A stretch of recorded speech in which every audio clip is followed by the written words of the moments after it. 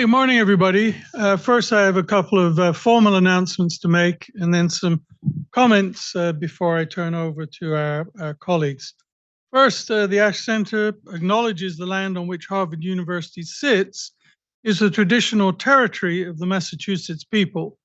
We also recognize the continuing presence of the neighboring Wampanoag and Nipmuc nations. So just so as people are aware, today's discussions are on the record and they're being recorded.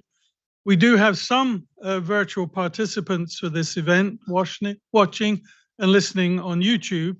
That means that all of the remarks that people make need to be addressed to a microphone so it can be picked up for those online. Next, I'd like to acknowledge our co-sponsors, the Rajawali Foundation Institute for Asia here at the Harvard Kennedy School, Fairbanks Center for Chinese Studies of Harvard University, and the Mosavar Rahmani Center for Business and Government, also here at the Harvard Kennedy School.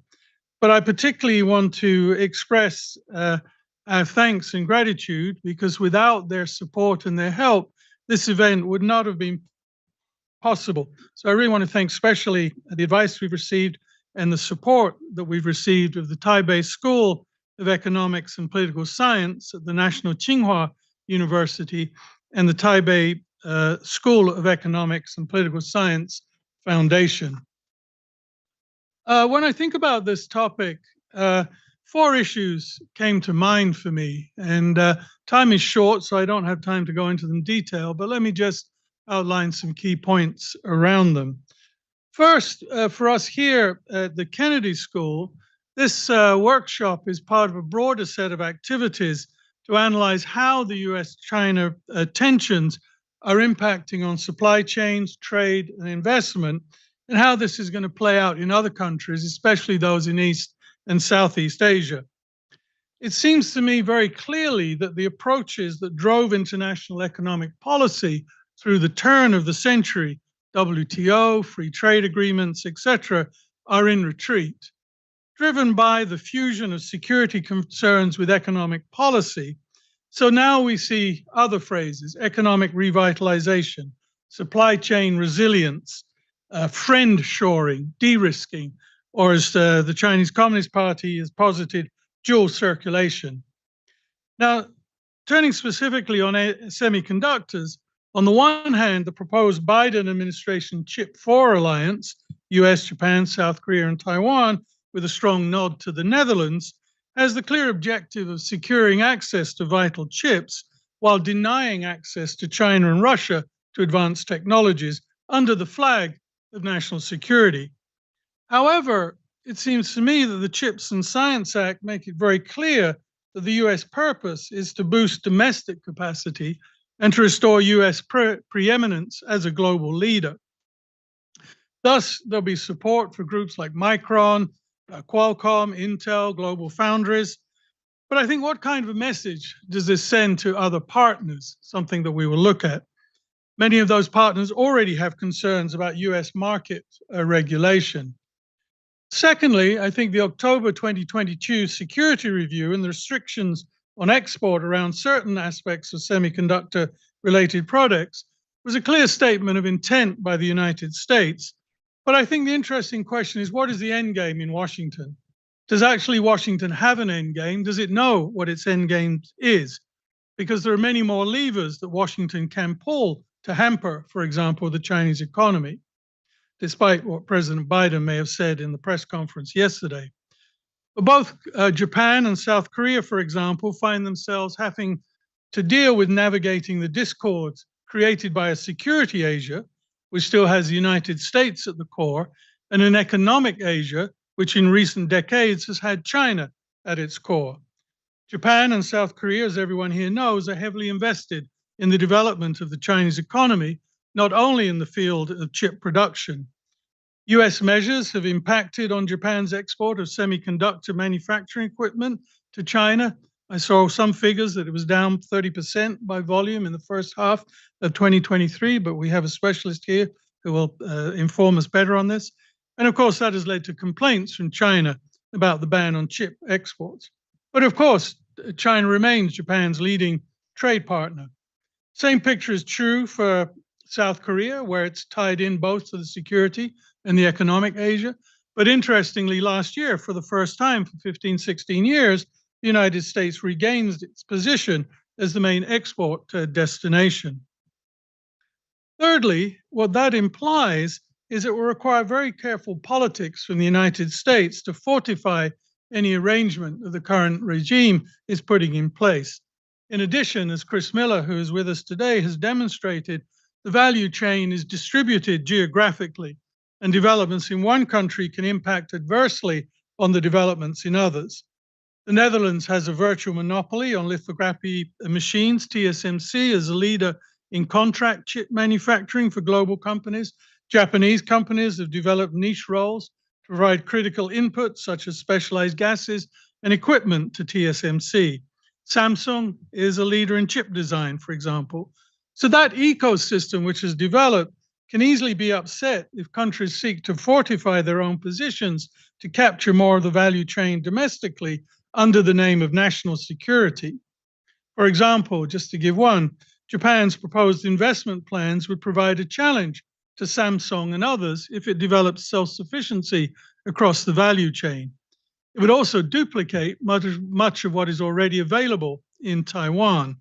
So national strategies and global interests may well come into conflict.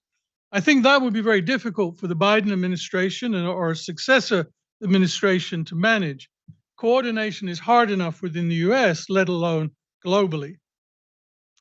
And then the last issue I wanted to raise is that China is in the process of developing an alternate semiconductor chain, but it still lacks some of the cutting edge technology.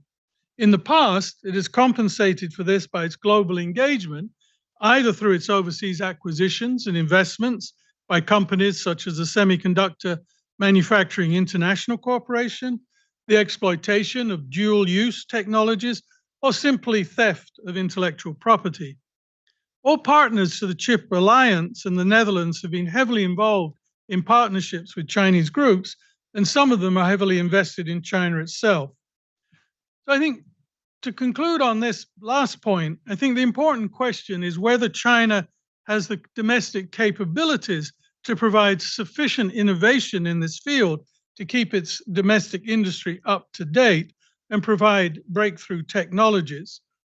If China is shut out of the advanced global research network, does it have sufficient domestic capability?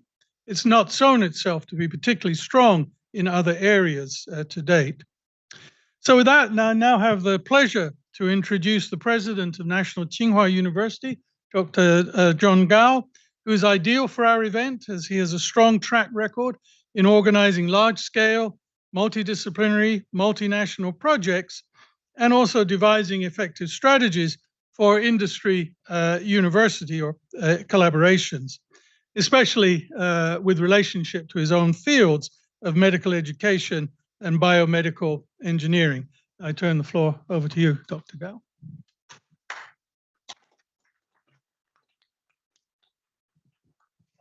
Thank you, Tony, for that wonderful overview of today's event. Welcome everybody for joining us today, either in person or online. On behalf of the delegation from Taiwan, we are delighted that you're able to make time to hear our side of the story. A quick history on the National Tsinghua University. The university was started about 112 years ago as a result of a war reparation paid to the US government by the Qing dynasty. And that money was used to set up a Tsinghua Academy to train the very finest. And then over time, a lot of things happened within that past 100 years. The world has seen tremendous progress in terms of technology. We have seen several wars and also peace. And one thing that was important to NTHU is that we moved from Beijing to Hsinchu, where we are today. So with that history, it is quite important for us to think about what semiconductor actually means to us as individuals on a daily basis. And we're very pleased to have two new members of our university community that will share their story. One, as Tony already mentioned, is the Taipei School of Economics and Political Science. And I'm very, very honored that Mr.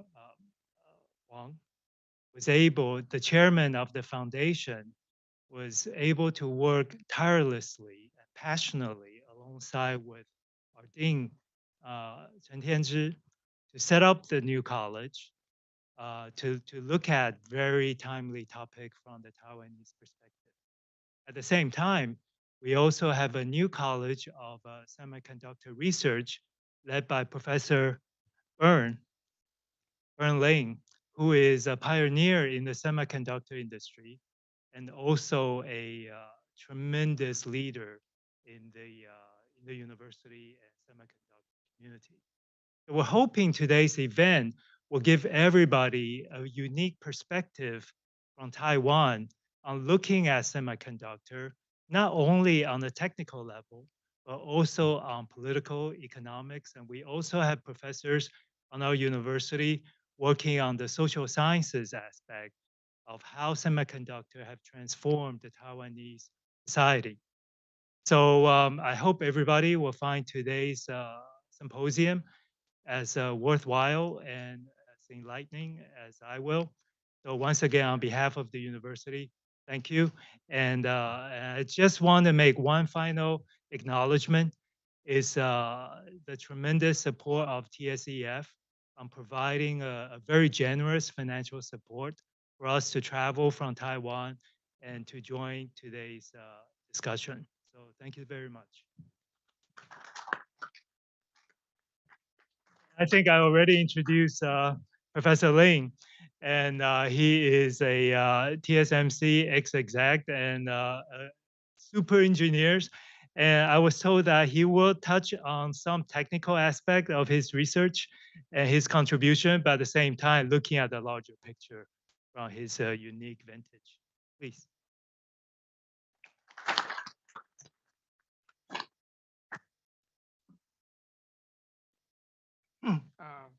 Tony and John. Well, I will touch some technical aspects. There will be 2 slides out of my 16 slides, technical aspects. All right. Can I have the first?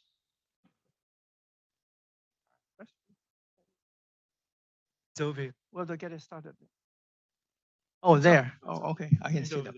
All right. Okay. All right. The title of my short talk is called Chip Peace. It's quite contrary to what Chris Miller has done. He has written a book this thick on chip war. Okay.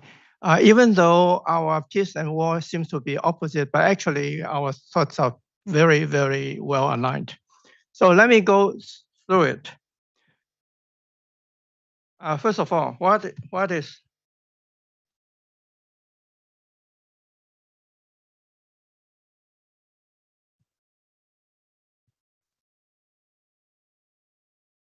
what are chips? Nowadays, when we talk about chips, we're talking about billions of semiconductor integrated circuits. And it would enhance human intelligence by billions of times. Okay. Well, it can be used in 2 ways. First is to kill and destroy. That's what we observe that it can do. Fortunately, it can also improve the quality of life and ensure perpetual peace by responsible humans. All right. It all depends on the user. If the user is selfish, he can destroy the world. If he's him-oriented, is globally oriented, he will assure perpetual peace. All right. Miller did a very good report on the history of the chips. And I just briefly mentioned those. We got the inventor of the semiconductor. We got the inventor of the integrated circuits. And we also got a good visionist that predicted exponential IC growth. All these are Americans from American companies. So in the starting phase of this technology, everything is 100% American. Well, initially, yes, they are all Americans. However, nowadays, IC has evolved into multi-nation enterprise. I mentioned 2 slides. Here are my 2 slides. I like to introduce the complexity of integrated circuits using these 2 slides. First of all, you see the keyword layer because it's built by many layers, and you can see that we have critical layers, we have non-critical layers, and all those things. When we build the IC, we do it layer by layer, and on the upper right-hand side, is that a problem? No, Okay. All right. All right. Okay. Here we see that. So we see the many layers, and then we have the isolation layer as an example. You can see the top view. If you look from top down, you see the IC design, different shapes in there. If you look at the cross section, you can see the different layers. Here we have 2 layers. We have the oxide layer, we have the nitride layer, and we have a photoresist layer.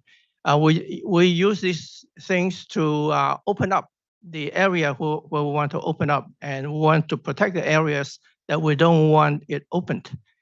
So why are they so difficult? Because in terms of layers, in a 130 nanometer device, we have about 30 layers. In a modern device, when we're talking about 5 nanometer or so, it will be more than 100 layers. In each layer, then the requirement on each layer is on the critical dimension. We're now talking about a 3 nanometer device. The critical dimension has to be 3 nanometer, but then it has to maintain within 10% of that. That would mean 0.3 nanometer or 3 angstroms. Okay, and then we have to overlay these layers, these 30 or 100 layers within 0.1 nanometer, within 1 angstrom. Okay, all right. So I just count the number of processing steps for 1 layer. Here is 1 layer. I have at least 19 lithography steps in a layer. So you multiply them together, and you can work on all the interaction between them. It's a very complex thing, and that leads to my comment that semiconductor technology is too complex to be promoted by a single country. It used to be starting from 1 single country. Now it's become so complex. If you really want to do it with 1 country, you're going to sacrifice a lot of those advancements. All right, so what are the keys in this IC industry? Of course, you have to be able to do better performance at lower cost to grow the industry. For each generation, you need to have better performance, and you need to have lower cost. And that will translate to a larger quantity because it's cheaper. You can afford to buy more and use more. It will result in larger quantity and quick learning or debugging. I think it's very important. You need the quantity to make a profit. Also, you need the quantity to learn so that you can have a better yield and all those good things. All right. So if you have achieved all that, then you have more applications, and the application will drive quantity and cost. So it goes in the circle, and this is what the spirit of Moore's law. Okay. Well, how do you achieve that? You need the expertise. You need the mixture of expertise. It's no longer being able to be provided by a single country. And then you need heavy capital outlay. That also goes back to your quantity and all those things. And you need a large variety of talents. You need a lot of very smart people and dedicated people and hardworking people to work on this. I'm giving you an example of the talents we need. Let's say I divide the the technology into 5 disciplines: in the design phase, manufacturing phase, material phase, equipment phase, and design, right? I'm assuming for each principle, you need about 25,000 people in each principle to make this whole technology.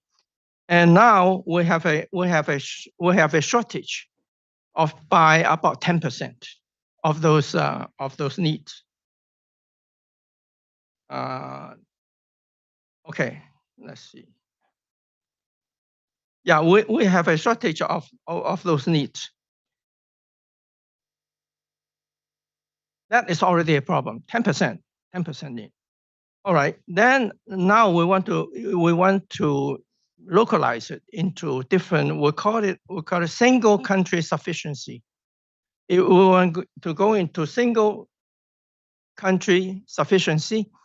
Now we still need those 5 disciplines, and I cut down the number by a factor of 2.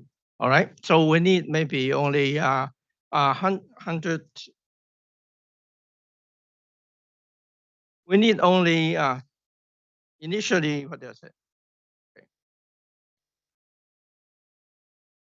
Yeah, we need only 25,000. Initially, it was 125. It was 12.5 thousand. Now it's 25,000. So we cut down the need of the people by a factor of 2, and I assume that if you have 5 countries who want to do the same thing, all right, then how many people you need? You need 25,000 people to do the same thing. That is a factor of 25, more than what we need nowadays. Okay. Now we said, no, we don't have 5 countries. Maybe you only need 2 countries to do that separately. If I reduce the number into 2 countries, then we still need 10 times more people to carry these things out. Okay. So we already have a shortage of talent by 10%. Now we have to multiply the 10%. We need a shortage of 100%. Okay. Let's talk about the contrast military and civilian applications. It's very important to have national security, and that's the main thing that we want to fulfill the need of the military. For civilians, we need that for economy, we need that for environment, and we need it for better livings and all those good things. They both are very important, but we are pretty sure that the civilian need is much higher quantity than the military need.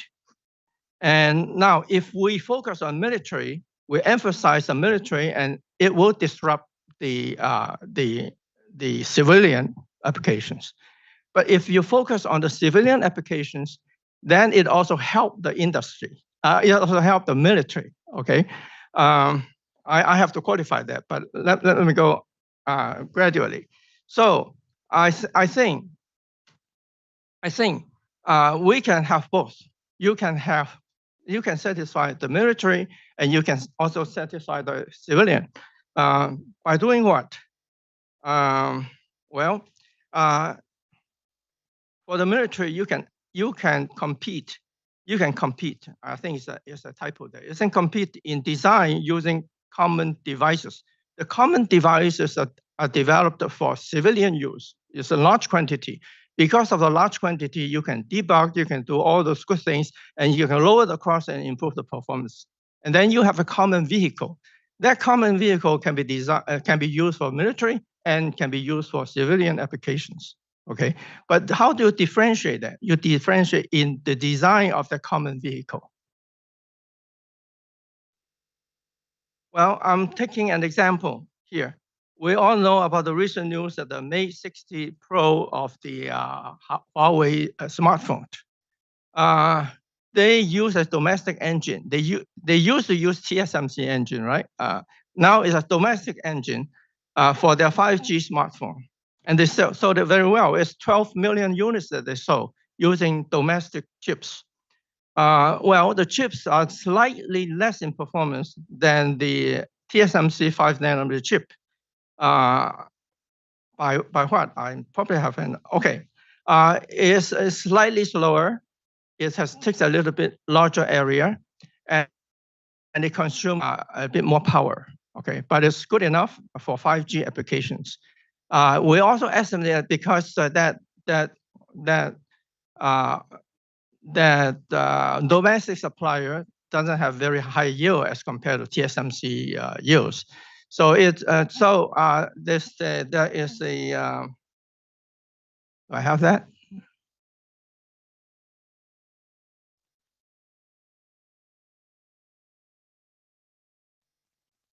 Okay. The speed is 80% of the TSMC chip, and the area is 1.3 times the TSMC chip, and the power is 1.5 times. Yield, we assume that the yield is reaching 50% from a start of 15%. Now they have quantity, right? So they improve the yield to about 50%. Well, still inferior to the TSMC chip, but passable. In history, there are decades of history that when that domestic company compete with TSMC, they always lost the battle. TSMC always wins the sell and sell a lot of units, and that domestic company never had the chance to really have quantity to improve their product. Now this is golden chance, right? TSMC is blocked, cannot compete. The only choice is that domestic company. So they got at least an order of 12 million chips, right? They got a lot of opportunity to improve that. So my thought is that actually what we did is we try to stop them, we try to keep them, and then it actually helped them to develop their cell dependency.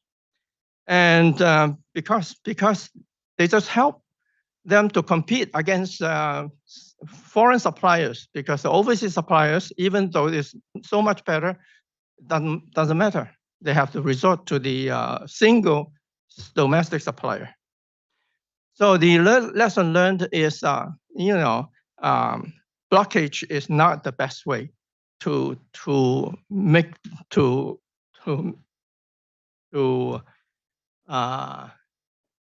give them trouble. All right. Another example is drones. I'm saying that right now the technology is very advanced. You can use existing technology actually to make a lot of weapons. Okay. And we can see the drones, the weaponized drones are very cheap and they're very destructive, very effective. And those technologies are currently available in whatever level of country. Well,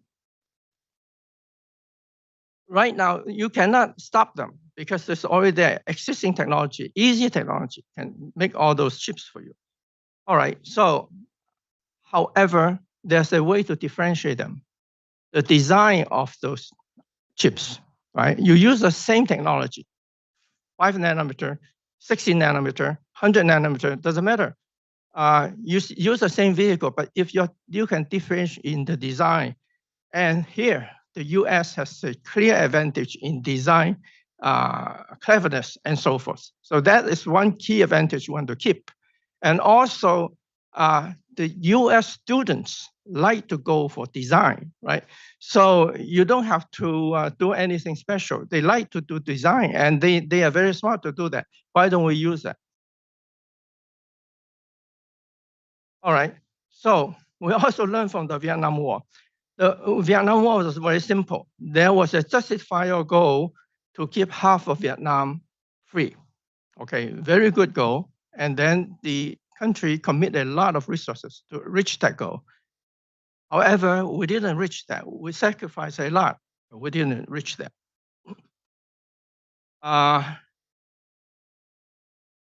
However, look at Vietnam now. Vietnam is a very good free country. Well, at least in free economy and so forth. You don't have to make that happen with any sacrifice or any price that you pay. It's there, okay?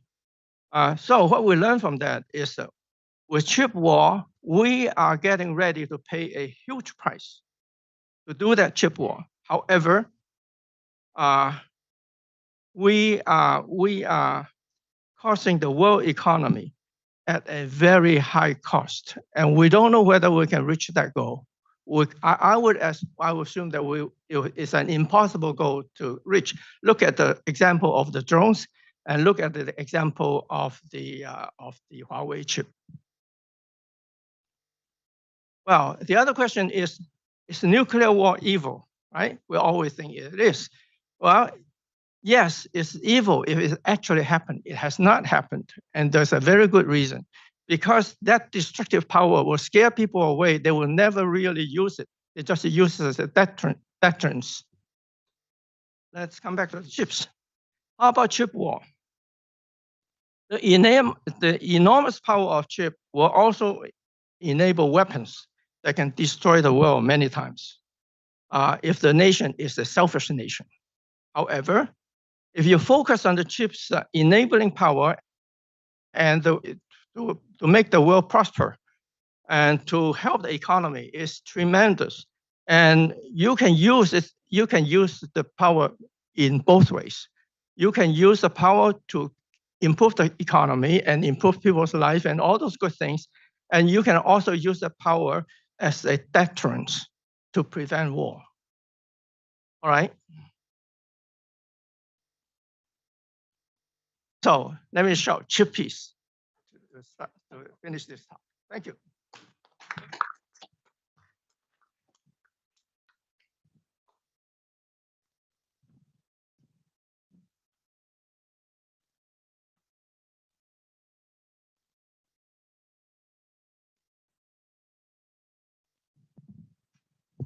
All right.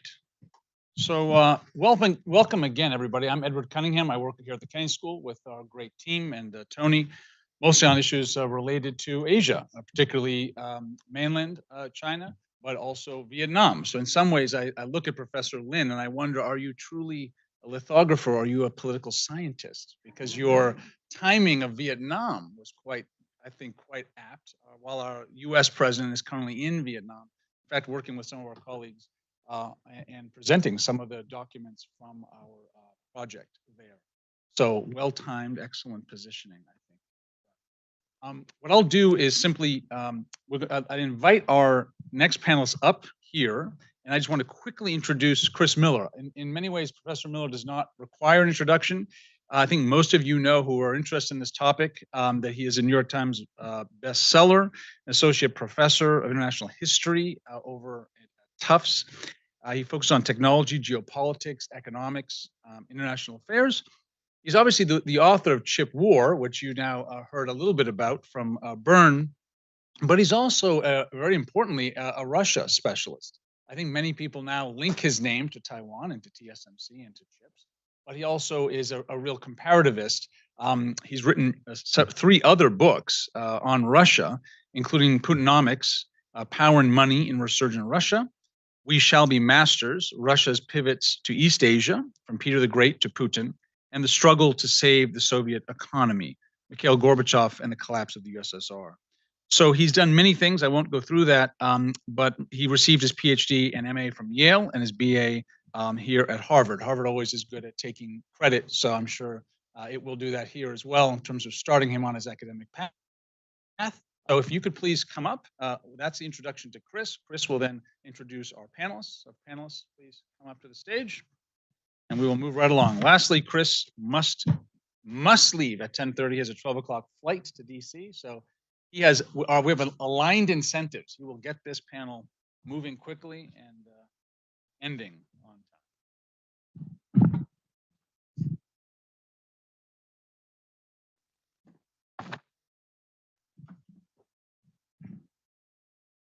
Well, thank you very much for that introduction. We've got a very exciting panel ahead of us, and I'd like to maybe start by thanking also Professor Lin for kicking off our conversation today. It's, I think, difficult for all of us to follow the remarks of Professor Lin, who has played such a fundamental role in not only building Taiwan's semiconductor industry, but the entire world's semiconductor industry. As many of you probably know, he's one of the founding fathers, if you will, of the modern field of lithography.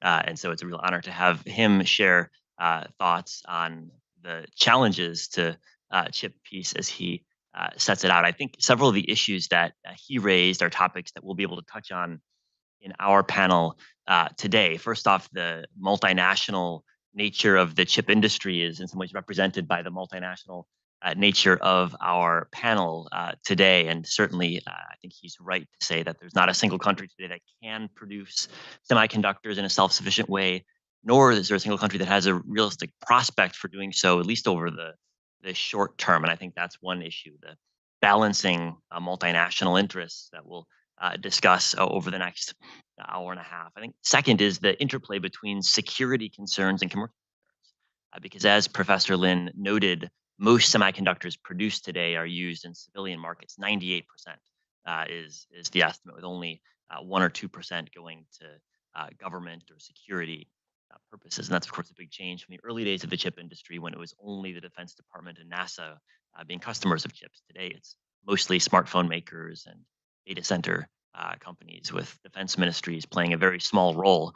And so today, the dynamic is actually that compared to Apple CEO Tim Cook, Joe Biden has a much smaller influence on the supply chain than one might think. So that's the second issue I think we'll discuss. And then third, looking at the entire value chain in the semiconductor industry is an issue I'd like to delve into as well. Of course, of our panel, Professor Lin remarked on the multiple steps that are required to produce a semiconductor, not just in the manufacturing process itself, but the design that comes before that, the ultra specialized materials that are necessary, the packaging, and then finally the device assembly, a supply chain which is itself distributed between many different countries with different companies in different countries specializing in different aspects of the supply chain. So there are many moving parts in this industry, which I think is one of the incentives for cooperation, but also I think one of the challenges in setting up the goal of chip peace, which I think Professor Lin so accurately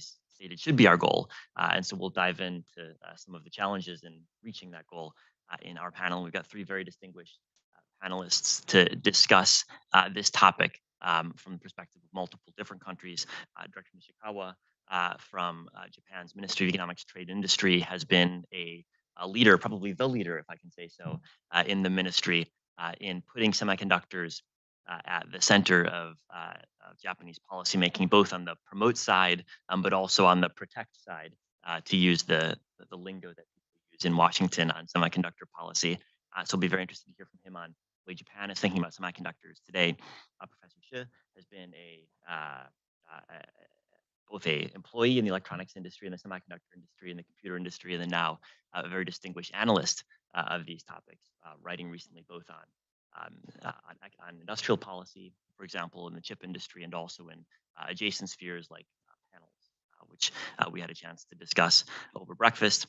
And then finally, Professor Shi from Tsinghua University is also here, not only a distinguished academic, but someone who built the semiconductor industry in Taiwan to a substantial degree. So there's no one, I think, who has a better grasp of the way Taiwan's industry has developed over the past half century, and who can shed light on some of the opportunities and challenges that it faces today. So what we'll do is start with about 10 minutes of comments from each of our panelists, and then I might have a couple of questions provoked by Professor Lin's opening remarks, and then turn it over to you in the audience for Q&A for the remainder of our time. So, Director,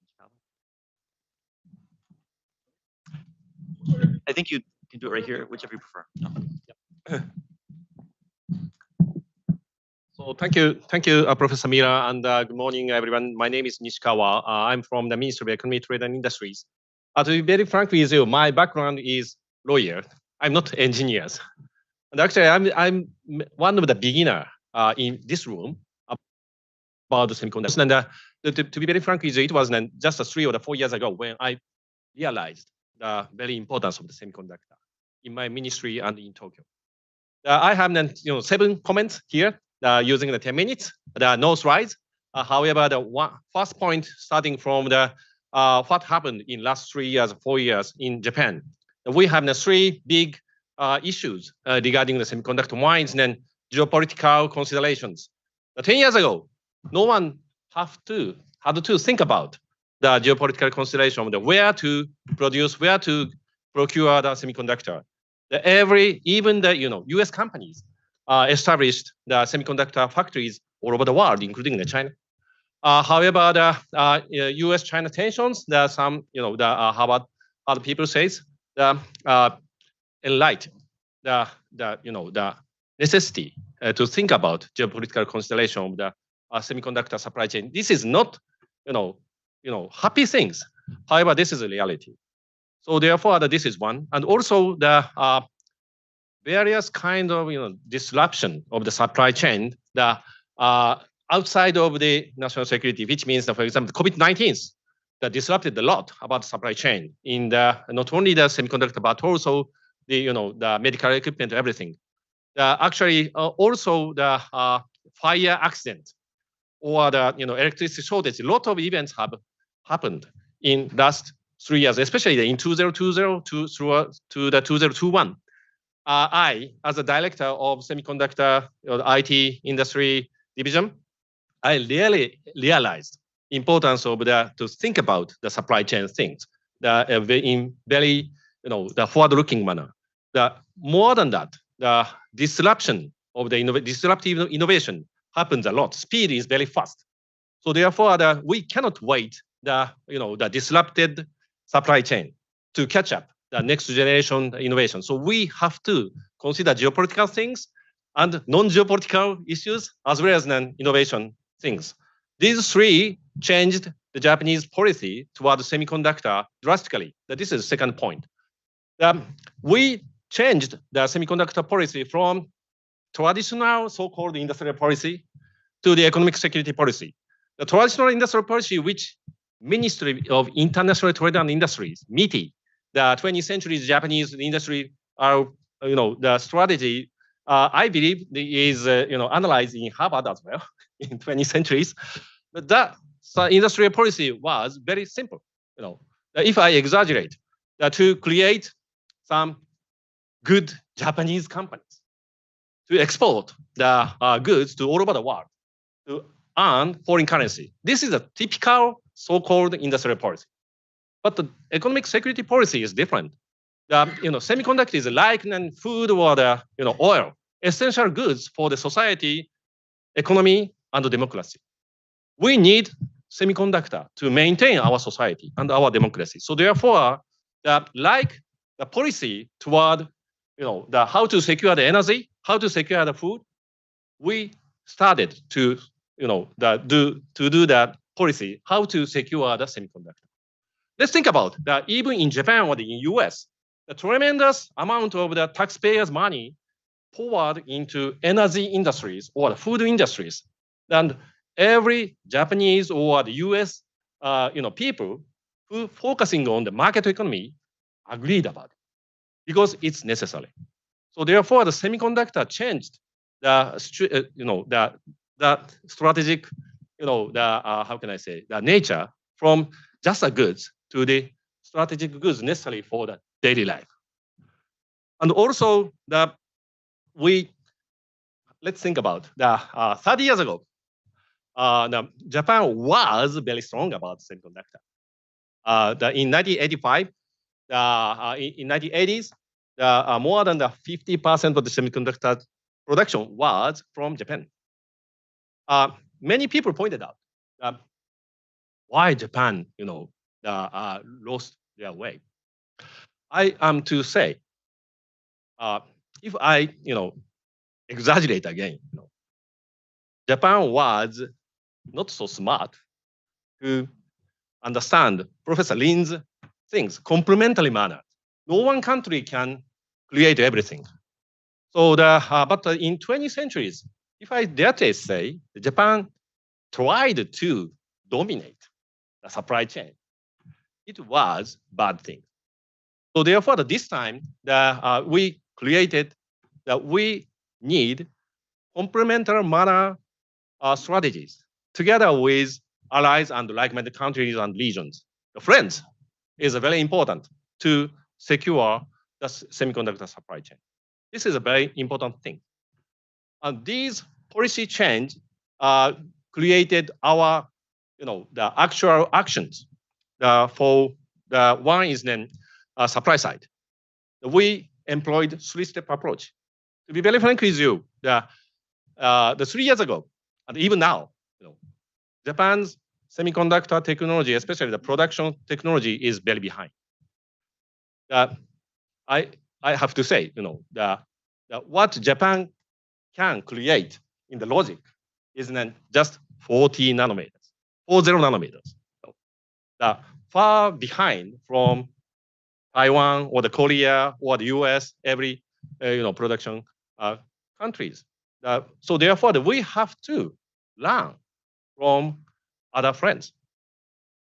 We have to catch up the current the semiconductor supply chain with the help of existing technology and with the help of that friend. This is step one. So that TSMC kindly came to Kyushu. I will explain later. But this is a symbol of how Japan can get FinFET technology thanks to the TSMC in Taiwan. But second thing is, again, the disruptive innovation. Just as Professor or many Taiwan friends is saying, the innovation is going on. We need next generation semiconductor technologies and the future technologies. The speed is very fast. So therefore, simultaneously with the step one, to secure the current supply chain, we are to decide, invest a lot to the next generation semiconductor. That is the front end and back end, beyond 2 nanometers, GAA technologies, type, the new architecture, as well as then advanced packaging is a very key. This technology should be realized within several years, or the next years, 2 years, 3 years, 4 years, 5 years, very fast. So that within 2020s, many industries, many countries needs the next generation technologies realized. But these next generation technologies can bridge to the future technologies like quantum computing and AI or the neural network architecture, new computings. To be very frank, is in Tokyo, especially the ordinary people, ordinary media, or the ordinary politicians understand, semiconductor is different from quantum computing. Quantum computing is different from AI things. AI is totally different from semiconductor. This is an ordinary understanding of the ordinary people. But from engineers' point of view, this is the same things.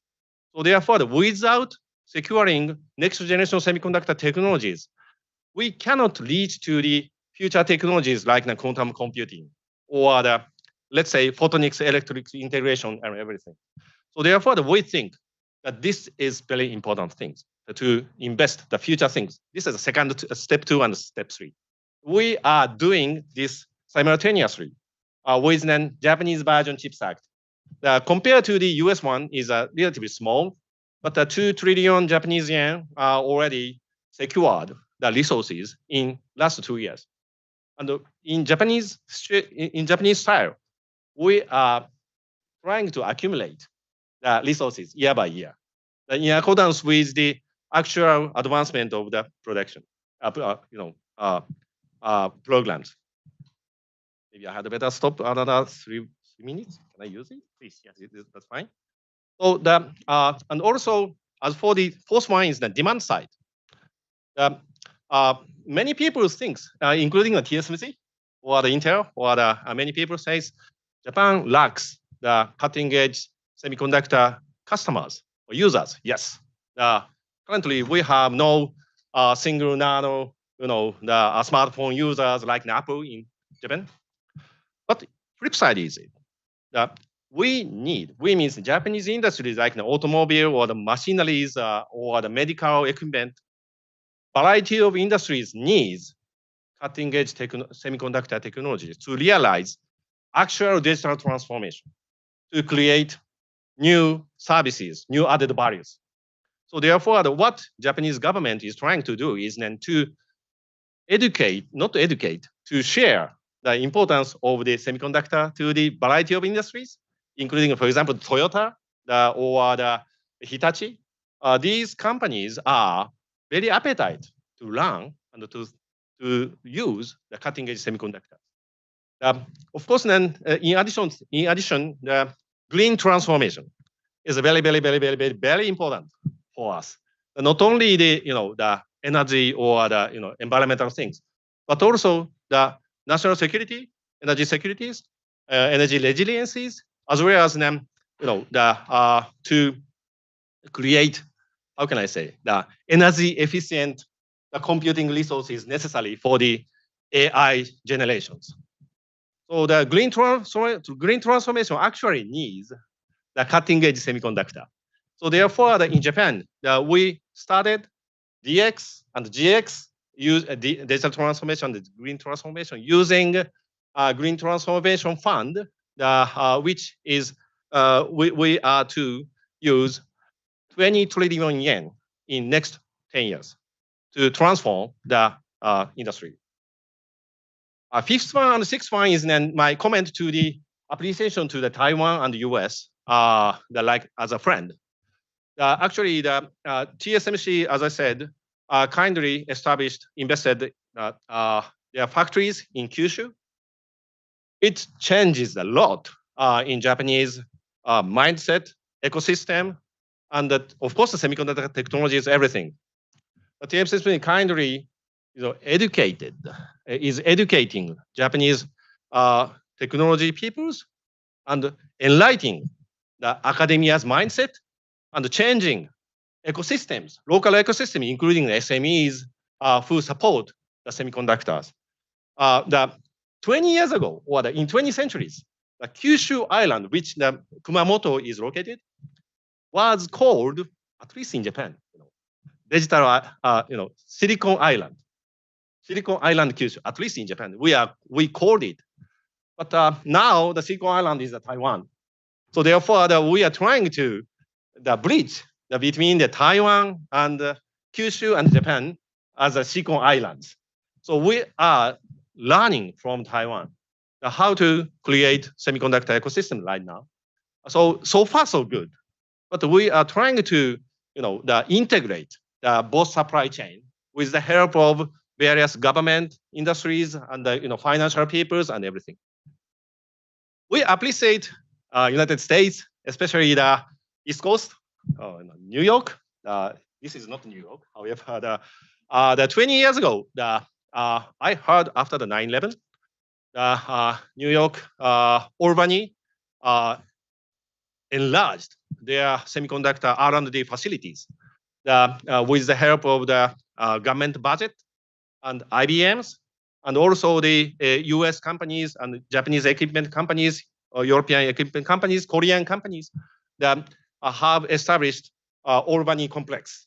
The New York creates did very great jobs to provide cutting-edge semiconductor technologies. And thanks for the US, a new venture called Lapidus was established. They are trying to create a pilot line using then the New York technologies with the help of the European companies and the US companies and the Japanese companies conglomerate combined in Hokkaido areas.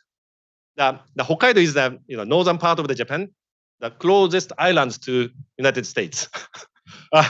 So Japan are trying to connect the Hokkaido, US, Europe, as well as now, of course, Taiwan, Kyushu, and all over the Japan. By doing that, we are trying to create the connections throughout the silicon. This is my 6th point. And finally, the geopolitical things or the economic securities.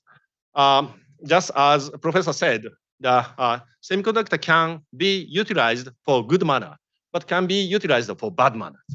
So therefore, we have to think about how to control we have an obligation to control the cutting edge technologies. So therefore, what we are trying to do is then to take a balance to have more innovation for world peace and world civilian use. Simultaneously, we are very carefully thinking about to taking care of the controlling very cutting edge technologies. So therefore, now we need strong ties between government and businesses. in order to secure the balance between the civilian and the military use, we need strategic talk between the government and businesses. In this regard, we should be very careful transparency of the rules, regardless of it is the promotion side or the protection side. We are democracies. Japan is a democracy, Taiwan is a democracy, and the US is a democracy. Transparency under the democracy is a very key to take a balance between the promotion side and civilian and the military. So that is why we are establishing new initiatives for the economic security to do that. But maybe I had better stop here. Thank you for the listening. Very happy to answer any questions. Thank you. Turn from the Silicon Island of Kyushu to the Silicon Island of Taiwan, Professor Chiu.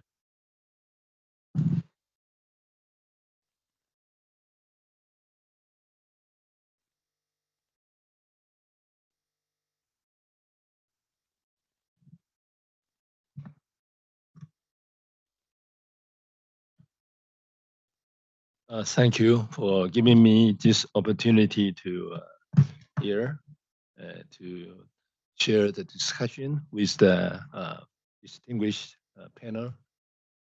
Ms. Miller, of course, is now his book bring us here. So thank you. And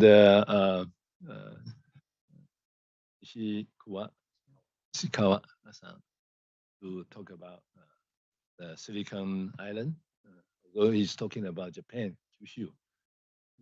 But it's very similar that Taiwan is also called the Silicon Island. Then Professor Willie Shi, we share a lot of common interests long time ago. And we actually, last time, and the only time that was in Harvard campus to talk to the student was because he's the invitation for me to come. That was about 15 years ago. So thank you for this opportunity. And also thanks to the previous speakers, particularly Bernardine. He outlined some of the challenges, but also talking about the good thing about the semiconductor industry, the interesting for the changes in the shift of the center of all this industry is moving from Japan, US and Japan in the 80s, and now in Asia, particularly Taiwan now is a hotspot. I'd like to share, although I also have a lot of slides, but I was prepared probably to talk about the hour or at least entire semester lectures. But in the sake of the time, that I would also only mention some of the important points.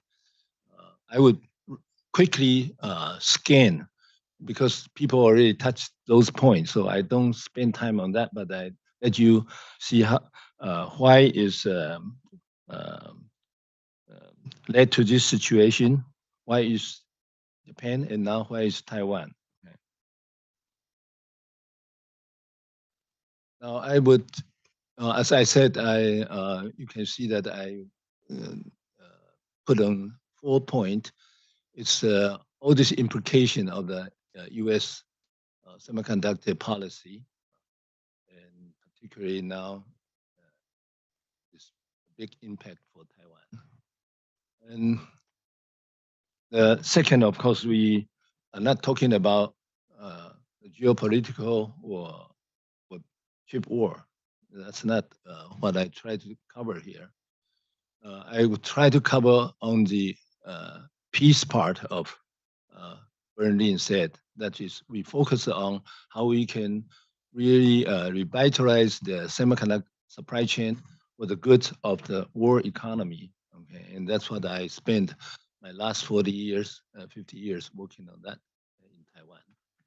And so I would also cover a little bit on the Taiwan history of developing the semiconductor industry, because Taiwan is a very poor resource, no resource island, but because certain hard work and as Chinese always said, when the location is right, the people is right, and the timing is right. 天时地利人和 that make Taiwan achieve today's situation. And finally, of course, I would summarize some of the lessons that we learned from Taiwan to how to really develop the probably not a self-sufficient supply chain, but it's a partial supply chain, but integrate into the world supply chain. So if you want friends, you want to make friends, Taiwan is the best part of making friends because we are small, and from the day one, we realize that we cannot depend on ourselves. We need all the friends around the world in terms of resources, but also in terms of innovation that we need for this industry. Okay.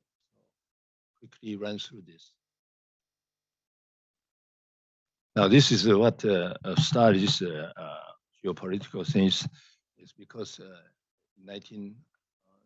just about the beginning of the pandemic, Japan, U.S. also put a lot of restrictions, sanctions, and also try to come up with industry policy to build stronger American manufacturing capability here.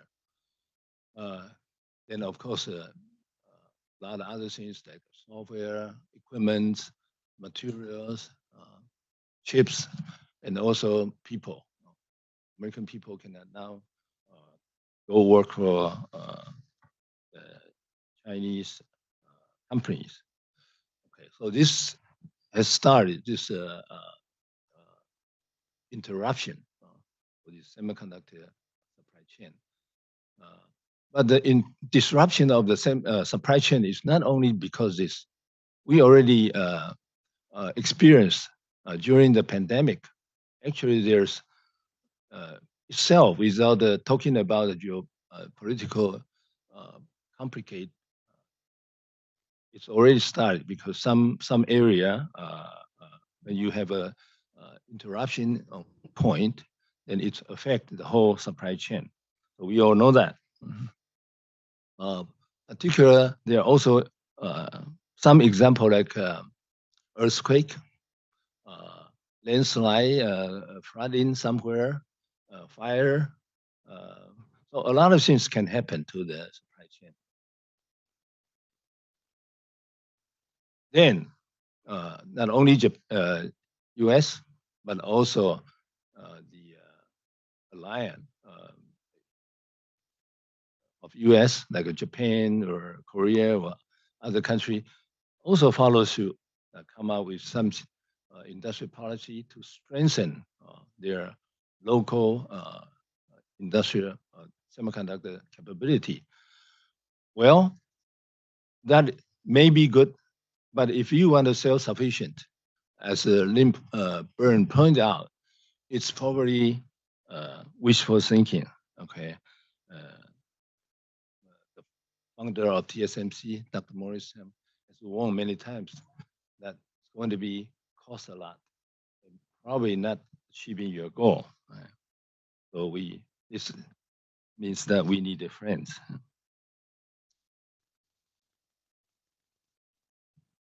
So the structure is complicated, as you can see roughly from here.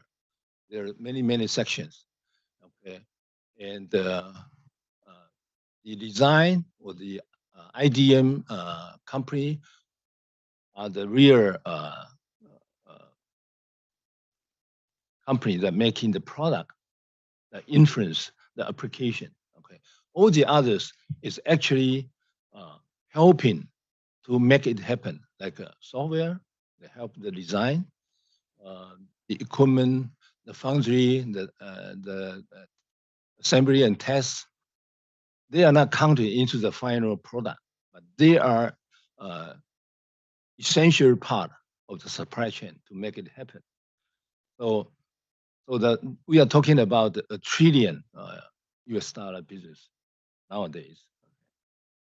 So if everybody contribute to this, then you can see that US still dominate because they make most of the final product and also important part of software, equipment, any other things. Okay. Taiwan is only good at manufacturing part of the supply chain.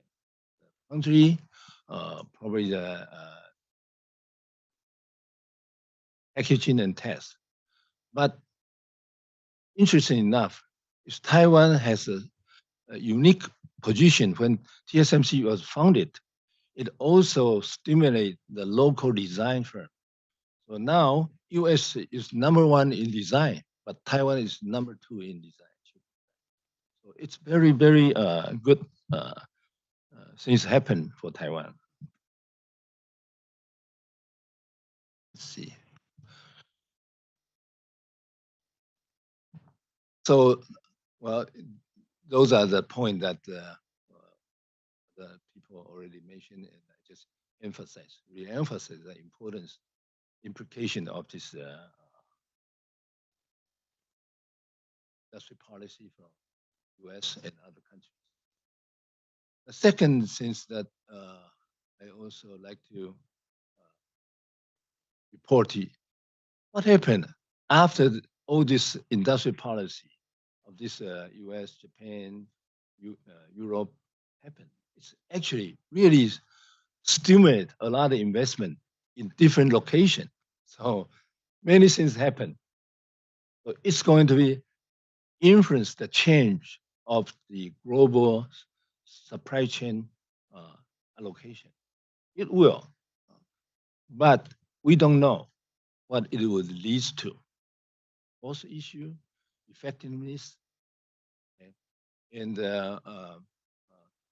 what good for one country or one segment may not be good for other countries. So there's a lot of concern already being raised, particularly supporting a segment of the entire value chain. For example, the material and the equipment. That is represented by the Semi. Semi just had a very big and large exhibition in Taiwan last week. Many people went to Taiwan and were looking for the opportunity for the future, because there's still a lot of opportunity, like just mentioned about artificial intelligence,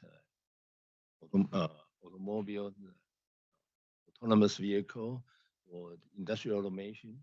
Those are good things for the business. Okay. So the Semi already expressed the concern that the semiconductor industry supply chain relies on the interconnectivity of all this global economy, so many countries, and also relies on the free flow of goods, data across border.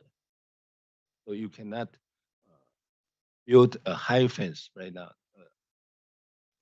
You need a very, very limited constraint on that. Otherwise, it would impose a lot of extra costs for the business and also maybe hurt the development of the economy. Well, this, I think, Ikawa-san just mentioned about Japan's development. So I would just mention that. And as this show, just try to elaborate why it's all connected together. Because we are not just talking about the chips, but we are also talking about the product or the system that use the chip. Because you make the chip, but you also need to assemble it. Then you need to accumulate all different kind of components together to make it work. And where are those placed to do this? I would say it's complicated work. Probably the U.S. company, the so-called brain company, they don't want to do it because it's costly and it's require a lot of labor. So those was given to the Asia country because they are poor. They are in the development stage. When we are poor, we like all this opportunity. And that's why the development country, the so-called in the 80s, there's a good name for four-liter dragon. Okay. They are all booming because this outsourcing to Asia. And that also laid the foundation for this country to bring up their technology later on. So it's very complicated. Application, as Chris has mentioned, the original purpose for using this technology for military purpose was very big part of this in 60s, 70s. But nowadays, the consumer, the civilian application, that's how it broadened the market of semiconductors. Now occupy 98%. That's why you have a powerful as a supercomputer in the 60s in your pocket, your cell phone. Very, very powerful. But now it's very cheap, affordable for all of us. Why? Because the global supply chain make it happen. And as I also mentioned, because some work is just you need a lot of people, labor, and you need to spend a lot of capital investment. But maybe the return of investment is not compared to if you just focus on one area, particularly focus on design chips, product, special product. That's why US is very dominant and very good at design because they make most of the profit. In the 90s, I think when Taiwan make a lot of computer for the world, export maybe, I don't know, maybe 80% or 90%. And one American scholar make a research report saying that all the supply chain, the brand name company make 90% of the profit, while the Asia country share and divided the rest 10% of the profit. With so much hard work, so many people working on that. So it's good for US. It's also good for Asia country. They need this job. They also need this capital to build up their industrial base. So it's good. It's win-win situation for the whole world. Why you want to change it? So that's why the semiconductor supply chain all concentrated in Asia because the component, the chip, everything has to go into Asia, assemble, and then back to them. Talking about China, we particularly worry about China. But if you look at China, it's a huge market for all this application. So their demand for the semiconductor going up very quickly. However, their capability, okay, it rather depends on the available TSMC or other country making the good chip for them. So their local content actually is very low. For a country they're developing, they always want to have some security. So, well, how can we increase our profit for this long supply chain? We need to go up the local content. Taiwan do that, Japan do that, many countries doing that. So with all this export control, this report also predict this market will still going up. The local content will be still up, but even in 2027, the local content is only still 20 something. So that's a summary here. So I will skip that. Let's talk about Taiwan.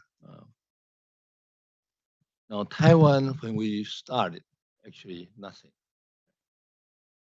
But in 1960 and 70, we welcome the US and European company to set up assembly facility in Taiwan. Why? Take advantage of the excess labor from agriculture society. We have excess labor. So dimension. It's good for this company, Western company, but also good for Taiwan. Bring up the local salary job, and also Taiwan can accumulate foreign reserve, the capital required to invest into upgrading the industrial level. Okay. So when in mid 1970, because the first energy shock, Taiwan was really concerned because Taiwan has nothing, and the energy crisis gave a government really worry, and they said, well, Taiwan has nothing but people. Okay? We need to really invest on human resource, the talent. Education is important, and upgrading the technology base is important. 1970, mid 1970, Taiwan had an opportunity to have Dr. Sun Yat-sen, the Minister of Economic Affairs, with some Chinese American expert go to Taiwan and said, well, if you want to do that, you need to invest in infrastructure, you need to invest in technology build up. So luckily that we find US company, because they are the best in the world, RCA, willing to sign a contract with Taiwan. Taiwan start importing the technology to build the first layer of foundation. Now, people don't want to do it. The private sector, they view semiconductor is only a business for the very, very advanced leading country like the US, or maybe at that time, Japan is just coming up. So nobody want to invest it because it's very risky. And you don't know when to get the return, money invested in return. The best return business is on land development, land development, building, and maybe some light industry. Second, the government also established a very important research institute called the ITRI, Industrial Technology Research Institute. This organization later on played a very, very important role for Taiwan to import technology, divest the technology, improve it, and then diffuse to the Taiwan industry. So very important because Taiwan don't have any large corporation like Japan and Korea. Their structure is very different. Taiwan is all small and medium-sized enterprise. A lot of them were family-owned. So they do not invest heavily on capital-based They are small, but they are flexible. They are very, very innovative, using very limited capital. So interesting. That structure, industry structure, different than Korea and Japan.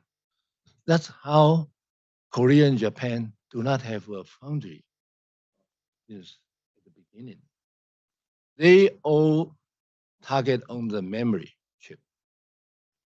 So Japan dominates the world by memory. I just mentioned one time maybe 80, 90% of the DRAM is dominated by Japan. Following Korea again, now is dominated DRAM because they are big. They are not afraid of putting capital. Okay, but they lost the advantage of being small, medium-sized enterprise. They are as Shikawa-san just mentioned. If you need a friend, you need a SME because they by nature need friends. They cannot survive alone. So that's very interesting. Leads to the different development model of Korea, Japan, and Taiwan. Oh, and also in the 70s, now E3 has that demonstration. Then they diffuse out to the private sector. So the first one was UMC, United Micro. They following the model in Silicon Valley, the IDM, fully integrated manufacturing. But Taiwan's technology at the time still far, far lag behind industry level US. So this is not a really good choice. But as I said, there's no choice because you are underdeveloped and you have only a sort of labor that people are doing some things. So you build up the technology level gradually.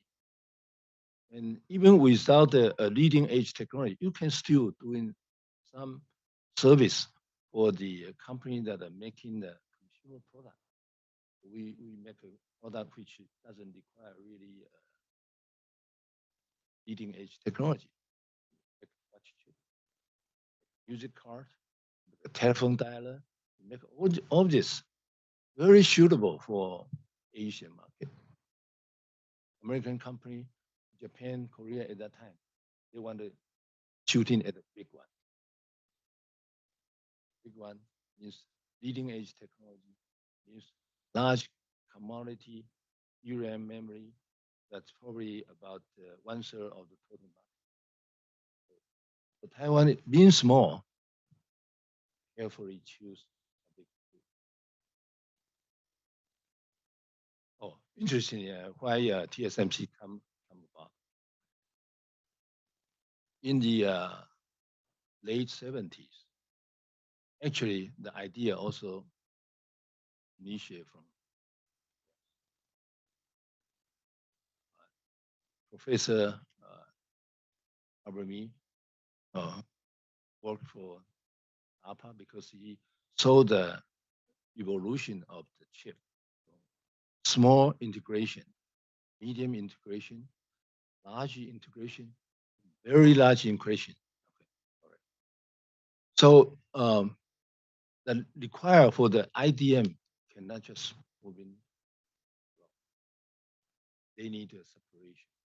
So that's how the concept of separate design and Taiwan, because we already have some foundations. So we build on that foundation. We choose to take because of the time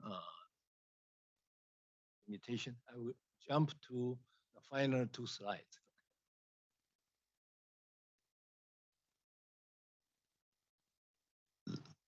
Listen.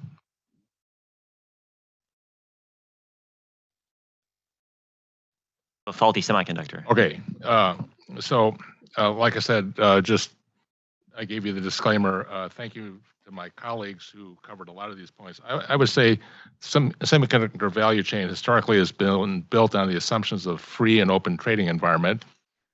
I guess that episode is over. Okay, but what it has done is what we've seen is that it has enabled specialization, and especially when we are at the frontiers of what is possible technologically, you really need that hyper specialization in somebody like ASML who can make extreme UV tools, who also relies on a chain of specialists, whether it's Zeiss for the optical engine or Cymer for the lasers or what have you. Okay, it also has enabled, as my friend and longtime friend and colleague Professor Shi has said, it's also enabled exploitation of different values in different countries. Okay, and the way I frame this is, in the U.S., I've told people investors would rather invest in the next matching platform to match dog walkers with dog owners than they would in a chip fab, because the chip fab has a high variability return. It has a long time to a return, whereas if you do software or SaaS startups, you can turn over your money 20 times in the same period. Okay, so there's another type of globalization that has come about in different terms of business models. Now, if we really are in a chip war, and as has been pointed out, Chris, this is a great title for a book. I think it's really an unfortunate name. I would agree with what's been said. There's still great benefit to be derived from this global effort, which enabled by specialization, because as we know, nobody has a monopoly on good ideas and inventions, as we've seen.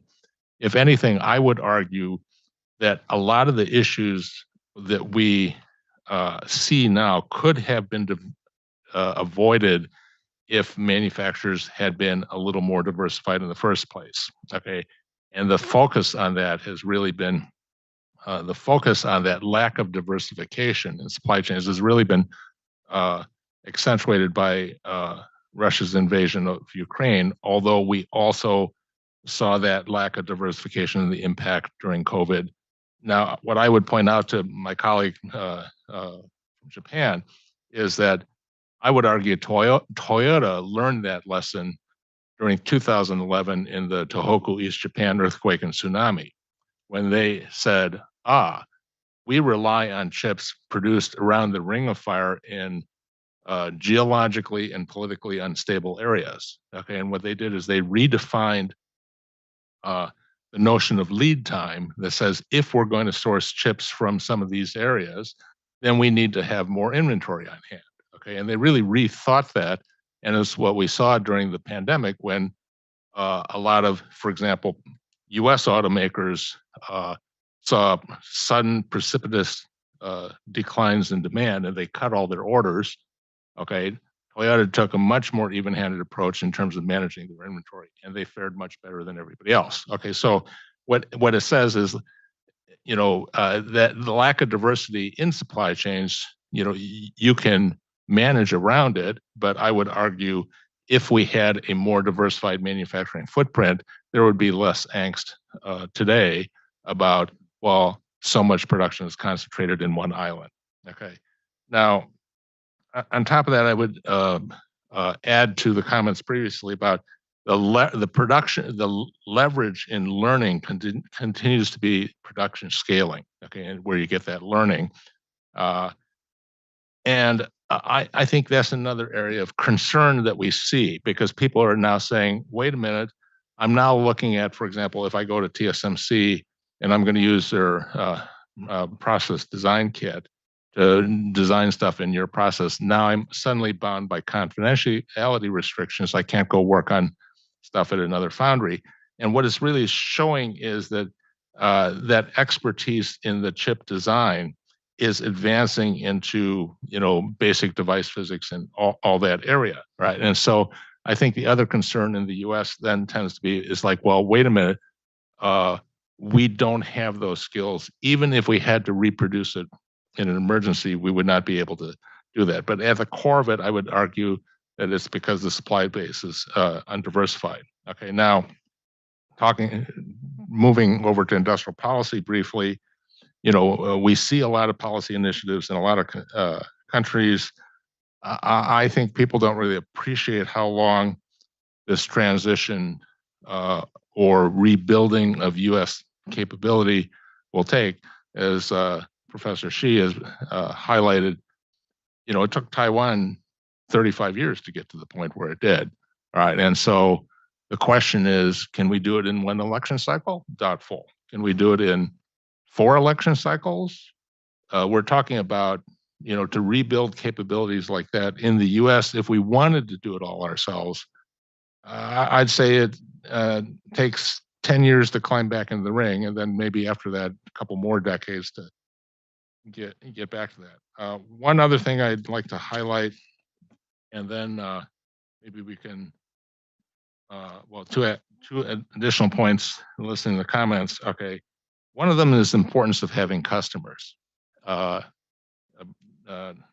Nishikawa-san highlighted that, I would argue that Apple was an essential customer for TSMC in advancing because they were willing to finance a lot of those risks, and in fact, encouraged TSMC to take a lot of those risks. And they provided a customer. What are they? 26% of TSMC's revenue today, or something like that. Okay. Current industrial policies, particularly in the U.S. in the CHIPS Act, does not recognize that. Okay, and I think that's a major issue in my mind. Inflation Reduction Act, in contrast, does recognize that, and I think we'll see a lot of differences. China's policies in these areas often recognize it, not always so. Comment, I think, about how industrial policies have stimulated a lot of expansion. That's also one of my worries, and I know there's going to be a session on employment next, okay, and developing skills. But my caution is we're seeing tremendous additions of capacity, okay, and we see trade restrictions that have led to tremendous additions of capacity in China and mature nodes. What we need to be thinking about is, like, if you want to get people to work in that industry, you need to have some prospect of a stable career. Okay, this has always been a cyclical industry. One of my worries is when we're adding all this capacity like this, I don't know, it may not be a pretty picture in a couple of years. Okay, so just a couple of quick comments. I'll turn it back over to Chris. Fantastic. Well, thank you very much, Professor Xia. I know we only have 15 minutes left, so perhaps I'll table my questions for a moment and see if there are questions from the audience to start. And if not, I've got a large set of questions for each of our panelists.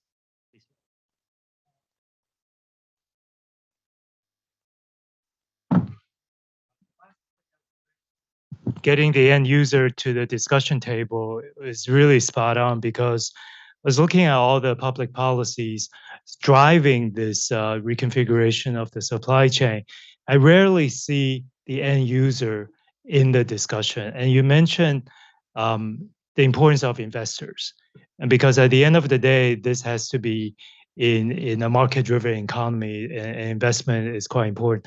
In my area about technology, it would be wonderful to be part of that discussion on future and manufacturing, because as we know, digitalization is going to transform healthcare. So my question is public policy driven environment, how do you get the end user to the table, especially in a global supply chain rearrangement? If you wanted to use an industrial policy tool, my answer would be demand-side incentives. Okay, demand-side incentives. For example, if you look at the Inflation Reduction Act, it says, I will give this amount of credit if you buy an electric vehicle that has all these, has domestic content. Now, I have a lot of issues with this policy, right? Because in my view, the theory would be, I am going to subsidize you with demand-side incentives so that you come down the learning curve faster, and eventually you can stand on your own and be globally competitive. I would argue that's exactly what China did quite deliberately around electric vehicles. And now you look at companies like CATL and BYD, who are way down the learning curve in batteries compared to anybody else. Okay, so that's an example of success. You know, I've proposed demand side incentives, you know, on the chip side. Again, that's with that with that condition that these things cannot be permanent. Okay, unless you want to go to a world of tariffs, which that would essentially become if you had those types of demands. But that's my short answer. Or it's not so short, but that's my answer. And do you want to speak about demand side incentives as well? I know Japan has thought carefully about that question. Yeah, of course, the demand side approach is very important. But of course, we have to think about, you know, let's say, how can I say, the WTO rules or the, you know, free trade. Local content requirement is, you know, not adequate from the point of the free trade. But the demand side, you know, the incentive can be, you know, designed in the very more smarter way to ignite the future innovation as well. So not to the zero-sum game, but to the if we design in the smarter way, we can expand the market toward the future. So that is what we are doing. We are trying to do in the green transformation things, as well as the digital transformation. Let's think about the green transformation. You know, we have to reduce CO2s, right? But more technology is needed to realize the CO2 reductions. Some demand side incentives to ignite, to create new market for such kind of things. And also, let's think about the digital transformation. Someone, you know, professor mentioned about drone. You know, in aging society like in Japan or the, you know, even the Taiwan, we can rely on the more usage of the drone for daily life. But no drone is going back and forth outside the windows here.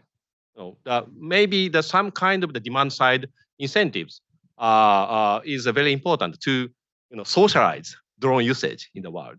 So that is what we are doing in Japan, discussing. Yeah. That's my comment. Thank you. Other questions from the audience? Christina Davis, Harvard. Thanks so much for a fascinating presentation.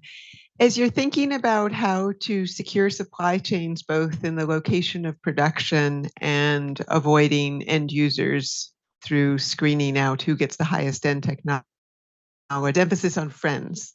So how do you decide who is a friend? Japan and Korea had a very nasty dispute over semiconductor issues that went back to who could be trusted, and thankfully that was resolved. But now we have issues about, is Vietnam, it's part of CPTPP, a trade friend, but makes deals with Russia? Can there be relocation of production and sales to all countries? How narrow would you define the friend circle? Can I put an even finer point on that question, which was phrased by Morris Chang, the founder of TSMC? He said the US is trying to diversify away from production in Taiwan. Isn't Taiwan also a friend? Which I think is a good question to ask. Willie, would you like to? Well, all right. So, of course, Taiwan is a friend, but I think the insecurity is around what could happen. Okay, and now we were discussing at breakfast. I said, you know, I wrote a piece a couple months ago, but my editor changed the title. The original title was, you know, if you're going to friendshore, then you better worry about the health of your friends, right? Because if your friends turn unhealthy, then that was kind of a futile exercise. Okay, and then I gave examples. I don't know if we want to go into it now, but you know, you want the example? If you'd like to, please. Okay, well, let's look at flat panel displays, things like this. Okay, Japan was the pioneer. Sharp, the company was the pioneer. They got squeezed out by the Koreans. Okay, Koreans and Taiwanese. Sharp is still there. And the Chinese are poised to dominate it. Okay, so we assume, well, we can source the flat panel displays for our next iPhone or for our Tesla. In the case of Tesla, they source it in Taiwan from AUO. Okay, or we can source from Japan Display, who I understand is not so healthy right now. And LG is struggling. Samsung has already exited. LCD displays because they cannot compete against Chinese industrial policy, where, if it costs $6 billion to put up a fab, I went to one of these fab commissionings in China. It's like Gen 10.5 fab that cost $6 billion to build. Why is this fab in Hefei, China, in the middle of nowhere? Well, we only build fabs because the local government will subsidize the construction cost. How much was the construction cost? 85% of $6 billion. Okay, what is my cost of depreciation as a component of cost of goods sold? 50%. Nobody anywhere in the world can compete against that. Okay, so we say, well, we'll friendshore displays for your Tesla or for your Volkswagen or your Ford F-150 Lightning from friends. They aren't healthy. That's the problem with friendshoring. A problem with friendshoring. Sorry, my personal view. This is not Japanese government view, but I think just as I said, transparency is very important. Because then for example, with regard to the promotion, like then there's CHIPS Act or the tax deductions. Some countries like the US or Japan, I think, are very transparent because we are democratic. We have to pass the ideas, Congress or the Diet.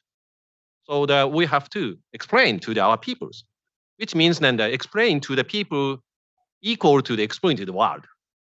So therefore, some kind of the balance should be taken. But on the other hand, some countries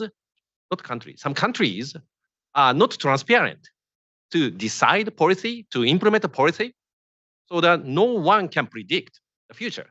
Not only the business, not only the government, but also business cannot predict future supply chain resilience. So therefore, in my personal view, transparency under the democracy is the most important things. Thank you. Please. Hi, I'm Daniel Fu. I'm Professor Bill Kirby's Research Associate at HBS. My question is for you, Mr. Nishikawa. On Chip 4, the Chip 4 Alliance, apart from an inaugural meeting and the promulgation of an for chips, there doesn't seem to be that much reported progress on the initiative. Could you elaborate a bit about Japan's vision for Chip 4 and whether it's optimistic about it going forward? And second, there's a lot of kind of coverage in Chinese media about how Nikon is increasing its export of DUV lithography machines to China, despite the ban on 23 types of semiconductor equipment imposed earlier this year. Could you speak a bit about the challenges of enforcing that ban and the position of private Japanese companies in the context of semiconductor disputes? Thank you. Thank you. As for the chips fall, the so-called chips fall, maybe as a government officer, I have to say that there is no diplomatic relationships between the Taiwan and Japan. So therefore, no official chips fall the things in that sense. However, regardless of between the Korean, Japan, and the US, but also with other countries as well, we have the pragmatic relationships, business relationships, business or the government, the cooperative relationships between the countries. So therefore, like systems or the supply chain some cooperative reactions to the supply chain disruption is being done, in various ways. So therefore, let's think about, for example, that the Russian invasion to the Ukraine created the sudden disruption of the rare gases. Every semiconductor factories, regardless of the nationality, suffered from it. So in such cases, we means that everyone should jointly tackle with the issues. So that we are very keen to do such kind of things. And as for the 23 the Japanese export control things, just as I said, how can I say that? Of course, we prefer the chip piece. However, it is reality. The chip can be utilized for the military use. So therefore, the ASEAN, the responsible countries, we are responsible for the export controls. But please think about that. Export control is not bound to the export. We will check whether the export is adequate in the sense of the military use, non-military use was not. So therefore, we took relatively, and we are confident about the transparency of the rules. So that is what we are doing. Thank you.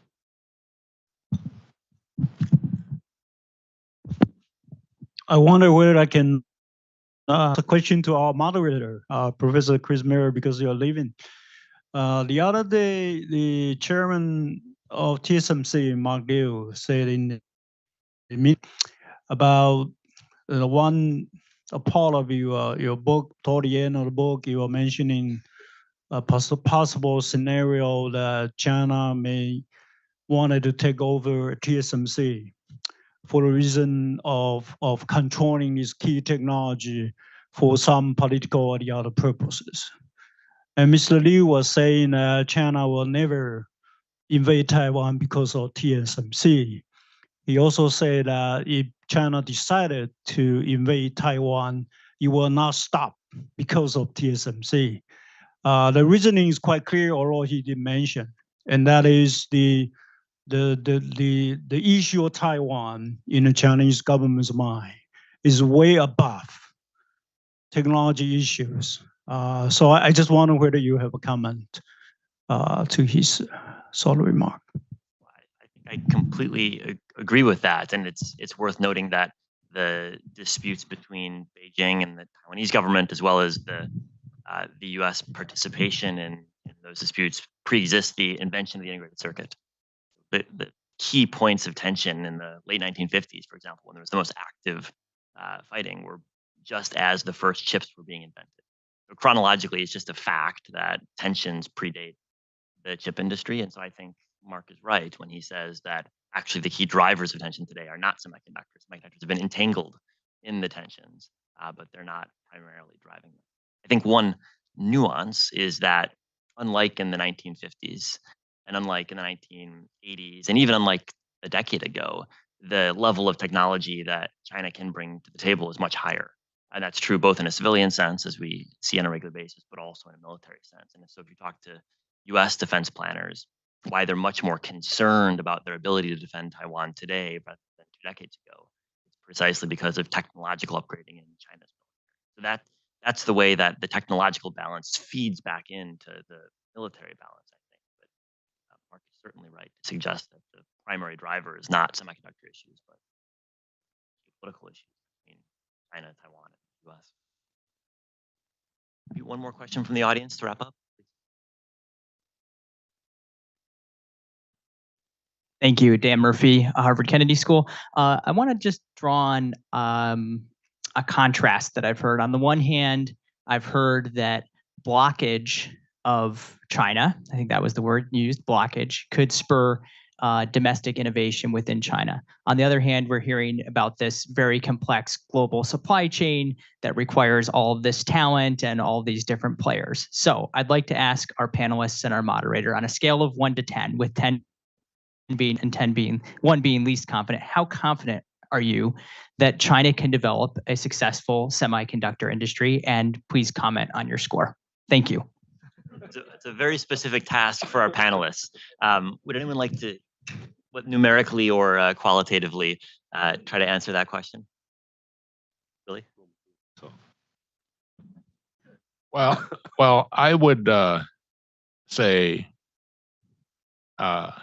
between 7 or 8, thereabouts. Okay, and I think there's a broader technology trend which is in their favor, right? Which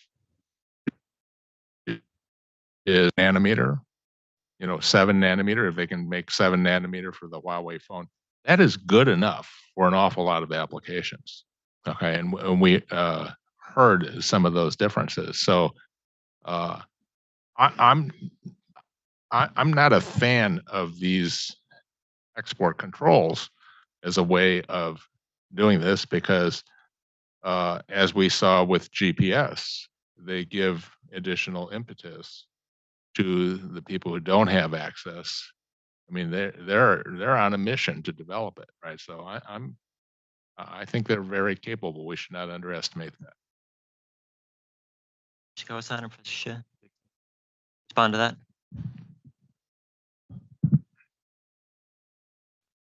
Well, China is not like other small country. They are very big in terms of population, so talent, and also they are over the last 30 years after they've been more free access to the entire world. So they already have that basic capability, and they are up to. It's no longer a poor country. Okay, they're stand-up living now, and in many locations they are actually much better than many other countries. So I think it's only a time matter. If this continue, the separation continue. Now they have a determination to do that. So I think it's eventually will get there. It's just depending on how long it takes. Any final comments? I agree with the two professionals about the probability of the China to realize that cutting edge semiconductor. But what we think I think is important is that the future of the computation is more important than the simple semiconductor development. Let's think about what happened in the NAND memories. 2D NAND is when the Kioxia or the Toshiba or the Western Digital or the Micron, Micron is trying to Samsung SK tried to the 2D NAND. They are focusing on the narrow node. However, the 3D NAND changed the drastic changed the competitions. And also let's think about AI, generative AI. The current GPU is focusing on the how much the small node can create better GPUs. However, let's think about the neuromorphic architecture computing chip will provide totally different structure, and also quantum computing provide total different structures. Photonics electric integration will create more energy efficient chips or the computation. So therefore, in the sense of the to create better innovation or the future innovations, I think again the semiconductor principles that Professor Lin said that no one country can achieve such kind of future big innovation. That's my. Great. Well, let me thank all of our panelists for kicking off this day of discussions. I think many questions were put on the table, probably not completely answered, but we have now 2 more days to discuss them. And so I'd like to thank all of the panelists and thank the audience for such an engaging discussion.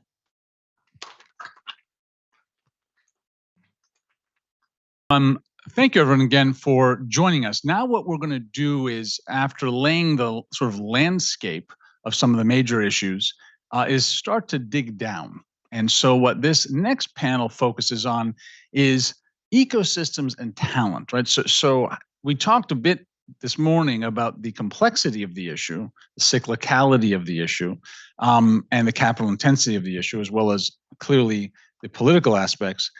But this panel is more trying to dig a bit deeper to look at what are the key challenges for the pipeline of talent, but also the pipeline of an ecosystem that actually works.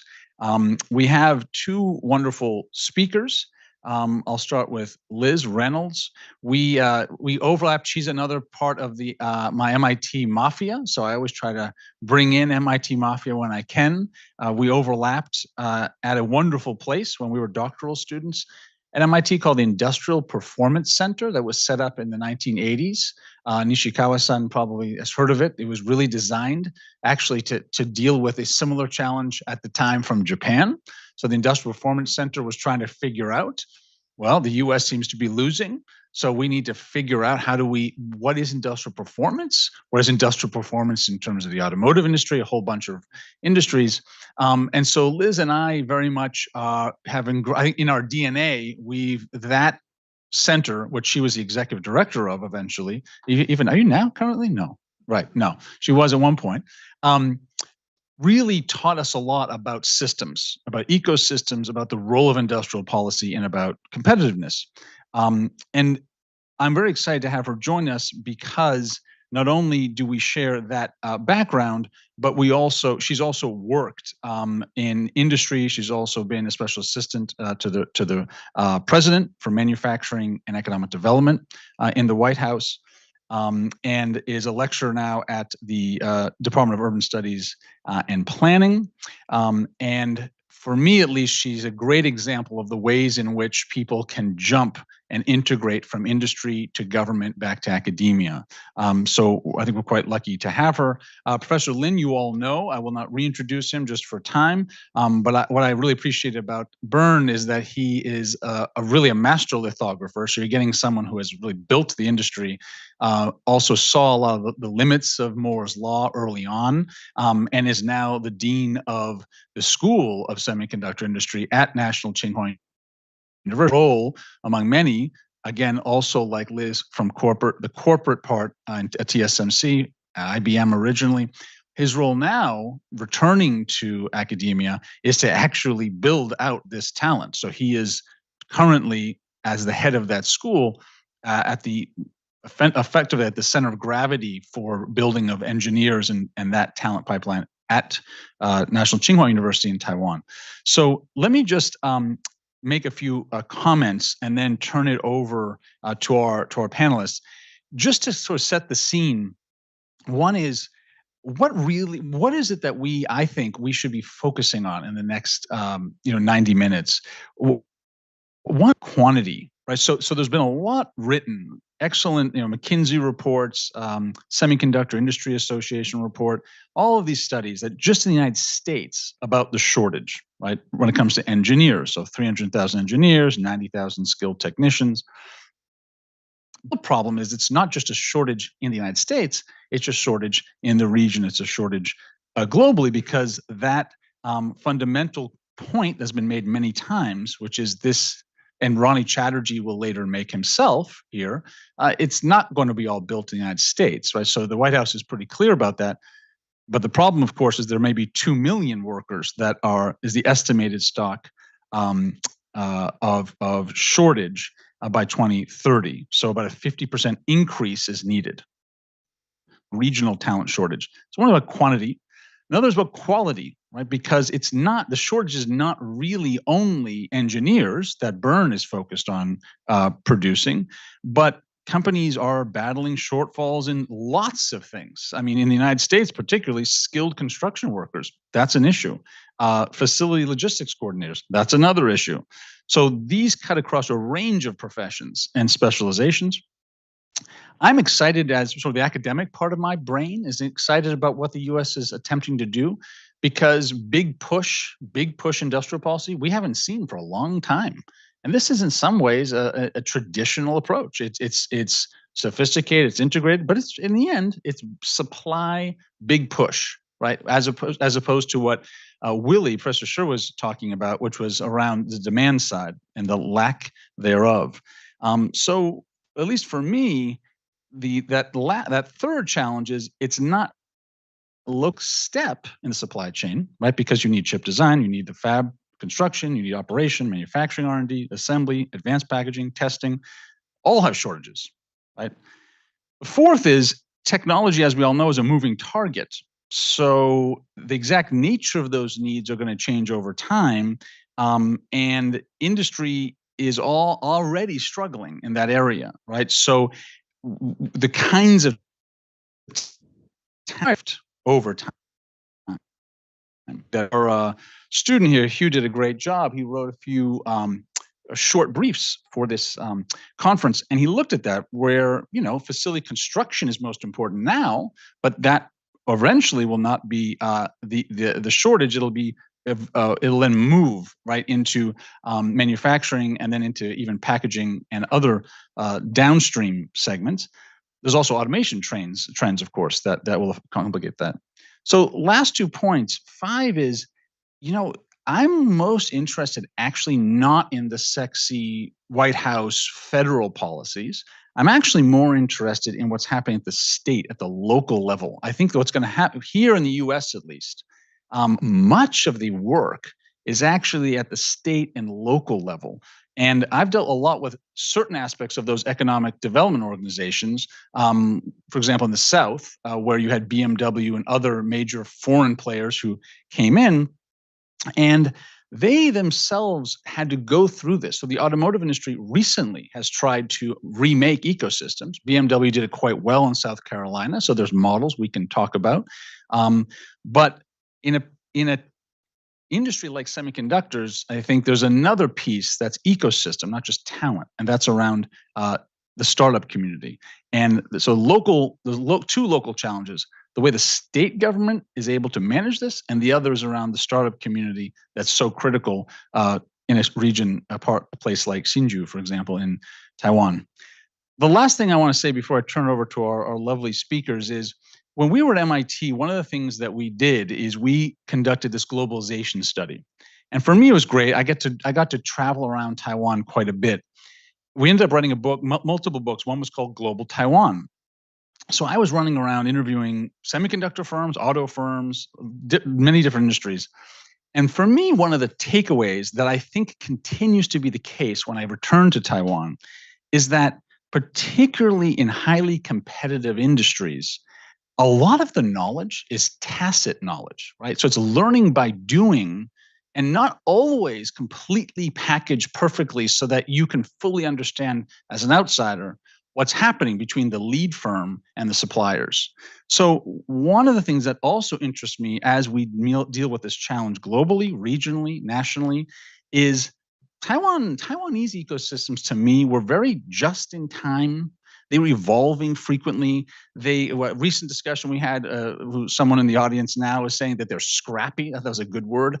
I felt that as well, even in very high-tech industries. And these big firms like TSMC iterate so closely with their suppliers, often family-owned, very small, that knowledge is by doing. They don't necessarily document it in a way that's scalable and transportable cross-border. So that's what interests me as well, is how are we going to deal with that issue, and how are the lead firms dealing with that issue? Because, of course, many Taiwanese firms are global in a way, right? So I like the way we term, that title of the book made sense, but they actually weren't that global. They were actually highly regional in the end of the day. They were really China and Taiwan, right? And I think now for many of these firms, it's a real global challenge to truly diversify, as Willie stated. And I'll turn over maybe first to Liz, give some comments, and then to Bern. Well, thank you all very much. Am I being heard well? Okay. It's a pleasure to be here, and thank you, Edward, and to others for inviting me. I'm always excited to be on a panel in which federal policy is put next to the term sexy. So thank you, Edward, because as part of the Biden administration in 2021, 2022, I was deeply involved in what we now understand a major shift in US economic policy toward very explicit industrial strategies. And I think it's important to see the CHIPS Act, I think, in the broader context of what's just occurred in the last year or two with U.S. policy under the Biden administration. But I agree with your point, which is, in the end, as we discuss, at least from a context of the U.S. and how we're going to make this transformation in the context of all the complexity that was just discussed in the last panel, it is about how we're going to do this on the ground. I keep saying, how do we land the plane with a tremendous amount of, uphill battle coming off the pandemic, and a steep learning curve for the U.S. Really, Taiwan is the crown jewel globally on semiconductor production, and the U.S. is, getting back on a train, perhaps, or a train that's never been on before, to try and emulate this and capabilities in the country. So let me just start by putting the CHIPS Act and what we're trying to do on the semiconductor front in the context of all of the legislation, the three major bills that have happened in the last in the last couple of years. So one is the infrastructure bill.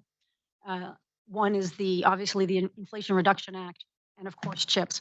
All of those represent a massive reinvestment in the U.S. industrial base, one that everyone knows has been essentially hollowed out over several decades. And I think this is happening at a point in time also in which we see tremendous technological change in advanced manufacturing and capabilities, which now make it possible to bring back a lot of manufacturing to the States, and a reshaking of global supply chains, whether it's the pandemic, whether it's climate, whether it's geopolitics. We're at what I would say is probably a 20 or 30-year cycle for an industrial transformation. And so CHIPS is in the context of that, in a context in which we're trying to rebuild capabilities, in which we're trying to rebuild a workforce that has not existed, and also in the context of in one of the more complex clusters, one of the more complex technologies, building from scratch, building from de novo. The U.S. has tremendous experience, for example, in biotech, in building out these ecosystems. Can we replicate that process in semiconductors? Second, I just want to say that I think that when we think about how we're going to land the plane regionally, and I take this from Danny Roderick here at the Kennedy School and others, we have to be focused here on process more so than outcomes. Of course, outcomes are critical, but we're in a 10 to 20 year journey with where we will not know whether we're successful for a long period of time. So it's critically important we set up a process that helps us stay on track and measure progress and understand how we're doing this. And to your point about what are some of the ways we do that, I think that the Biden administration has been practicing what I call a 21st century industrial policy with some principles that are, worthy of learning from or emulation or build on what we've learned over the years. So one, of course, crowding in private sector investment. That is the ultimate goal here. The government can't do it, and by all stretches that they say, so far so good, with announcements by the privates over 200 billion in investments in semiconductor. Second, you want competition in the process. So set up a process in CHIPS in which we're going to have at least 2 centers of excellence that we're trying to develop. Actually, we now see signs that there are 6 that are emerging. That's good for the semiconductor industry. That's good for the U.S. And that I think is a distinctly U.S. approach to industrial strategy. Third, a portfolio approach. So of course, the concerns with industrial policy are always that we pick winners, or you're trying to create a national champion. Even in an industry where there's only a few leading firms, it's still a competitive process. We still are looking at multiple leading firms, and an approach that allows many companies to apply, and even has a tax credit, $25 billion tax credit that's open to anyone who's investing in manufacturing, semiconductor. And then fourth, to your point, Edward, is the learning by doing. You have to build in flexibility that allows us to pivot, maybe reverse course. These are programs that will be evaluated and evolve over time, and that's the way they have to be designed. And I think that the Commerce Department has really done a good job on laying that out. There are a whole host of things I would say about what the challenges are that I think our panel will get into. It's labor, it's costs, it's specialized equipment, it's regional ecosystems and how they work at the state level, it's innovation, and this broader challenge of future demand. But I'll stop there and we'll get into those topics hopefully in the panel. Liz. Professor Lin, over to you. Well, may I take that? Either one. Yep. Thing. You start to show my slides.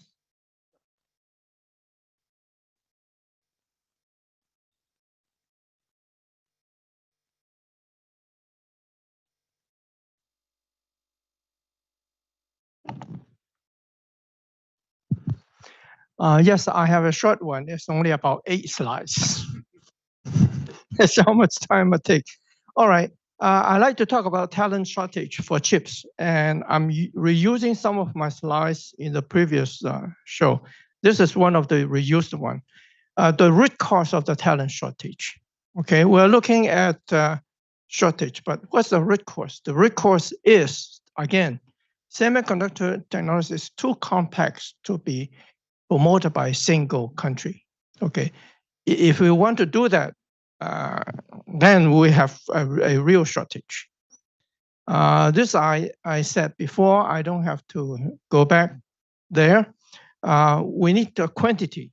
Quantity was very important. If you don't have a quantity, the technology cannot advance because you cannot debug your process, you cannot make enough profit, and so forth.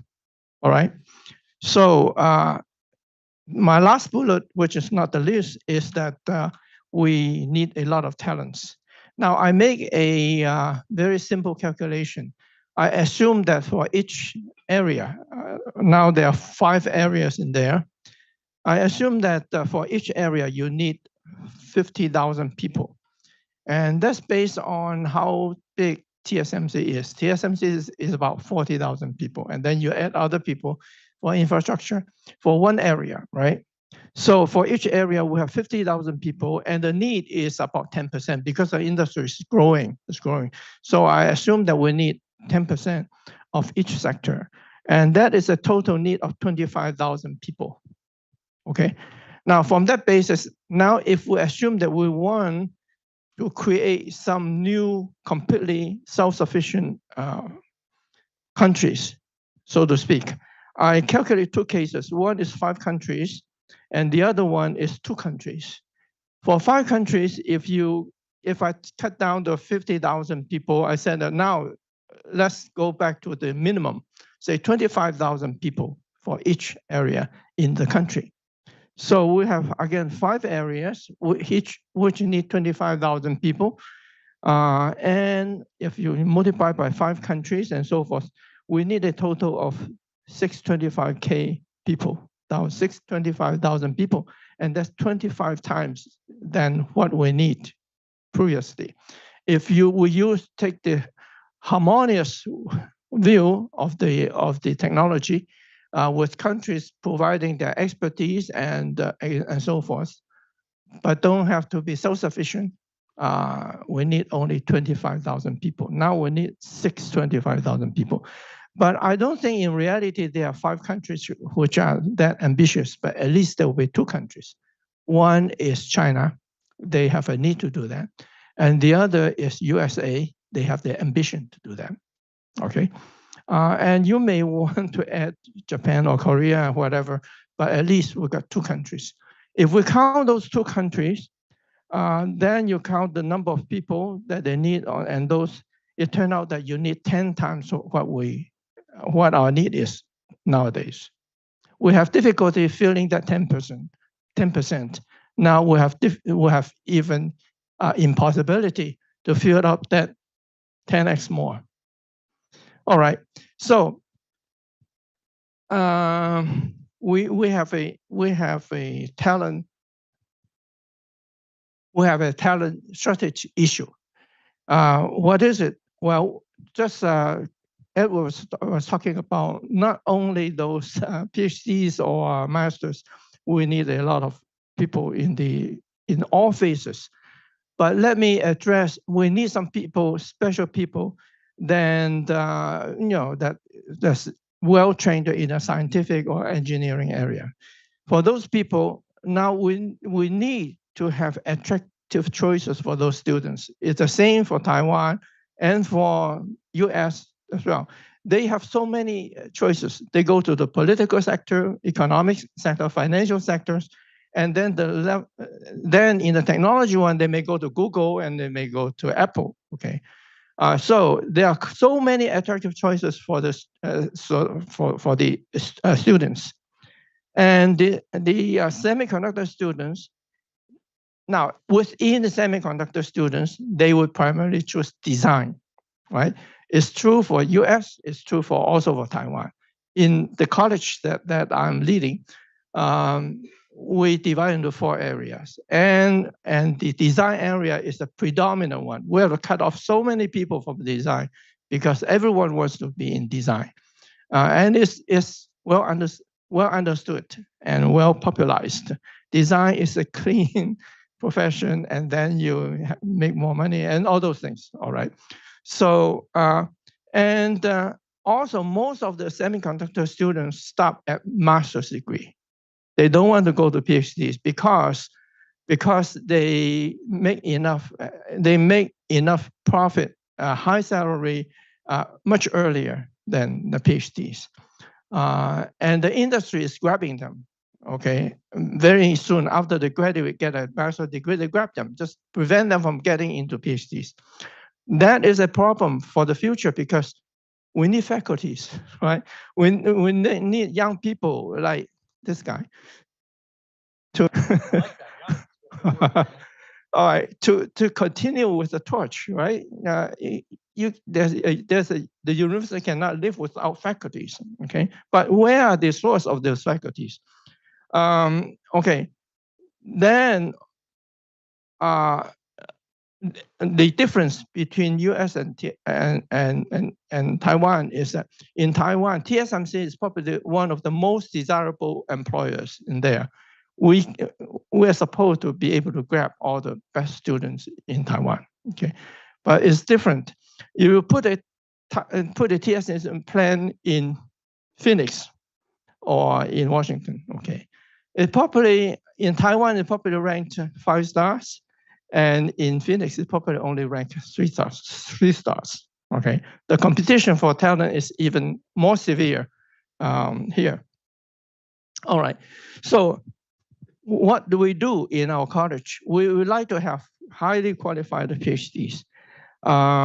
So some of the brute force approach is that you give higher scholarship for PhD students, okay? Actually, more than a factor of 2 to attract them, so that they feel a little bit more secure when they are studying. And the other thing is we want to limit the graduation time. We hope to keep them only for 5 years, not 6 or 7. This way they can go out to make money more and also earlier. And then they don't, because otherwise you need 2 or 3 years for master, right? So that shrink the gap. And so we like to ask the faculties not to keep their students too long, but to have a plan. You know, when I accept any PhD students, I would ask the faculty, do you have a plan to graduate him in 5 years? And ask the student, do you have the desire to graduate in 5 years? Okay, at least they have to have that mindset when they study for PhD. And now the other thing is, if you want the faculty to continue, you want the students to go to PhD into academic world, and then they feel comfortable for their career, you have to increase the stipend for the faculty, right? Right now, I think it's similar in the US. Your faculty members make much more smaller money than your student, your bachelor students that go to Google, whatever. Okay, so that has to be changed, but there's a lot of inertia in changing that, because if you try to increase the salary of certain area of the faculty of the other areas will complain, right? How come we all are full professors? How come he's making 2 or 3 times more salary than I do? But that professor is making maybe half of the salary that his PhD students are making. All right. So how do you solve that problem? Certain way to shorten the time for PhD. For example, we have created incentive for students and professors to shorten their time. For example, we give some kind of a award and whatever to the professors, right? So the more graduate students they graduate, the more return they get financially. And the other thing is that we try to advocate a degree program that people can directly go to from bachelor to PhD without taking the master's. But this way, they save writing, thesis writing, and research for master. They just go straight to research for PhD and so forth, shorten the time. Another way we found that very effective is that when we recruit the students, most good students go for masters. Only some leftover students will go for PhD, right? So the best way is to convince those good students for master degree to go to PhD. And we have been quite successful in doing that. Other departments and other areas being quite effective in that. All right, so yeah, before this last slide, I would like to emphasize this slide that I used before. I think we can meet the need of military and civilian together. Okay, one's concern is national security. The other concern is the global economy, environment, better living, and all those good things. We can do that because the military does not need to emphasize military and disrupt the civilian applications. On the other hand, civilian applications can actually bring the technology forward much faster than the need of the military. Okay, so you bring on the common vehicle for people to use, for military or civilian, and then the military will compete in their design, in their creativity, in the anyway, because the leading countries, the most of students want to go to design anyway. You get the best students, your best potential to go to design and just compete there and let the world have the economy and let the military have the design. Okay, so that's all my comments.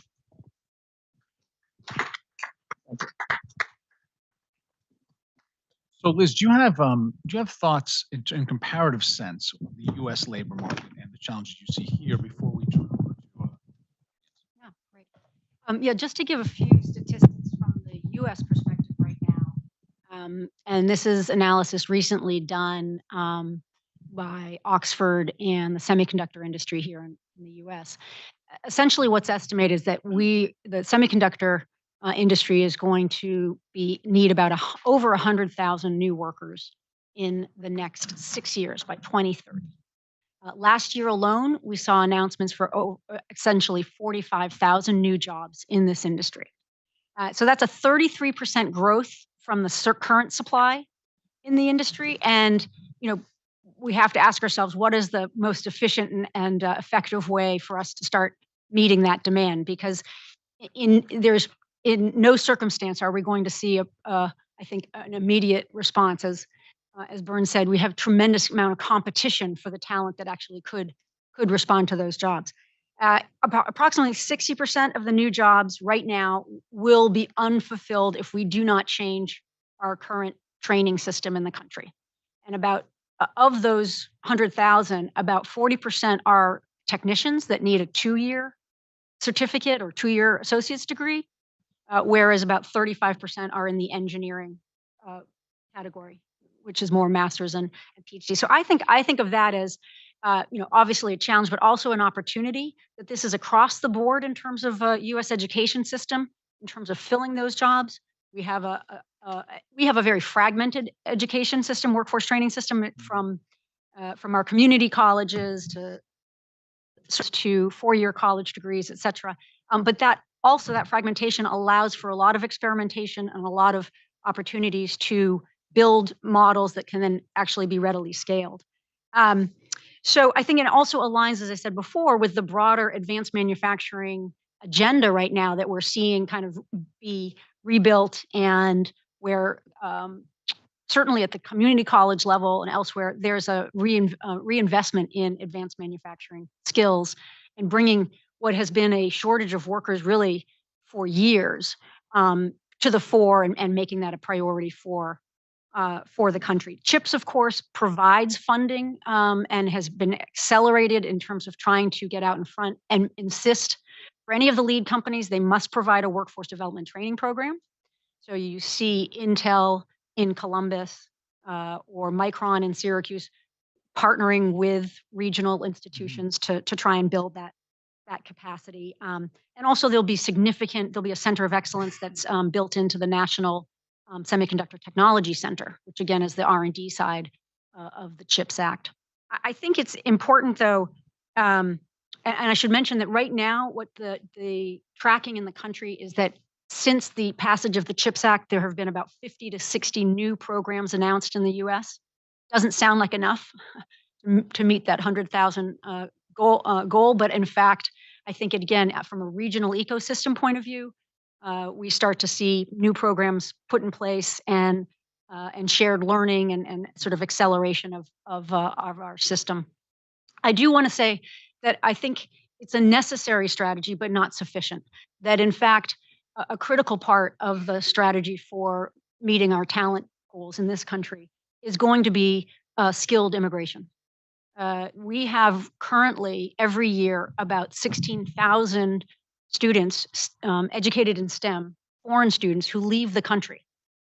And that is problematic for the semiconductor industry and for many other industries. About half of the master's students in the US and 60% of PhD students are international students. And if we don't find a way in the US to actually attract those students to stay and to build careers here and have a path forward, shame on us. And we know we have a lot of allied countries, the Canadians and others who are quite, have moved forward on this. So I think we have to bring skilled immigration into the equation as part of our strategy. And as we've seen, I should also mention, I think one of the areas that's gotten a lot of attention recently is TSMC's efforts to import specialized construction workers for the construction of their fabs in Arizona and the tension that's raised with local unions. I think we can appreciate the tension for workers. It's been a long time coming that we in the U.S. have been importing skilled workforce to teach the U.S. about advanced technologies. Most of what we've seen in recent years is workers training Chinese and Mexican workers as they watch their jobs get offshored. So this is a real shift. It's a real opportunity, I think, for building a collaboration that provides a path forward where, of course, you need that specialized construction work. We see that in biotech. If you're building labs, there's no question you need that.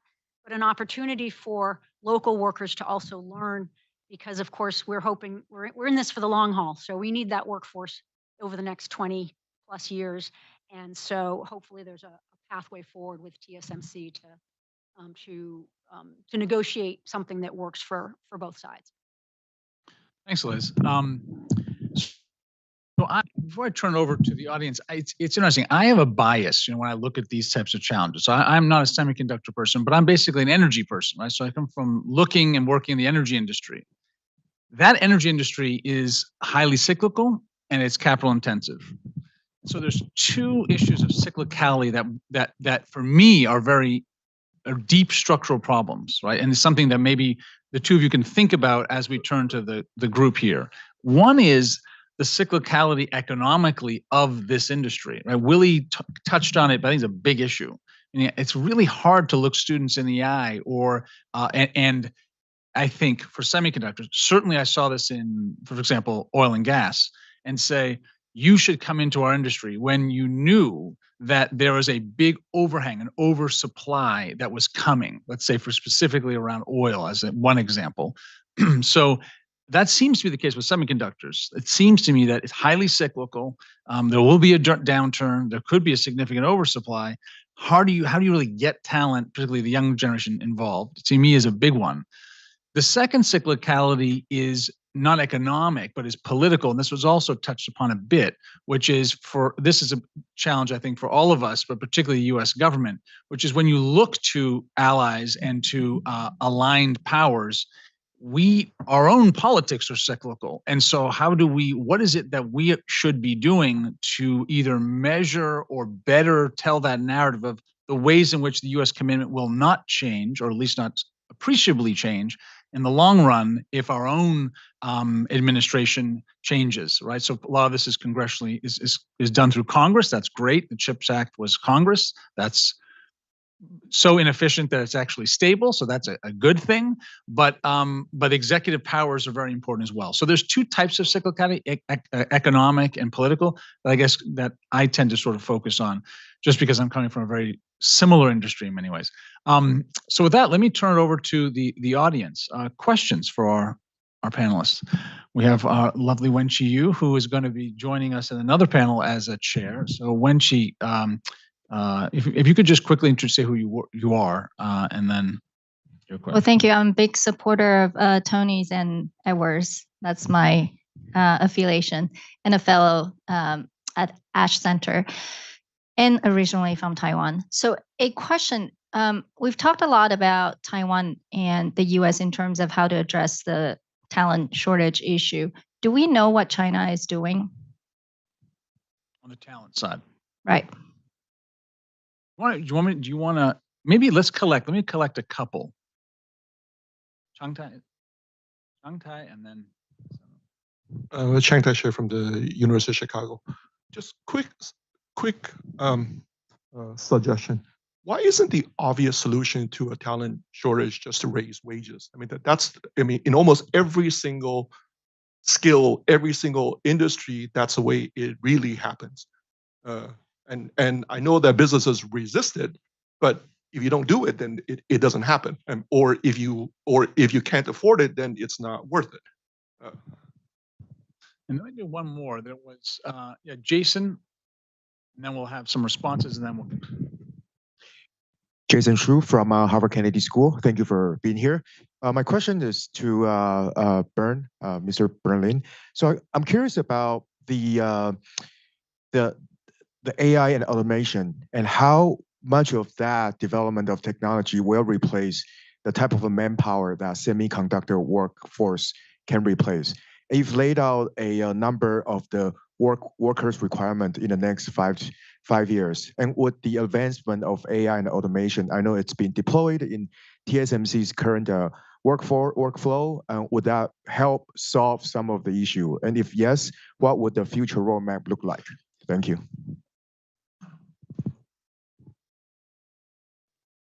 Who wants to start? Yeah. Take.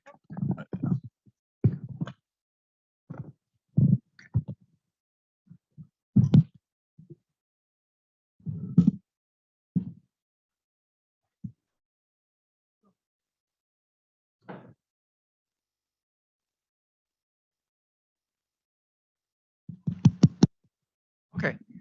All right.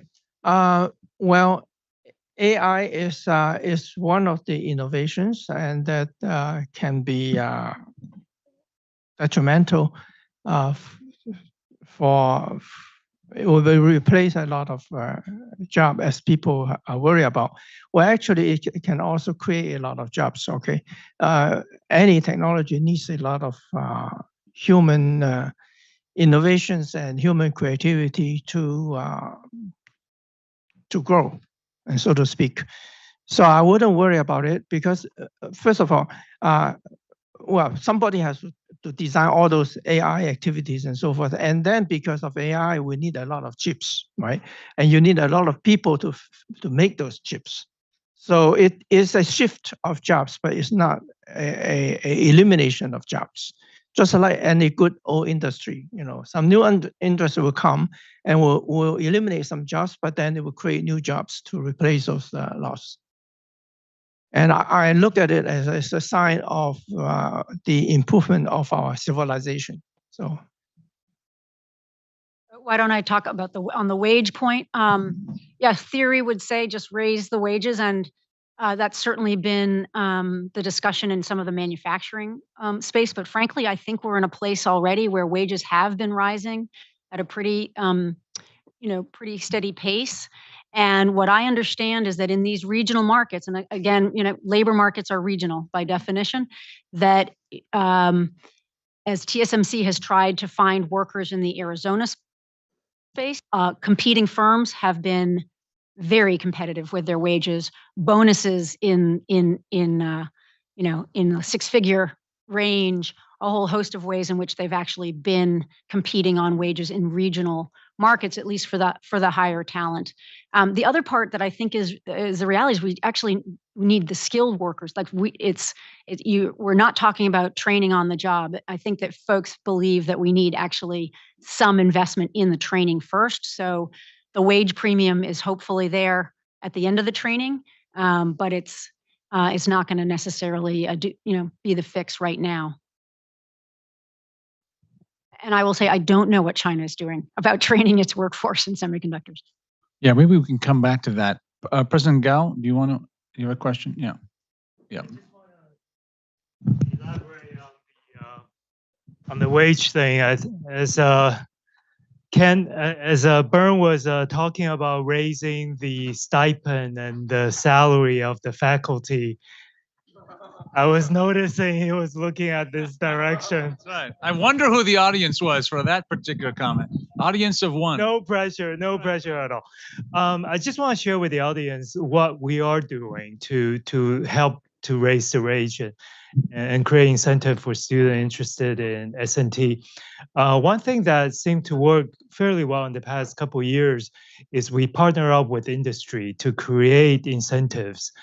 Because eventually the money has to come from somewhere. And we know being a public university, fundraising, of course, is part of my job, but then the government, their pocket is not as deep as we would like.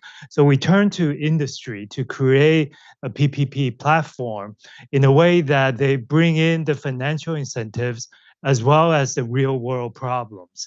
At the same time, I think Edward mentioned a lot of these technology jobs is kind of training on the job. So that provides that training opportunity for the students. And then obviously, after they finish their PhD in 5 years, they already have a foot in the door, and then they can, start working with these companies. So it's a win-win-win for everybody. And we're taking that model to an international level, working particularly in the past few months with the state of Illinois and states, building capacity for their university, bringing in industry partners to all this. So it's PPP model at the international level. So I guess it's IPPP. And I think one interesting thing through this collaboration is, I think Elizabeth pointed out, is the capacity building and also talents going beyond just technical. Because once you have the American student coming to NTHU, they learn not only the technical bit, but the Taiwanese culture and the ways of doing business, which would be very critical for the likes of TSMC to operate in the US, and vice versa for the Taiwanese student to come to the States and to understand American culture, why football is such a big deal. And then when they work either in the States or go back to Taiwan, they can be these natural bridges. So we're adding value to their education and trying to minimize on our financial burden. So a bit of an elaboration. Thank you. Other questions? Maybe we'll start with you and then TJ and then John.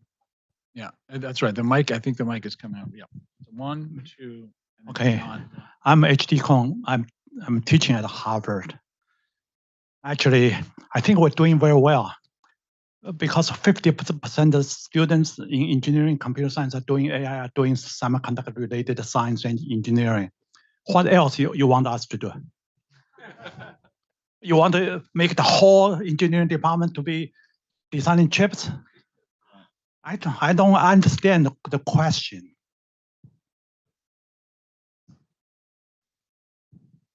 We are already doing very well. Then what else you want us to do? All right.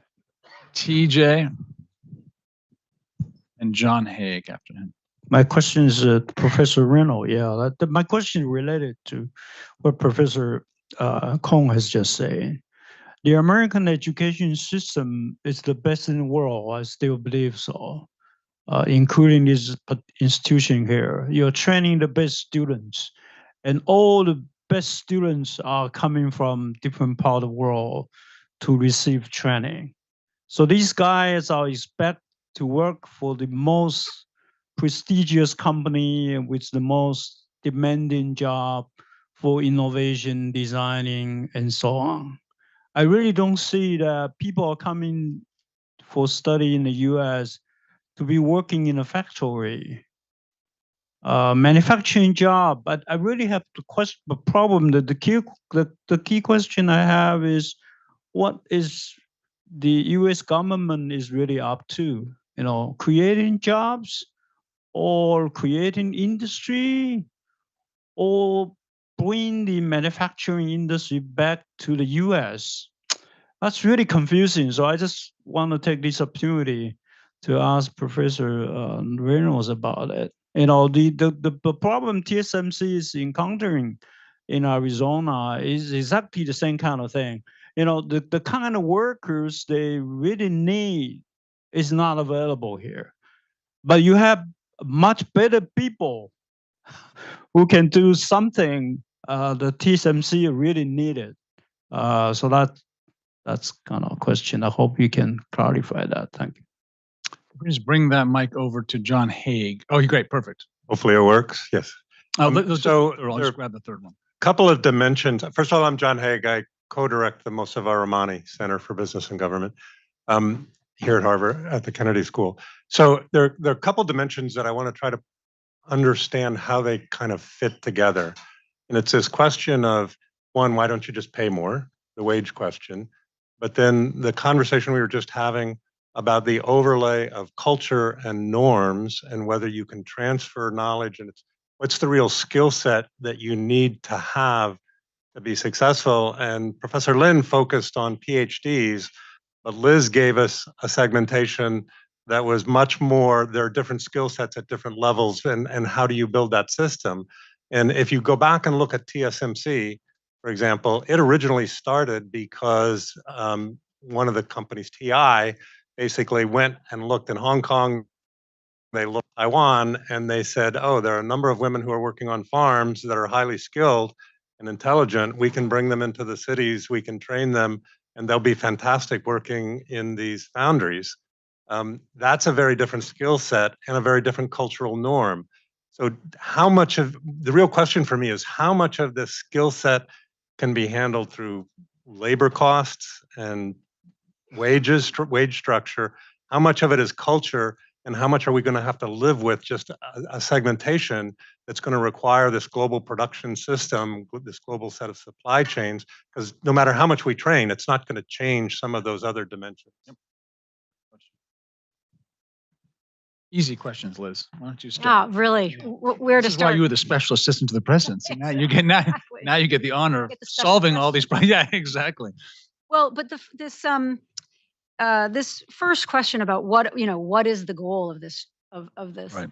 Of the industrial strategy, and I think to narrowly take the CHIPS piece, the Secretary Raimondo and the President would ground it and ground our work in a comment around national security. That is actually, of all the industrial strategies that are in play right now, the CHIPS Act is the one that you could, I think, most directly.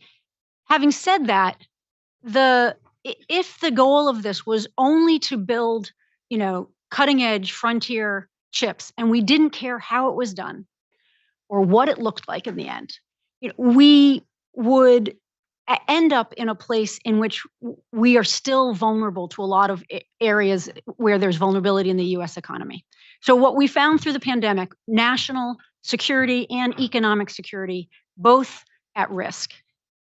And that is about production of chips. And I want to make clear that this is a very clearly a both-and strategy by the US. There is no possible way the US is going to be building manufacturing chips to meet even a small portion of the demand nationally. So it has to be done in partnership with others. But if we do this and we do not address issues, if in the process we just exacerbate poor jobs, income inequality, the things that have put actually our political system at risk, democracy and other things, we will not have actually built a stronger national and economic security. So while I believe that our our industrial strategy has led with the most important pieces of a national security process. And as I said, a process that I think is legitimate. We've also introduced conditionalities that say it matters how the journey matters. It matters how we get to the end game. And so we want to see some changes to things that matter to the Biden administration and to the country as a whole. So I do not think anyone has suggested that any of the industrial strategy is purely a jobs play. That is actually not what we're trying to do. We're trying to build globally competitive semiconductor centers. We're trying to build a renewable energy industry that helps, reduce our dependence on fossil fuels. In the process, we want to see quality jobs and shared prosperity, and areas that have frankly been really problematic over the last 40 years. I also just want to mention on the before getting to John's question, and maybe I'll let Bern speak first, but I do want on this issue of supply in our school system. We have the best, one of the best education systems in the world, particularly at the 4-year level. We have a terrible system when it comes to access. I mean, just a problematic system for access. And there are ways to address that. And I just want to highlight one, which is MIT's master's training online. And there's a new MicroMasters program where folks are accepted into the program. It's mostly online. Then they come on campus for a certain period of time and they receive the master's. And it just allows for a much greater, impact. And I think we need to be seeing all of our higher education institutions ways to make access a priority. Bern, did you want to? There's a quick response over here. Okay. Sorry. Well, talking about access, it's not simply access. It's also depending on the source, right? There are so many young people that reach their college age every year, and only a fixed percentage of them are good. Okay, all right. So that number seems to be fixed. No matter how you open up the access, there's a limited supply right there. So I think it's a matter of how do you channel those, how do you divide, put the right people on the right job, okay, so that they will optimize their effectiveness. Now on the training program in mainland China, I think we are not an encyclopedia on every question. Okay, so actually the audience, if you know better, can supply some of the information that you know about training or people's training in mainland China. But before that, Liz, do you want to talk a little bit about John's question around culture? I mean, and the big issue around labor unions, obviously. One of the reasons that some of these big MNCs go down to certain parts of the South is obviously to avoid labor unions. So that's difficult from a political perspective. And so it's tough, right? Because in some ways, labor unions are quite important. Labor unions also are critical for quality.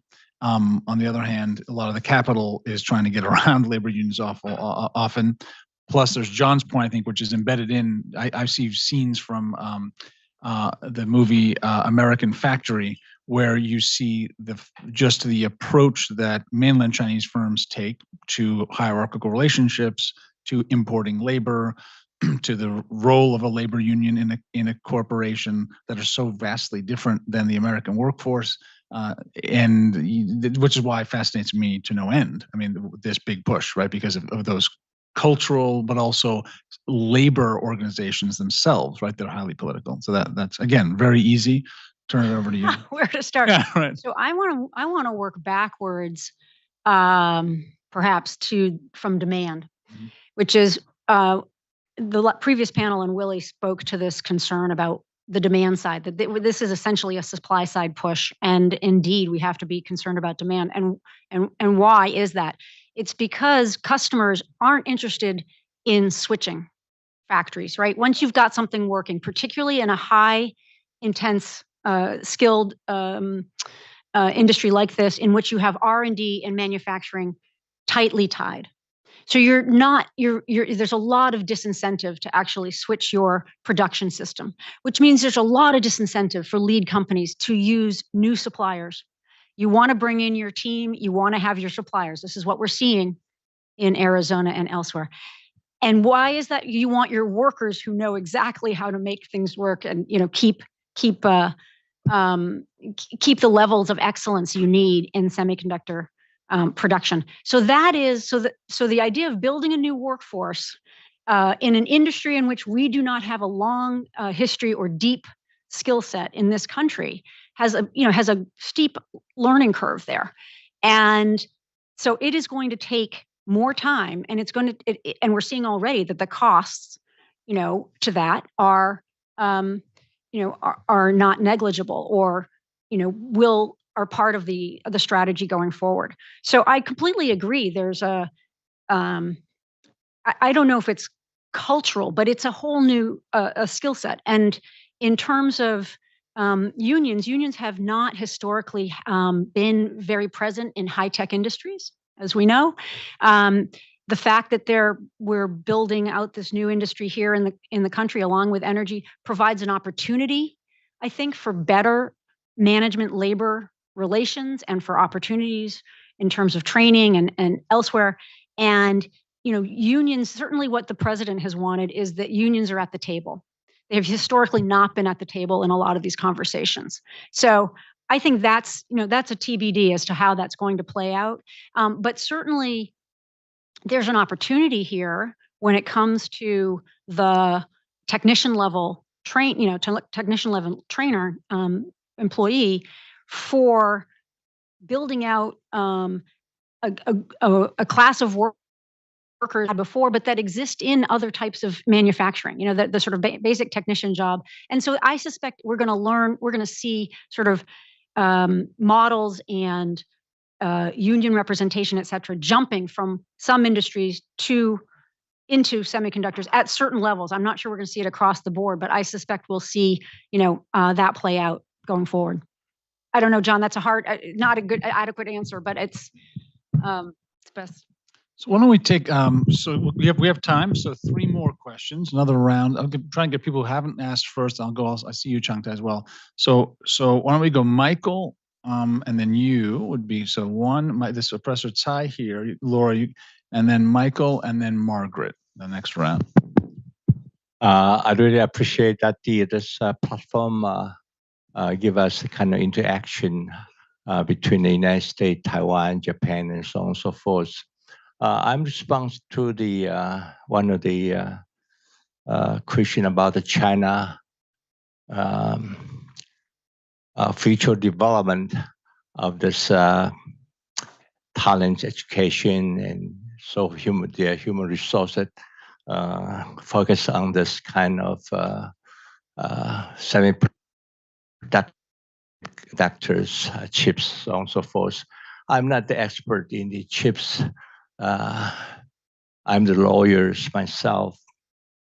But I did study some of the Chinese report for many years. For the last few years, China emphasized very much on the military use, and just like the Professor Bernstein talking about the military use and civilian use. The China emphasized very much on the military use for this semiconductors. So they are using this military use application in the in many military areas, such as supersonic ballistic missile. They're testing it for the last 2 or 3 years. They have the long range capability to launch this kind of missile over the 8,000 kilometer, even further. And the last November, Xi Jinping, Chinese leaders, in his report, for the national security. He say by the 2027, China should be self-sufficient in the high-tech development, particularly in the long-range missile developments, and also submarine, and also AI. So there, I would assume that in the next few years, China will put their lot of efforts, emphasize in this kind of advanced precision chip development. That's what I would offer for your consideration. I also respond to the Bern. You just mentioned the military use and the civilian use. I think China, in their internal report, indicate that 90% of their advanced precision chips all come from their import or from the foreign countries, or the foreign corporation invest and operate in China. They use this advanced chip for their military use. That's what their internal report said that. Therefore, we are talking about human development for the application into the military. Can the government in the United States and Japan and also in Taiwan and some other country can have some control over of this chip application in this particular area?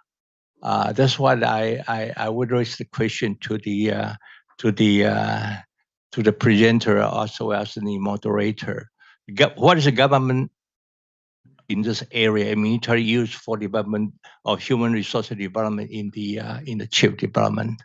Okay, thanks, Michael. And that's again, just a reminder to say who you are. So that's Professor Michael Tsai from National Defense University in Taiwan.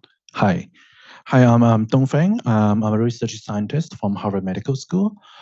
So I have one question for Elizabeth. So as you mentioned, so the U.S. has a problem of the loss of the brains. Like every year, we lose a bunch of half of the like STEM educated international students. So among them, I think there's a big ratio of them are originally come from China, those international students. So the reason why they leave the country, of course, there are some polling factors. So I'm not sure if you definitely may know already. So the Chinese government, they have a program, what they call the Southern Talent Program. So it's already imposed, like they have already have that in over like 1 decade. So they would, provide a very abundant of funding and also very competitive salaries to attract those PhD graduates. Even some of them are faculty members coming back to China. They are specifically targeted for the specific industrial sectors that they are interested in. The China is most needed, for example, the semiconductor industry. So my question is, what would the American do in response to the human talents program imposed by the Chinese government? Thanks. And then in the back, we've got Margaret, who might need a mic.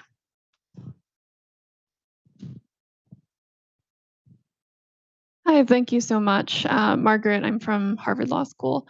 So TSMC has been emphasizing quite a bit that the specialized workers coming in to Arizona are temporary and there to train others. Professor Reynolds, you mentioned that there's quite a labor shortage, and I recognize the debate over providing H-1B visas to these specialized Taiwanese workers. And I was wondering if you could comment on that. And if we're trying to retain and attract the world's best and brightest in chip manufacturing, shouldn't there be immigration reforms there in play? But also, how can we not leave behind blue-collar America? Thank you. Again, these are very simple questions. We'll start with maybe start with Liz and then turn over to Bern. Well, so let me start, I guess, last question first, which is, immigration policy in the U.S. is just in a difficult place, right? We have not been able to move things forward at the congressional level, despite the fact that I think there actually is agreement on both sides about the need for immigration and skilled labor as part of our immigration strategy. So I'm still hopeful that, particularly as we see, a lot of demand in not just in semiconductors but in other areas, that we'll see some kind of breakthrough on the visa front, et cetera. I don't know if people saw this latest statistic, which is there's been a over 200% increase in manufacturing construction in the U.S. Just in the last year. So it's an early indicator. It doesn't tell us, we know, in what areas generally, but this demand is just building for, I think, for some of the skilled workers. I think that in terms of the question around the talent program in China, how one responds to that. I mean, let's be clear. We have, as a country, we are unable to respond to the money that China puts toward all of its industrial strategy, right? I mean, what they've done to try and build their capabilities dwarfs the $52 billion that we're putting into semiconductors. It's just a drop in the proverbial bucket. So I don't imagine us, meeting one for one whatever the Chinese strategy for bringing talent back to the mainland. That they will, they've got resources and they've got priorities that will, that will be significant. I do think that as a general rule, we need to find pathways for our international students to stay. There have been, as you know, visas issued, I believe, at the federal level, certainly at the state level, where possible, where for anyone entering an entrepreneurial endeavor, or can find the work permit. There are pathways, but it's still short periods of time. So I think that our critical path right now is to figure out how do we extend to today's international students an opportunity for the path forward, and where are we going to find, it may be that the pathway is sort of cleared at the federal level, but if we want funding, which, for example, the state of Massachusetts wants to retain its graduates in this state, maybe we're going to see states step up and provide some of the funding or pathways forward that you're talking about.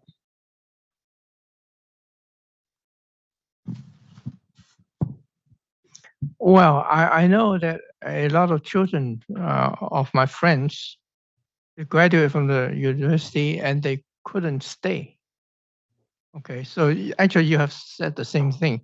The immigration law is not what in our days was much easier.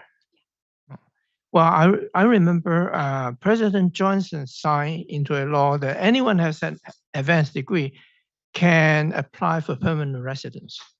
And I'm one of the beneficiaries. I got my master's from Ohio State and I applied for permanent residency. I got it, even without a job, right? I continue to be a research associate. So I don't see that happen.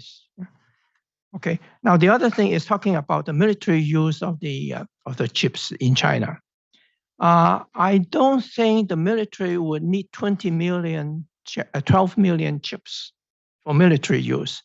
So I think what they announced is actually not what's happening. Yeah, I think still they depend a lot to use their chips for their commercial products. I am not in a position to comment about China and military use on chips, but I did want to go back to the question about what, can we see a path forward with immigration, and what does that mean for the blue collar worker in the U.S., or what I might call the median worker? And I think that time and time again, research has shown that immigration is not a direct threat to the blue collar worker here. In fact, the immigrant population is generating more economic activity and helping start the next generation of companies, that it really is a false trade-off, and that we really need to see this as additive and supportive of actually the median worker in the United States. So let's do, Changtai, do you have one follow-up question that you wanted to add? I saw your hand up at one point before we break. Just trying to flesh out what John Cow was talking about. So this is a direct question for Elizabeth. Can you say more about MIT's experience with these partnerships? So I was struck a couple years ago when I looked at what happened to Carnegie Mellon versus what happened to MIT in terms of the demand for autonomous driving vehicles. But basically, Carnegie Mellon basically lost its entire department because who can compete with $10 million bonuses? And my impression, and this is a question for you, is that MIT took a different response. It basically brought the companies in. It created this partnership. So I'm wondering, just looking for pathways forward, can you say something about that and what the experience has been?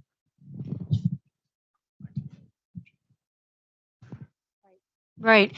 So great question, and we should have another hour on that topic, right? I think that the point was made earlier that all of what we've been discussing this morning will not happen without a partnership with the private sector, and sort of it's industry, government, and the private sector. And certainly MIT has a very long tail when it comes to engagement with industry. You know, it's been one of the most applied institutions, and I think it's gotten better at what those consortia need to look like and how do they work on very applied problems. So Edward was just mentioning there's a new consortia around energy run out of the engineering school. And just to get a little bit into the weeds, about 15 to 20 companies who do not compete with each other are brought in as part of a conversation about how their challenges for reducing their carbon footprint. And so it's a very iterative process of understanding, you know, providing a place where people can trust and share sensitive information, and then finding ways to address those solutions or address those problems with very practical solutions. So in fact, I was just talking with a PhD student who's hearing from companies that it's very hard for them to apply or understand how to work with the IRA that requires community benefit plans. So if you're going to apply for investment, you have to, and this is again one of the conditionalities that the Biden administration has put on these plans to make sure that the journey is as valuable as the destination. How what you're going to do actually going to benefit communities that are affected by this investment? Not easy to do. But we've now got a PhD student developing technology or sort of software to help figure that out. And I think that what happened to Carnegie Mellon. I mean, is it a black swan? Is it something else? We don't know. But actually, the problem solving with industry. Academia can do a lot of things industry actually can't, and that consortium building is really valuable. So there's a lot of peer-to-peer learning.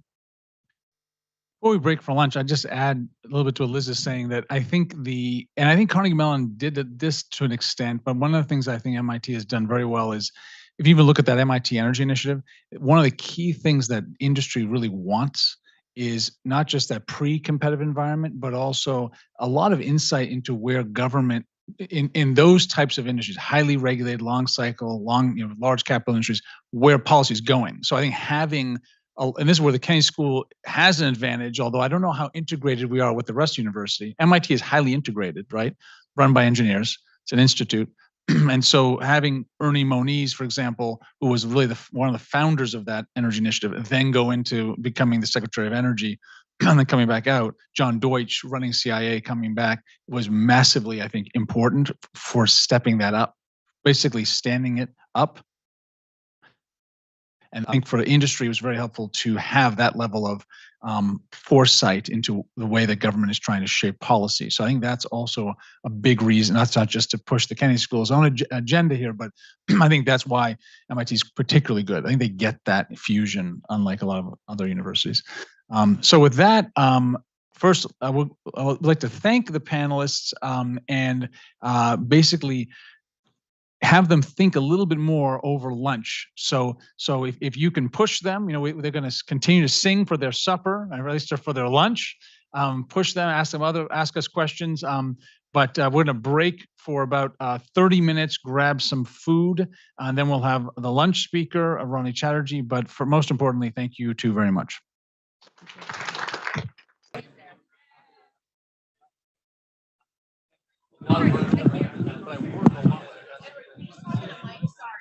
Yeah, testing. Testing,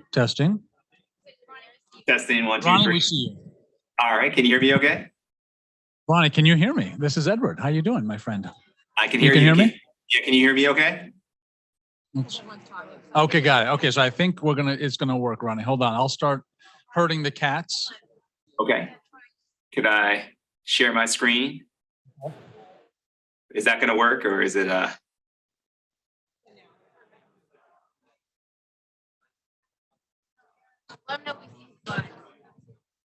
We do see your slides, Ronnie, so that's a good sign. We're getting there. Yep. You're looking good. Thank you. To be on TV. No wonder they chose you to be in the White House. I see. You got that. You got that. Well, if I can't be not there in just the person, this name, is the you got best, the right? look. Pretty soon, I just want to make sure. Are we good?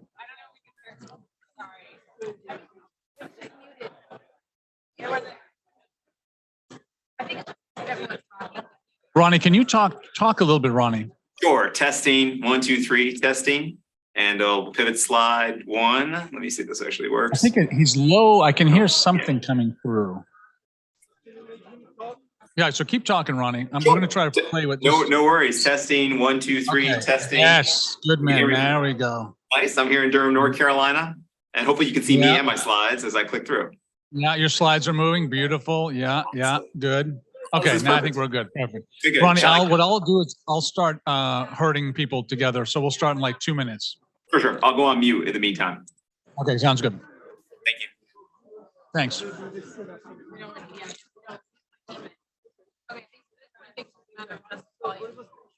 I think the screen was muted. Oh, it's a black screen. Yeah, we're trying to share it.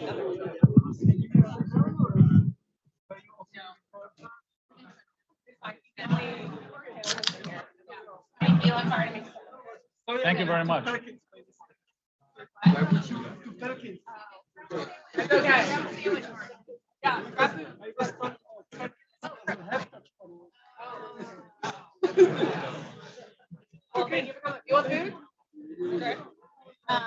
Okay, good. Thank you very much. Okay, sounds good.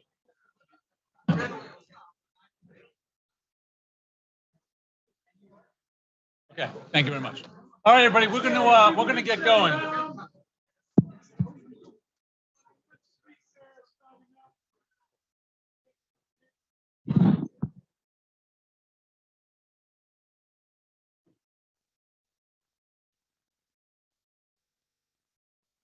Okay, everybody, welcome back. Hope you're enjoying your lunch.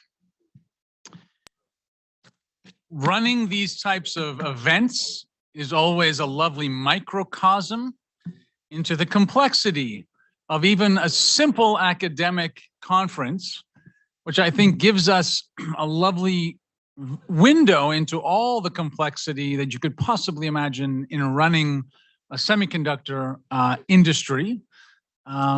Liz and Bern and the other speakers, I think, did a great job laying out those challenges. And even here, we're challenged by logistics just between Durham, North Carolina, and Boston. So Professor Chatterjee, Ronnie was going to be here in person, but his flight was so far delayed that we have to beam him in from Duke Fuqua School of Business. But that just shows you even simple things can get very complicated, let alone the things we're all trying to coordinate with allies and other interested parties globally. So what I'll do is just quickly introduce Professor Chatterjee, turn it over to him to give some comments, and then I'll help moderate and field questions for you, Ronnie. Professor Chatterjee is a senior distinguished professor of business and public policy at Duke. He's one of these great examples that we all try to look to here at the Kennedy School. He's at the intersection of academia, public policy, and business. And he has published widely, as most of you probably know. One of his most recent books through Stanford Press is Can Business Save the Earth? But for here, in terms of our purposes, I was quite happy and excited that he said yes to our invitation, because he was, until very recently, just weeks ago, the White House CHIPS coordinator, an acting deputy director of the National Economic Council in the Biden administration. So he's also had many other roles in government. He was a chief economist at the U.S. Department of Commerce.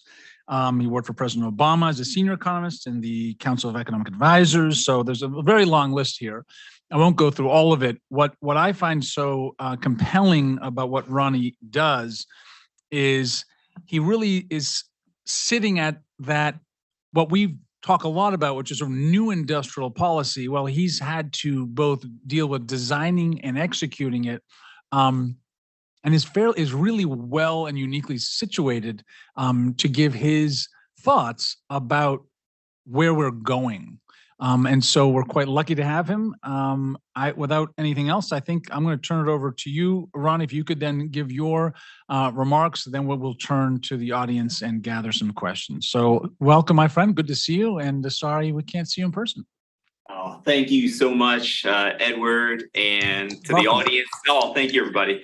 And I just want to say first, Edward Cunningham, you deserve a lot of credit for putting together a fantastic program. I wish I could be there in person, and I want to thank you personally for all the work you've done with me for the last couple of months to try to get this lined up, only to be thwarted on the day of by flight delays. And when I go talk about some of the investments we've made in infrastructure in America, please, no jokes about my flight being delayed in infrastructure investments. We're working on it. Flights still do get delayed, but you'll cut me some slack there.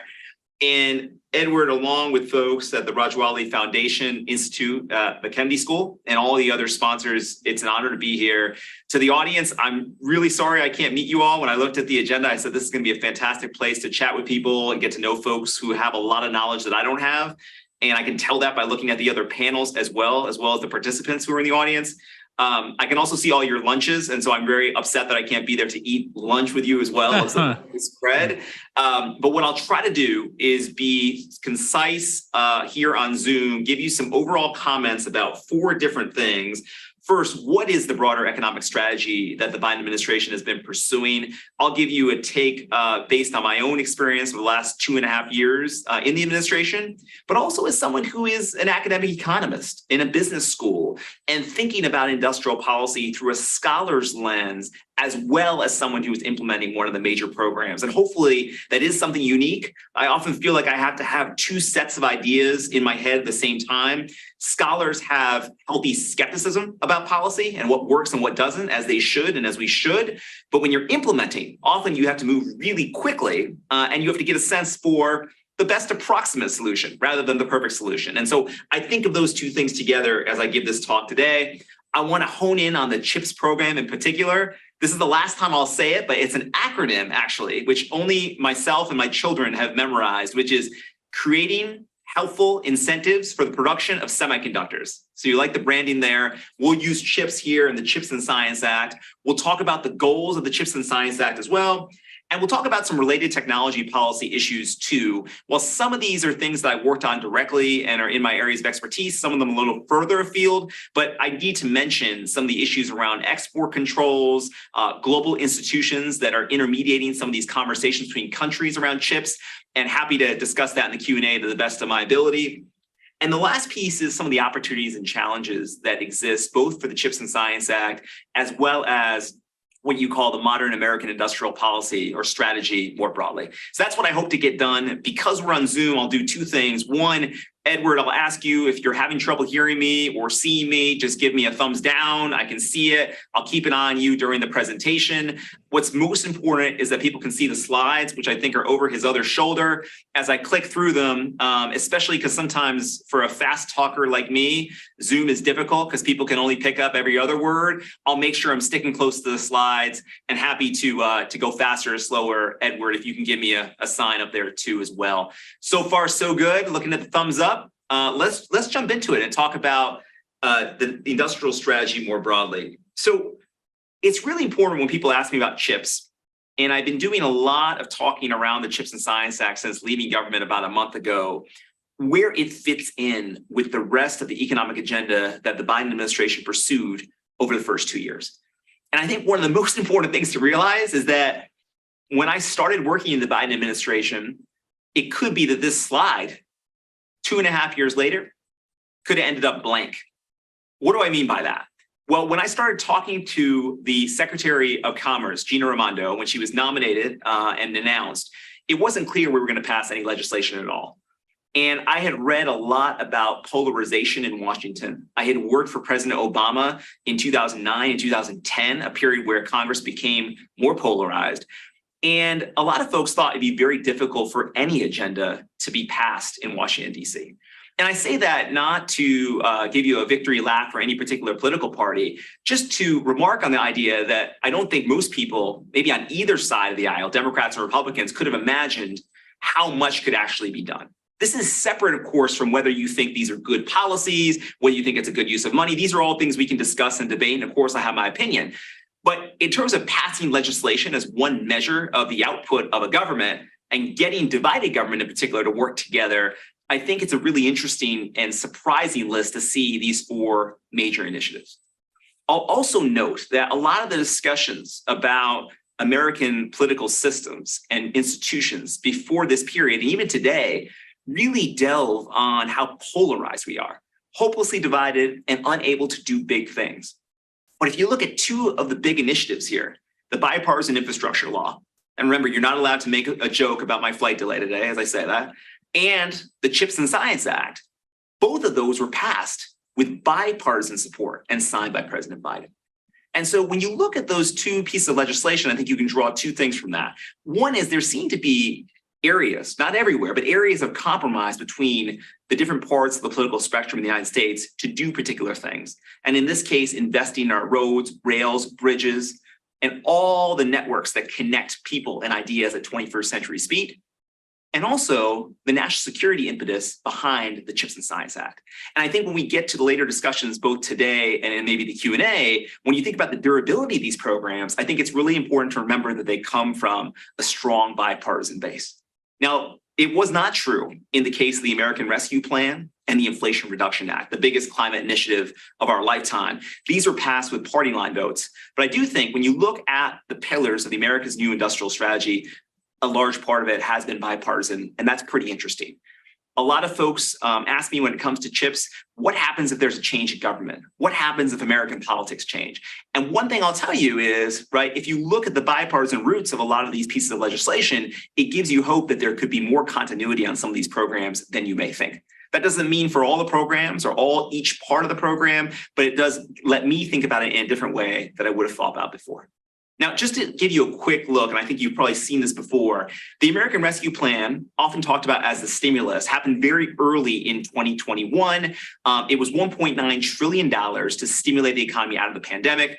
We all lived through that. If you're in the audience here, economies around the world took different approaches, and the US economy recovered relatively strongly from the pandemic. And a lot of folks basically credit some of the action from the American Rescue Plan. There's a lot of things in there. I won't delve into it today, but it's a key part of why we're in the situation we're in right now.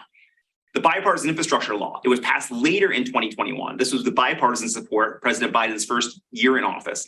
And that was $550 billion to support infrastructure projects. There's already been 32,000 projects in every one of our states and territories, and lots of private sector investment. I won't mention much more about infrastructure other than to say, in the White House, we organized our work according to implementation teams. I led the CHIPS and Science implementation team in the White House that coordinated all the agencies tasked with implementing the CHIPS and Science Act. My colleague Mitch Landrieu organized the bipartisan infrastructure law implementation group, and he coordinated with all the different agencies, Department of Transportation and Energy among them, that would coordinate the implementation of the infrastructure law. John Podesta was the implementation coordinator for the Inflation Reduction Act. That's a $500 billion investment in clean energy, also reducing healthcare costs and increasing our tax revenue through a variety of different improvements through the IRS. And a key part of that program we'll talk about today is the efforts through decarbonization, which I think work quite a bit in tandem with the CHIPS and Science Act. Just one aside, why do we have implementation coordinators? Why does that make sense? Anytime you pass a law, it's going to be the major agencies in government, the Department of Commerce, the Department of Defense, that actually implement and make the law a reality. What President Biden had learned during his time as vice president, when he was the point person on the American Recovery and Rescue Act, is having one person accountable in the White House for a particular program could be very useful. And so it was my job every day to wake up when I was the White House coordinator and work with the departments that were tasked to deliver the CHIPS and Science Act. The cabinet secretaries and their staffs are incredibly important. They're in many ways the ones who do the work. But it was my job to herd the cats and make sure they were doing it in a way that was consistent with President Biden's values. And that's where the CHIPS and Science Act fits in. I'll say one thing also about this that we can get to at the end when we talk about industrial policy. Putting these things together does represent a big shift in the way American economic policy making is being done. We knew that at the time we were making these decisions. My boss, when I started at the White House, was Brian Deese. I know he's in the Boston area, maybe he's even in the audience. But Brian was a real architect, along with Jake Sullivan and others, in terms of putting these ideas together as a new way to approach economic policy. Later, when he was succeeded by Lael Brainerd, who I know has spent some time at Harvard, Lael also took each of these pieces and put it together to create an argument about what economic policy could look like. And this, of course, is very controversial. Immediately when I came back to academia, a lot of my friends who supported me during this time and said, great job going to work in the Biden administration, they would sort of whisper and say, this industrial policy stuff's not going to work, is it? And it's a really interesting discussion to have because this is a change in paradigm from what we've been doing. And if you continue to see the implementation of these acts and further legislation, it will represent a pivot point in how we think about economic policy. There's a lot of case studies and a lot of examples of that industrial policy here in the United States and abroad.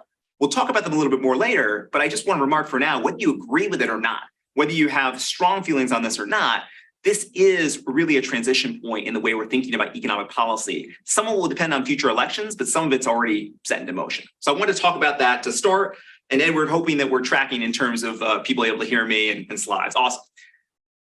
With chips, many people know it under different names. There's still a lot of confusion about what is chips and what's in it. So I'm going to briefly just talk about that piece of it. It was called originally USICA. USICA is not as catchy of an acronym as CHIPS, but it stood for the U.S. Innovation and Competition Act, and that passed the Senate way back in June 2021. And I remember when that happened. At that time, I was the chief economist at the Department of Commerce, working directly for Secretary Gina Raimondo. And when I first started that job, Gina Raimondo's big question to me was, where's the lumber? Now that might surprise you, right? I'm working on chips. What does it have to do with lumber? Well, the biggest issues in 2021, and to some extent later in the year, in 2022, were supply chain issues. And as you recall, lumber prices were quite high. And I looked to my left and I looked to my right, and I realized that supply chain understanding and capabilities, with the exception of people like Liz Reynolds, who you heard from earlier, Monica Gorman, who succeeded Liz in that role, very few people in government really understood supply chains. And so we had to work together to figure out what happened to the wood. And it turned out mapping the supply chain of lumber gave us a little bit of insight in terms of why prices were high. Some of it was traditional supply-demand dynamics, right, that economists are very familiar with. But some of it was the unseasonable storms that had happened in Texas the winter prior. It had frozen the pipes that petrochemical plants were using. Those pipes that produce the petrochemicals are used as input to resin, which is a kind of glue, at least for a non-scientist technologist like me, that's really important in OSB. Now, before I joined government, I had no idea what OSB was or why it mattered. Now I have a PhD in OSB. It's oriented strand board, which is used as a complement or substitute to plywood when you're doing construction. Because of the unseasonal weather, because of the impact on the petrochemical plants, and because of the inavailability of resin, we saw lumber prices going way up during that period. And I was happy to tell Secretary Raimondo later on when lumber prices came down that it was because of my efforts, but I think it probably was a lot more complicated than that. I did build a chart to that effect just to show people who were interested in correlation and causation. But in the end, right, seeing these supply chain dynamics play out in real time, whether it was lumber, steel, aluminum, and then of course we got to chips. During this time, USICA morphed into different bills with different names. Finally, in May of 2022, the Senate and the House came together to negotiate the differences between their versions in a conference committee. And in July 2022, it passed both the Senate and the House with bipartisan majorities. And I was proud to say that that picture is of the day when President Biden signed the CHIPS and Science Act into law in August of 2022. On that day, he said, today is a day for builders. I remember feeling two things. One, it was really hot, so I felt very hot wearing my suit in the Rose Garden. but I also felt really optimistic about what was to come. And I knew at that point that I was going to come over to the White House and lead the implementation. Now, a couple of thoughts just on the CHIPS and Science Act. Why this and science piece? This is something that I think is really important for people to remember who are looking at this from the outside. The CHIPS and Science Act actually authorizes over $200 billion in spending. So many of my academic colleagues, when the bill passed, they said, great, when is the $200 billion coming to support scientific research, R&D, and innovation? It turns out the difference between authorization and appropriations is key. A lot of times Congress will authorize spending, but only appropriate a fraction of it. So when we're thinking about the CHIPS and Science Act, and frankly, in the media, I see this mistake even today. They discuss it as a $200 billion package, but the actual money going out is $52.7 billion. And I apologize for being pedantic on that. I know these numbers are going to glaze over, but I do think it's important when we think about implementation to think about how much money we actually have. And the other important point about that $52.7 billion, the actual amount of money we have to spend in the US government for CHIPS, it's really a fraction of what's needed to achieve the goals of the CHIPS and Science Act and definitely a broader industrial policy. And so when you think about achieving those goals, which I'll talk about a little bit later, we're going to need lots of private sector investment to complement the CHIPS and Science Act money. At the same time, my colleagues in government are fighting to try to get the additional money that's not been appropriated so they can make the investments in research and development, science, and other priorities that were funded or authorized in the CHIPS and Science Act. So one more number just to throw at you, just to keep things straight. This $52.7 billion is really mostly in the Commerce Department. So when you think about which departments have the money, Department of Commerce, $50 billion, 50B, $50 billion, $39 billion to make incentives in manufacturing to build fabs and supply chains in the United States of America, and $11 billion for research and development on semiconductors. All of that in the Commerce Department. Why is that important? First, I think when you read about the CHIPS Act in the press, almost all of it is about the $39 billion to build mega fabs in the United States. It's a big part, but it's not the only part. The second thing is the $11 billion for research and development is going to be used to start something called the National Semiconductor Technology Center, an R&D effort that's supposed to help the United States lead the next generation, particularly in the development of new logic chips and memory chips. Now, when it comes to the R&D piece, as an economist, I've always felt that despite it receiving much less attention from the press, it's as important as the $39 billion to the success of the CHIPS program. But of course, because of the nature of research and development, because of how complicated it is, because of how it moves, it draws less attention from commentators than the $39 billion. The last piece I'll just explain is there's a large portion of the incentives from CHIPS that are going to come through tax credits. It's estimated to be in the neighborhood of $24 billion, but it could be larger or smaller depending on how many companies take it up. The Treasury Department is working on that guidance about how that tax credit should be used. The investment tax credit, Treasury Department plays a key role. That was part of my implementation job when I worked at the White House. The last pieces to highlight are an additional $200 million at the National Science Foundation to fund workforce development initiatives, and a $500 million effort at the State Department to facilitate diplomatic engagements around CHIPS. One thing I'll say up front, I'm sure there's a lot of questions about this in the audience if you look at the earlier panels. Does America's industrial policy mean that we're going to do everything on our own? And honestly, if you look at the semiconductor supply chain, you can understand that that's impossible.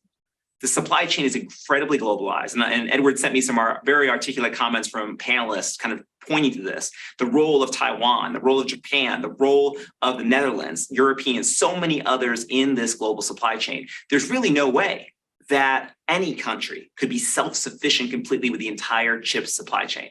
So what we're trying to do with our State Department work is make sure that we're working with our partners and allies to understand where the supply chain bottlenecks are and how to make a more globally resilient system.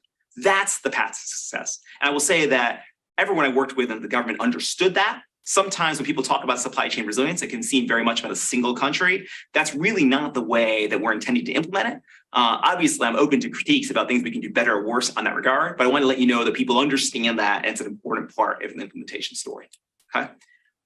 The last piece I want to highlight, and this is important for the history of the CHIPS industry, is the $2 billion that will run through our Department of Defense to support something called a microelectronics commons. If you're doing the math at home, you have $39 billion for the incentives, $11 billion for R&D, $2 billion for the Department of Defense. and the balance of the money is going to come from the State Department and the National Science Foundation. Those agencies, together with the Treasury Department, comprise the implementing agencies for the CHIPS and Science Act. Now, the DoD piece is really, really important. And we may not get time to say more than this, so I'll just leave it at this, which is to say that if you think about the history of the invention of the semiconductor and later the integrated circuit, a lot of it had to do with a demand push from the federal government in the United States. It was the Air Force who was actually sort of asking for requirements from these companies to make sure they would develop particular kinds of chips. And it was the Air Force and the military, right, as we started to send a man to the moon and integrate some of these chips into some of our most important weapons, that really led the market.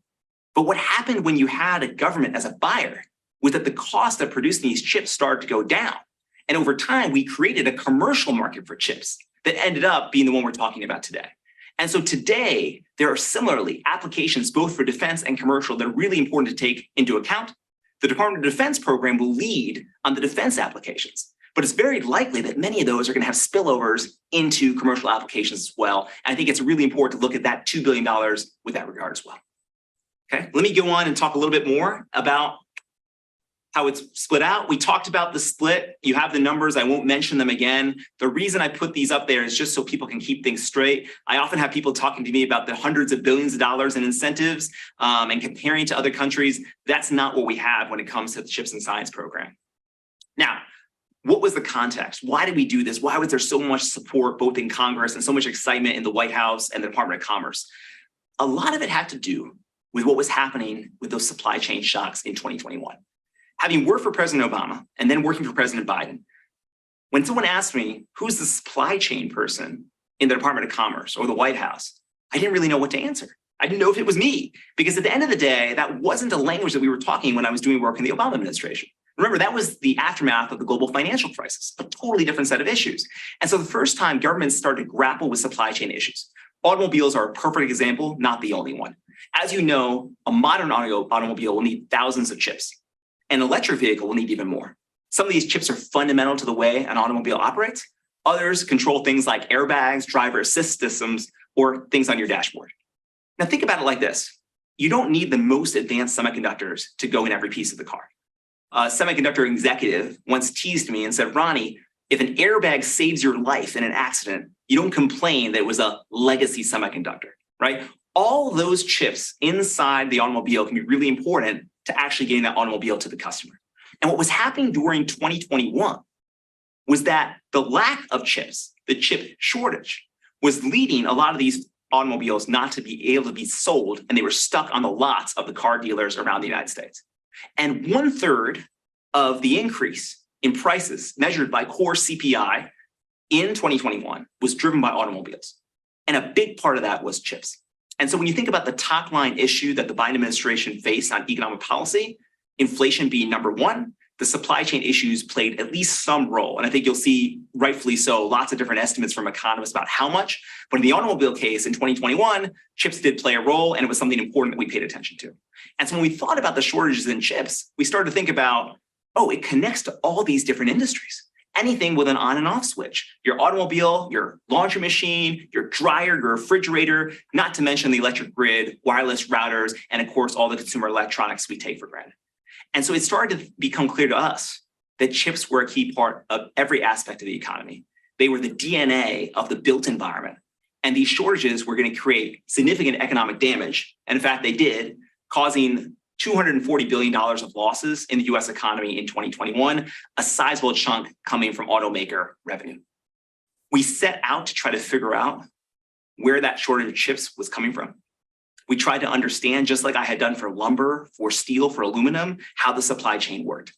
And of course, as everyone knows in this audience, it's an impossibly complicated and beautiful supply chain, but one that makes it very difficult to have point solutions, particularly ones that would change the supply of semiconductors in a short amount of time. And just as an aside, I think that the government in general, across the world, but especially in the US, we have sophisticated tools to stimulate demand, as we had done with the American Rescue Plan. When we talk about expanding supply or alleviating supply chain bottlenecks, we're really with a much more limited skill set. And honestly, I think more expertise is needed across the world in those key issues. And so that's what we started working on in the run-up to the CHIPS Act. This is a highly simplified chart of how interconnected the semiconductor industry is. I think given the topic of this panel, I don't need to sort of spend too much time on it, but I spent a lot of time just digging into 28 nanometer, right? And trying to figure out if those are the ones that were having issues or not. I spent a lot of time talking to dealers and distributors, trying to understand if the intermediaries were playing a role.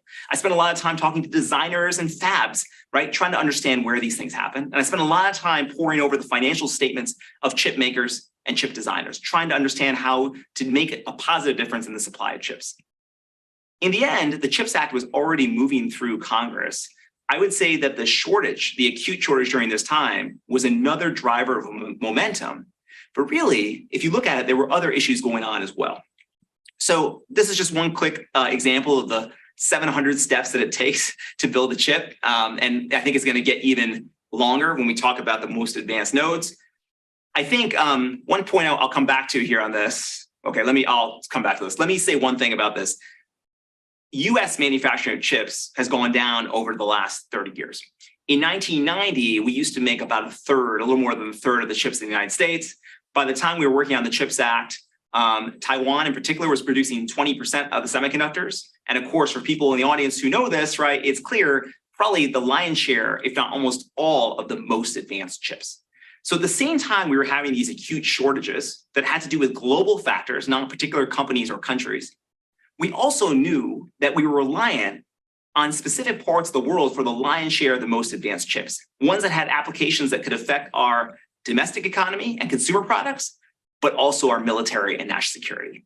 And it was the confluence of these two factors, the experience of the pandemic, where supply chains that used to be just in case or just in time, we wanted to shift over to just in case, and also the national security lens that I think brought a lot of diverse supporters around to support the CHIPS Act. And if you think about the goals of the implementation today of chips, the main priority is supporting national security. And that's something I wanted to make sure that we got out today as we thought about this.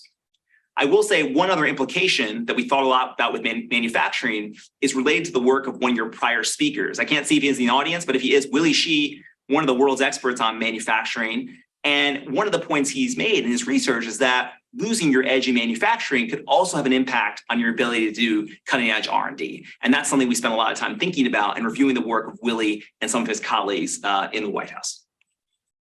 Now, once we pass the CHIPS Act, it's already being seen in terms of the effect it's having around the country. Now, if you think about this, about $161 billion in private sector investment has already happened since the CHIPS Act was passed, and much more since the CHIPS Act was announced. You know many of the examples, I'll highlight a few. Intel building their factories in Arizona, 2 chip factories today. Micron planning to build their investments in upstate New York. TSMC tripling their Arizona investment to build additional fabs in Arizona as well in the Phoenix area. You're seeing at the same time that these companies are also investing in workforce development, partnerships with community colleges. These aren't just going to be investments that are single fabs and a single factory. First of all, these are huge industrial projects in the tens of billions of dollars in many cases. But as importantly, it's galvanizing a bunch of community support around the fab. One is just for pure workforce needs. The community colleges are on notice that these are going to be great opportunities for their students, but they need to design programs that will actually help their students get jobs in these fabs. And that's something we can talk about more. I'm sure Liz talked about it on the previous panel with other folks. But if you think about it this way, we already have 45 community colleges that have started or expanded semiconductor programs in response to these kinds of investments. You're also seeing a lot of suppliers locate proximate to these fabs and other kinds of economic development occurring around these semiconductor fabrication facilities. Now, this just isn't just with chips. If you look at the map overall, you'll see that there are private sector investments, not just in chips, but in wind, in solar, in electric vehicles. And this is where the industrial strategy starts to become more clear. Let me give you a tangible example from my own backyard here in North Carolina. Wolfspeed is a company locally in Durham, my hometown, that makes silicon carbide wafers and some chips. Silicon carbide wafers are important for making the chips that go into electric vehicles because that kind of compound semiconductor is amenable to high voltage. And so for EVs and the increase in demand for electric vehicles, you're going to see a large number of silicon carbide applications be useful. So there's also a new electric vehicle factory being put up, our first in North Carolina, by a Vietnamese company called VinFast, which made a multi-billion-dollar investment in North Carolina. But of course, you can't just have the electric vehicles and the chips that go in them, you need the battery. So Toyota has opened up a battery investment, multi-billion-dollar battery investment in between our area here and the Greensboro area, which will be part of this as well. Now, of course, you can't just have batteries, you need lithium. And so we're mining lithium near Charlotte, North Carolina, a company called Albemarle, and processing it in South Carolina. Put all that together, right? From the lithium extraction to the processing, to the electric vehicle manufacturing, to the batteries themselves and the chips. That is what industrial strategy could look like at a local level. And that's what's generating a lot of excitement in North Carolina, where I visited with President Biden last year or earlier this year. And that is a story that's happening all around the country. And so it's the interconnectedness of these investments that's a really big part of the chip story, because chips are going to be key for our energy transition as well. Now, at the end, I'll talk a little bit about why some of these investments aren't necessarily going to work the way people think they are, or critiques of those. I think they're very fair. What I'm trying to say here, though, is that you're seeing these investments co-located in particular places. And so along with industrial strategy, you're seeing a renewed interest in place-based economic development. Some of that been pioneered, of course, by scholars at Harvard, Michael Porter, Ed Glazer, others. But as you think about sort of place-based strategies, because industrial strategy is by definition dealing with industries that are agglomerated, a lot of it ends up being in specific parts of the country. Intel making a big investment in central Ohio near Columbus. Initially, they're going to have 2 factories with 3,000 people. There's always a lot more in the construction jobs that are shorter term, but they'll have lots of jobs for partners and suppliers. It's Intel's first expansion to a new state outside places like Oregon in 40 years. They've already decided to give $17 million to 80 colleges and universities to develop curriculum to train people for these jobs. And obviously, that's been a big question described in the press. We've seen it from the founder of TSMC, Morris Chang. We've found other folks here in the United States worrying about the workforce issue, which I'll return to in a second. But this is basically what we're seeing by Intel in Ohio. The last piece I want to talk about on this is the national security imperative. And this, I think, is well put from a commission on AI that was done in Congress. If a potential adversary bests the United States in semiconductors over the long term, or suddenly cuts off US access to cutting edge chips entirely, it could gain the upper hand in every domain of warfare. So for a lot of the folks from the national security perspective, the critical significance of chips in the supply chain, not just for consumer electronics, for our grid, for automobiles, but also for all the military applications are really, really important. And I think the rise of AI and sort of what we're seeing with the amazing applications from ChatGPT, the use of NVIDIA chips to basically train and also use inference from large language models has become really, really important to this story. And another reason for why you're seeing the frontier on chips continue to expand. That's a key reason why the coalition to support chips is bipartisan, and a reason why this has continued to be in the news. Of course, I think you earlier heard from Chris Miller, who's written the fantastic book Chip War, which talked about this and some of the global competition around it. It's an invaluable contribution to this discussion as well, and something we're thinking about a lot. One piece to tell you here on the international cooperation that I want to highlight. If you think about the international piece, the Department of State is really the node for collaboration in the United States on these issues. Just one remark that I've been thinking about a lot recently in some of my scholarly work. After World War II, the United States built up a system to connect different parts of the world post-war to make sure we could build a more robust and interdependent global system that would benefit not just the United States, but the rest of the world. And the institutions that mediated that, the Bretton Woods system and what came afterwards, really important to what happened in the post-war era. What I see here is new institutions that allow us to have discussions with our partners and allies about key technology issues, particularly chips. So 2 things I just wanted to highlight. One is the TTC, the Technology and Trade Council, that happens between the US and the EU, where chips and supply chains are key issues. Having a space for that dialogue, some people would say, okay, that's symbolic, just having something on an agenda, but it creates an institution to have those discussions, to generate expertise, to release statements of what we agree on and what we don't agree on. And I found them to be really useful in building dialogue to try to make sure that what the State Department is trying to do here actually happens, building a robust global ecosystem. The second thing is new sets of countries coming together. People in the audience have heard of the Quad, Japan, Australia, the United States, and the UK. sorry, Japan, it's India, Australia, UK, and the United States.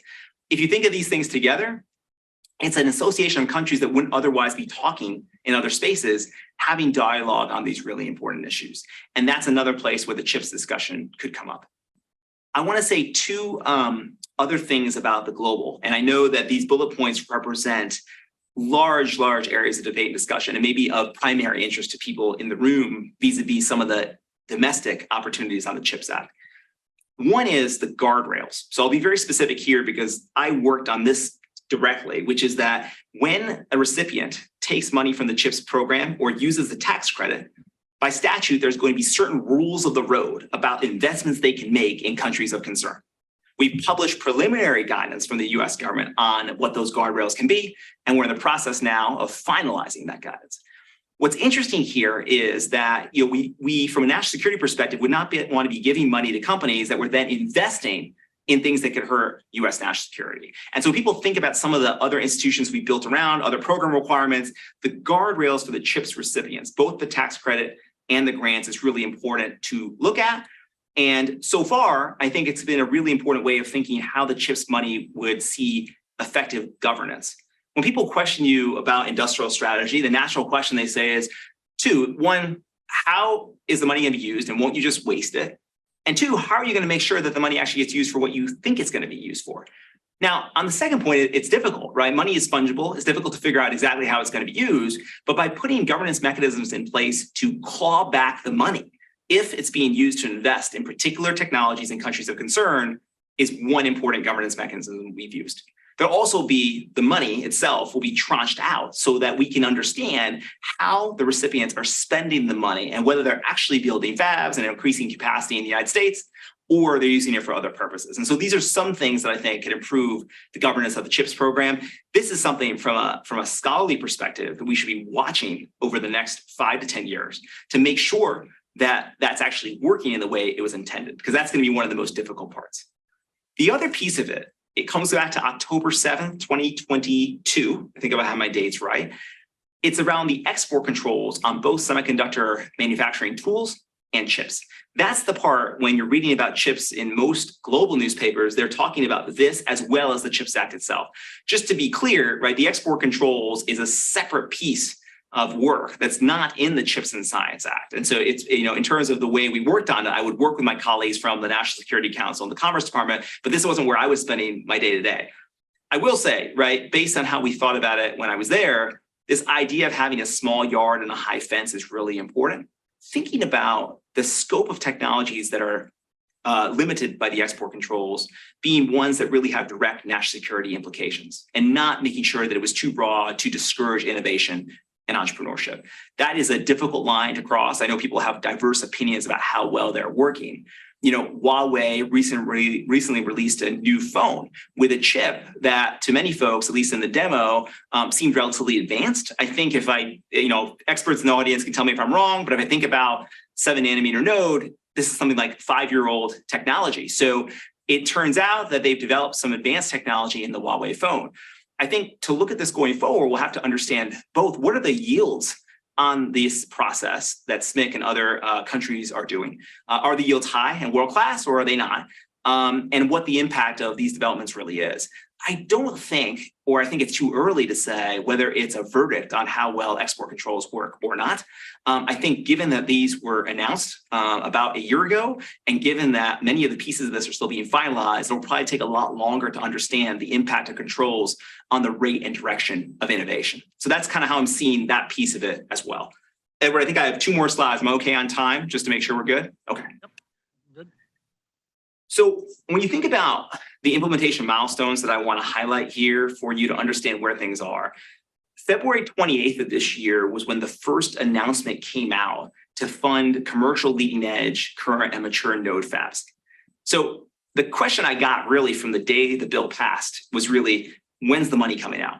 And of course, one of the other critiques of industrial strategy is government's too slow. Government doesn't have the right people. Government can't make good decisions. They'll be politically connected decisions. So we focused really hard on doing 2 things. One is making sure that within 6 months of the bill being passed, we could send out the funding notice so applicants for this part of the program, which leads to the leading edge fabs, which is really important to the mission of the program, we made sure that that was out and it was validated. And many of you read about it in the major papers where it was covered. And honestly, 6-month turnaround on a funding announcement like that to lay the stakes of the program was something that was a stretch goal and something that we really, I think we're proud of as a milestone. Now, of course, then companies and other applicants had to look at the applications, understand what the requirements were, and develop their applications. And so over time, companies have delivered statements of interest, SOIs, to say, hey, we're interested in this program. We intend to do a pre-application or application. They do pre-applications in some cases under a voluntary mechanism. They can get feedback and then full applications. That's the process that we're in now. There was another announcement, June 23rd, on supply chain projects. All of us recognize it's not enough to build fabs. We're also going to need funding for really key semiconductor materials and equipment. That $300 million plus type of project, there was a funding announcement in June 23rd of this year explaining how to apply for that. Coming next, there'll be smaller equipments and suppliers applications. So look, not every project is going to be above 300 million. And so it's really important to do a separate call for the smaller supply chain projects to make sure particularly that SMEs, small and medium enterprises, are included. There'll also be another call for R&D fabs, fabrication facilities that also have a research and development component, which is really important and actually goes back to probably Willie Shee's work about connecting manufacturing and research and development. The Department of Defense and their program, you'll hear more about that very soon as well. And the Treasury Department is finalizing the investment tax credit as well. And you're seeing the State Department and NSF programs continue. So that's sort of the state of implementation. And you're going to see a lot of major announcements before the end of the year on a lot of these key initiatives. And so that's what we're looking at. In perspective, I think that we've taken the time we've needed to make sure that the program is going to work as we intended it. I think if the awards had come out too early without enough due diligence, you'd risk the chances that you'd make bad bets. You're always going to make bets that you're not proud of or don't turn out, but it would increase the chance. And I think doing it this time, right, just a year after the bill has been passed, is an appropriate window. At least that's how I've been thinking about it. I will say one other thing. When the bill was passed and when the first notice of funding went out, we received a lot of criticism too. People said, oh, what's all this stuff about childcare? No company is going to apply for these funds if there's childcare requirements involved. Well, first of all, the notice of funding says that they have to present a plan to provide affordable childcare. And what I've seen in the year that's happened since is 400 statements of interest from firms all around the world in the CHIPS program. So I think a lot of folks, by looking at some of the early documentation, felt that the program was going to be overspecified and deter a lot of interest. That's not what's happened. Doesn't mean that it's not going to be successful or it's going to be successful, but it does mean that so far what we've done has engendered a lot of interest in participating in the program. One other question I want to deal with, which is really important and a fair one, I think it'll come up in a later panel. Industrial strategy, to use a American football metaphor, often has a moving goalpost. Right? If you don't set goals, if you don't say this is what success looks like, it's very open both to opportunism. People saying, well, just because I didn't succeed with the first billion, give me 2 billion and I'll succeed even more. Or, right, folks using an expansive mandate to do things that were never intended. We released a paper in February of 2023, exactly in accordance with when this funding announcement was reached out. And we did that precisely because the decision was made that we want to specifically articulate our goals. One, to push back against folks who said that there was no goal or objective. And two, to make it clear to folks exactly what we were looking to fund and what we weren't. That's a really important key to industrial strategy. So when people say, what makes you optimistic about the CHIPS Act, given previous efforts in other countries and the United States haven't always achieved their objectives? My first question is, did they ever write down their objectives? Do you know what their objectives were? And the second is, right, by clearly specifying the objectives, I think we have a better chance of hitting them. So just a few things to note from that report. You can read it. It's publicly available. The goal by 2030 is to see 2 new large-scale clusters of leading-edge logic fabs that would include packaging. We should be able in the United States to have production of high volume of memory chips on terms that are economically competitive.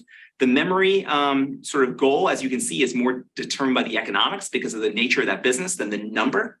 We want to have multiple high volume advanced packaging. I mean, just looking at the audience and seeing the bios, there's so much expertise on the chip business. You know how important advanced packaging is going to be to future innovation in this industry. We want to make sure that we're increasing production capacity, in particular current gen and mature chips. I mentioned some of my deep dives on 28 nanometers and others. There's going to be really key nodes, process nodes that are really important for key applications and things like automobiles that are important to keep in touch with. On R&D investments, you can't specify what this is going to be, but we want to make sure that the NSTC and the other investments from R&D are going to lead to investments in the next generation of process technology for the next generation of logic chips. The idea being that we're going to come up with the cutting edge from these R&D efforts, as well as in memory. So hoping that in the US, through these investments and through our global partnerships, we'll be able to lead the world in the next generation of logic and memory is an important part of the program. And finally, making sure that some of the supply chain shocks we saw during the pandemic, that we're more resilient to these kind of chip shocks overall, because this is a very cyclical industry, and some of the issues that appear in 2021 could appear again. Looking ahead, a couple things to look at, and this will be my last slide, and I look forward to your questions and comments. One is the timing, right? When will those first large awards be announced, and what's going to be the response from media, from business, and from governments around the world? This is going to be really important in this next period. It tends to be, despite all the institutional detail I've showed you, despite the program discussions, people are going to pay attention to the first big bets that this program makes. And more so than the R&D, they're going to pay attention, I think, to the big awards for mega fabs in the United States, which firms receive them, how it connects to their projects, and the response from the media in terms of how they cover them, from other businesses in this industry and others, as well as our own government at state and local levels, and foreign governments is going to be really important to understanding the coverage. I say this as someone who lived through a lot of these big announcements of the CHIPS Act and realizing that when these things are talked about on the front page of the paper, opinion is often formed by that, and how that's covered and when the timing is to be really important. It's something to watch. The second is there's been tremendous private sector investment. There's also been record increases in the construction of new facilities for manufacturing. We're seeing a building boom. Will that pace continue? How quickly will the projects be completed? A lot of folks will say, look, Ronnie, this is impressive what's happening so far, but there are environmental permitting rules and workforce issues and other things that are going to slow down the development of these projects. And we've been thinking about all this stuff since the beginning. We're trying to solve for many of these things, but in the end of the day, that'll be a really important empirical question about how quickly these projects get completed and whether we maintain our diligence in hitting these timelines. Are you going to see the appropriate investments in workforce? This is something I think a lot about. And as those who know and are following TSMC and familiar with the company, they've been talking a lot about, and you've been hearing a lot of coverage, particularly in Arizona. The idea that we're going to need to fill tens of thousands of jobs in this new industry, an industry that many Americans are not familiar with and aren't trained for, is going to take a massive effort. And so to me, it's going to be more than just corporations sort of announcing a new corporate social responsibility program or a single partnership with a community college. What I would encourage you to do is how I've been thinking about it is that every time you see an announcement, ask yourself how many seats are in that class, how many semiconductor technicians will be trained. One really interesting thing for me is the potential for these industries to create jobs for people who do not have a college degree, and they're going to be able to earn a high wage in some of these industries. That's really exciting. That's one of the reasons I think that President Biden is so excited about the CHIPS Act. But to do that, we have to get people from where they are to where they need to be to work in these chip factories. And it's going to take a massive investment at the state and local level as well. So that's one thing to watch. The suppliers need to show up. A key ingredient to TSMC, Intel, Samsung, Micron, Global Foundries, Texas Instruments, all these major companies is going to be their supply base. And if those suppliers, particularly for our foreign-owned companies that are coming to invest in the US, if they don't come along with them, it'll be very difficult. The CHIPS program alone can't do all that work. And so we're going to have to work across a lot of different public and private partners to make sure that we see some of these suppliers come as well. The regional cluster issue is really important too. I talk to a lot of mayors and county commissioners, and I get excited about chips, and they say, slow down. We need housing, we need transportation, and we need education. Where's that going to come from? How is it all going to sync up, and at what time period? Something really important if you're thinking about development of places. The last two things. One is, how will supply chains really shift over the next 5 to 10 years? You know, I think there's a lot of talk about supply chain resilience and +1 strategies. It'll be really interesting to watch corporate strategy and the big companies that operate all over the world and see to what extent they're actually changing where their supply chains are located and where they run through. The president obviously just got back from a trip from Vietnam. Vietnam, India, and other places are important right now in terms of these alternative supply chain destinations, something to watch going forward. That will have big implications for American resilience, our productivity, our wages, and innovation. And the last piece, which overhangs all of this, is how does the success of the CHIPS program or not affect the debate over industrial strategy? My sense is that if we are not successful with CHIPS and the Inflation Reduction Act, which I can talk about in the Q&A, it'll obviously set the cause back for industrial strategy considerably. We're making a big bet on a different way to do policy.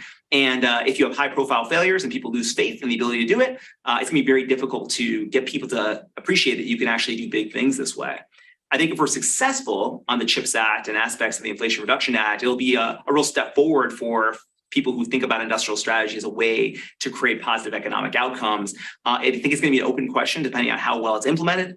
I was proud to do that work in the White House, but now back at Duke, I'm interested in studying some of the impacts of these things and working together with people in the audience, Edward and others, to try to figure out best practices so we can have a higher chance of success.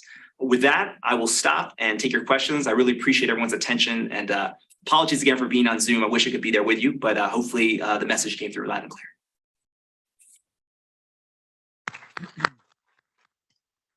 So thanks a lot, Ronnie. You set a great table, a lot of complexity, which is I think captures reality well. One thing for you to think about as I then turn to the audience is Willie. You mentioned him several times. We had multiple great speakers. One of the things I liked that Willie said was, you know, it's big push and it's big push supply. There's not enough discussion about demand, right? You yourself mentioned the importance of the key customers, Air Force, for example, on the US side. So how important those key customers were. He mentioned Apple as a major customer for TSMC, you know, a quarter of their revenue and those types of things. So just to the back of your mind, just think about maybe commenting as we go through around the demand side incentive, demand side, why maybe that was lighter in terms of the approach. But obviously the reason we love to do these conferences is because our audience is just as well informed as our speakers. So let me turn over to the audience and start. Let me take the first 3 questions, maybe collect them, Ronnie, and then turn to you. So I've got Margaret in the back. And again, just quickly, you know, who you are. Hi, thank you so much. My name is Margaret. I'm from Harvard Law School. As you touched on how quickly will the projects be completed, and I want to touch on Japan. And the tone in Taiwan domestically about the Japanese expansions are notably quite different from the US investments. If anything, the expansion and investment in Japan seems to be quite positive and maybe even ahead of schedule. So I wanted to ask, why does Japan seem a little bit more on maybe ahead of schedule or a little bit more successful in terms of timing, and what will the US need to do in order to catch up, or are there things that are already in place to be able to address this competition? Thank you. Ronnie, do you want me to collect a couple? Sure, if the questioners don't mind, I can. Yeah, you could take 3 and then I can answer. Perfect, good. Yeah, thank you. Okay, great. So, yep. So then in the back and then Wenqi in the front. Hi, my name is Nandini and I'm a public policy student here focused on education policy. Given historically that the community college system has responded to workforce needs to mixed outcomes, I wondered if there was anything in particular that was done with the CHIPS Act to make sure that the programs and types of graduates coming out of these colleges would indeed be hired by some of the same companies that are bidding for contracts.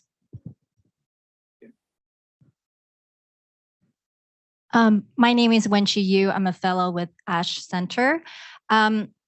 Both you and Liz previously has said that security is sort of, you know, in the heart of the consideration when pushing out those policies. So my question is, you've laid out an amazing, by the way, congratulations and kudos on, you know, accomplishing such like gigantic and enormous work. But in terms of the political side of things, is sort of organizing all these efforts around security or national security more of a political act, or is it truly that the perceived security threat is so great that we have to organize our efforts in that way? And how did you, or how did the administration convince the Congress to actually come along with you? That's fantastic. Edward, should I take those three to start? Yeah, if you could, that'd be great. Exactly. Well, first of all, while I can't see all the audience members, I can hear them, and those are fantastic questions. I'm going to do my best to answer them. And Edward, they lived up to the billing as people who know a lot about this. So first, I've been following that Japanese fab as well that TSMC is building and reading some of the same things you are. I'm not able to read it in the native languages, but trying to read the translations and get a sense of what's happening. And as you are saying, it seems like that it's ahead of schedule and working well. What I've learned in all these projects, though, is until it's producing at scale, I won't draw any firm conclusions on it because I think there's a lot to go from here. Similarly, the TSMC project in Arizona has received a lot of attention. You know, TSMC is a world-leading company that is leading the chip industry in many areas for a reason.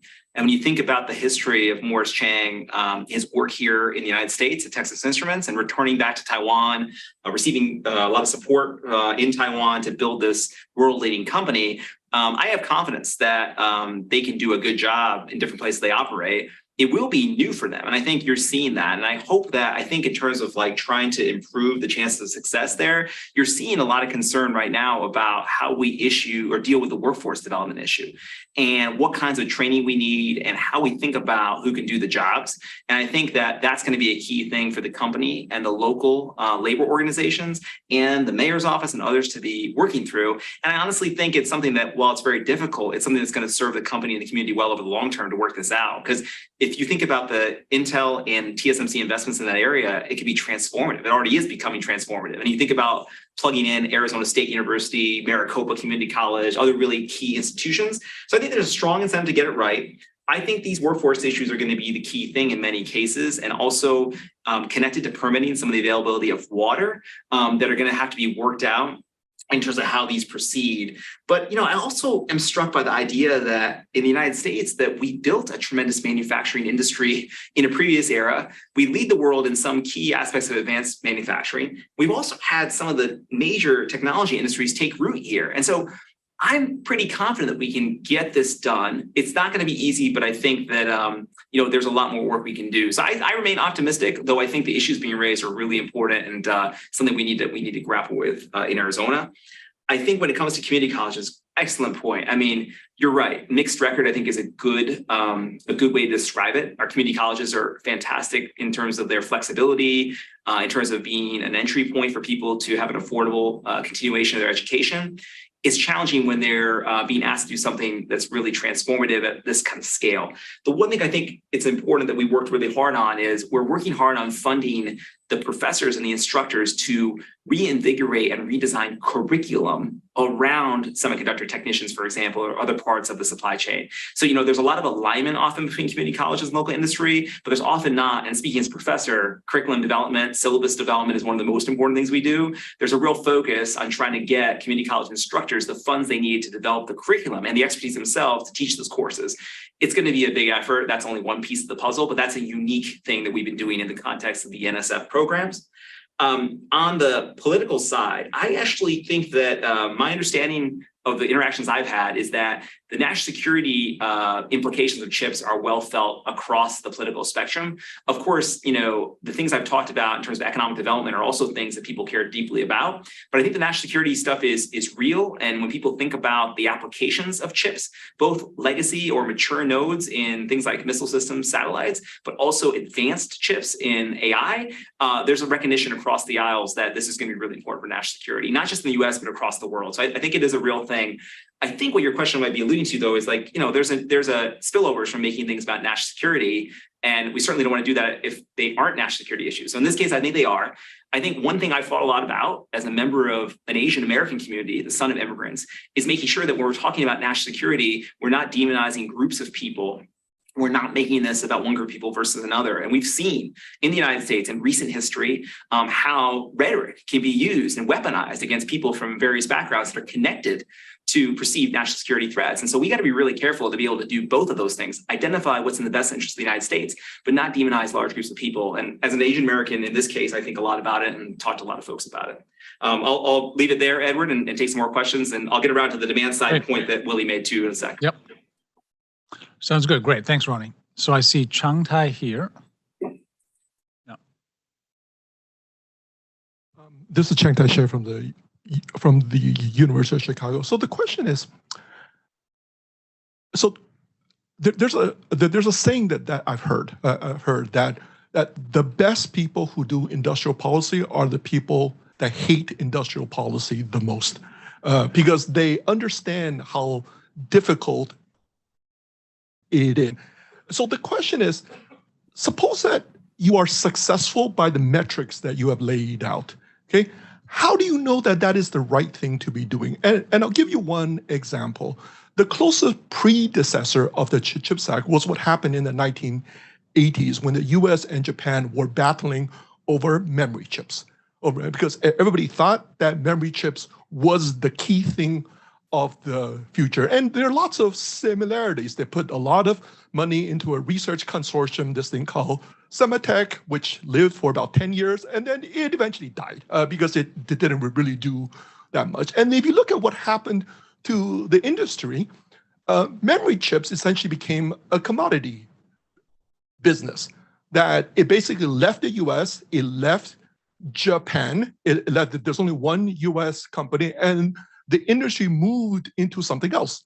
So the question is, for those of us who don't really have real skin in the game, which is that it's not our money, it's somebody else's money, who don't really know the details of the technology, how do we know that we're doing the right thing? That is, you could be very successful by all the metrics that you laid out, but in 10 years from now, something brand new could come up, and then this is just an obsolete industry. I guess, at least I don't know. That's right. Thanks, Chang Tai. So Ronnie, why don't we'll leave that as the final. I don't see other hands for now. If you could just answer that and then tie in maybe the demand side that Willie raised, then we can close. Perfect. Well, Chang Tai, first, thank you for the question, and let's also talk about offline, because I mean, you're asking the essential question. So let me tell you how I think about this, right? So first, I do think setting out the clear goals is important, right? In previous efforts, the goals weren't as clear. I've studied a lot of that era. I've looked at Semitech, and my advisor in grad school actually wrote some of the biggest papers on Semitech. And I don't know if I characterize it as a complete failure. I think there were some successes in key areas like equipment, but in general, I think you're right. It eventually sort of fizzled out. And I think that you're also right that, you know, if we pick the wrong technologies and we lock into the wrong technologies, it can have negative outcomes. Here's how I'm thinking about it today. One is, I think you got to come back and assess the work you're doing. So one of the reasons that the money in the CHIPS program is going to be handed out in tranches is to make sure we're understanding how it's being spent. And these fabs that are being built, right? If they're building technologies that go obsolete, they shouldn't be continued. That would be my first answer, right? So we have to make sure that we're not just making these investments and then being asleep at the switch for years and years and years. That's, I think, one thing. And I think, you know, you'll see both sides of government in any situation, Republican, Democrat, who are eager to provide that oversight. And I think that that is important. I think the other thing I'll say is that when it comes to chips, right, it'd be different if we succeeded and then someone said, we should go on to all these other different areas that are really important. I think chips is singular in many ways because it's an input to almost every other product. And in particular, because the national security applications are really important. The national security piece is, I think, and this is where you and I can talk offline. I know you won't have a chance to respond, and so it's unfair, but I would like to think more about like how econ models can accommodate these national security externalities. Because it could be that it makes perfect sense from an efficiency standpoint to have all the production of a really key input in the economy in one part of the world. But what happens if that geographic concentration creates big national security risks for nations? And so I think when I see the CHIPS Act, I don't see it as kind of a scattershot industrial policy. Let's build this, let's do this, let's bring back every single kind of manufacturing across every dimension, which I think is one of the key risks you're worried about.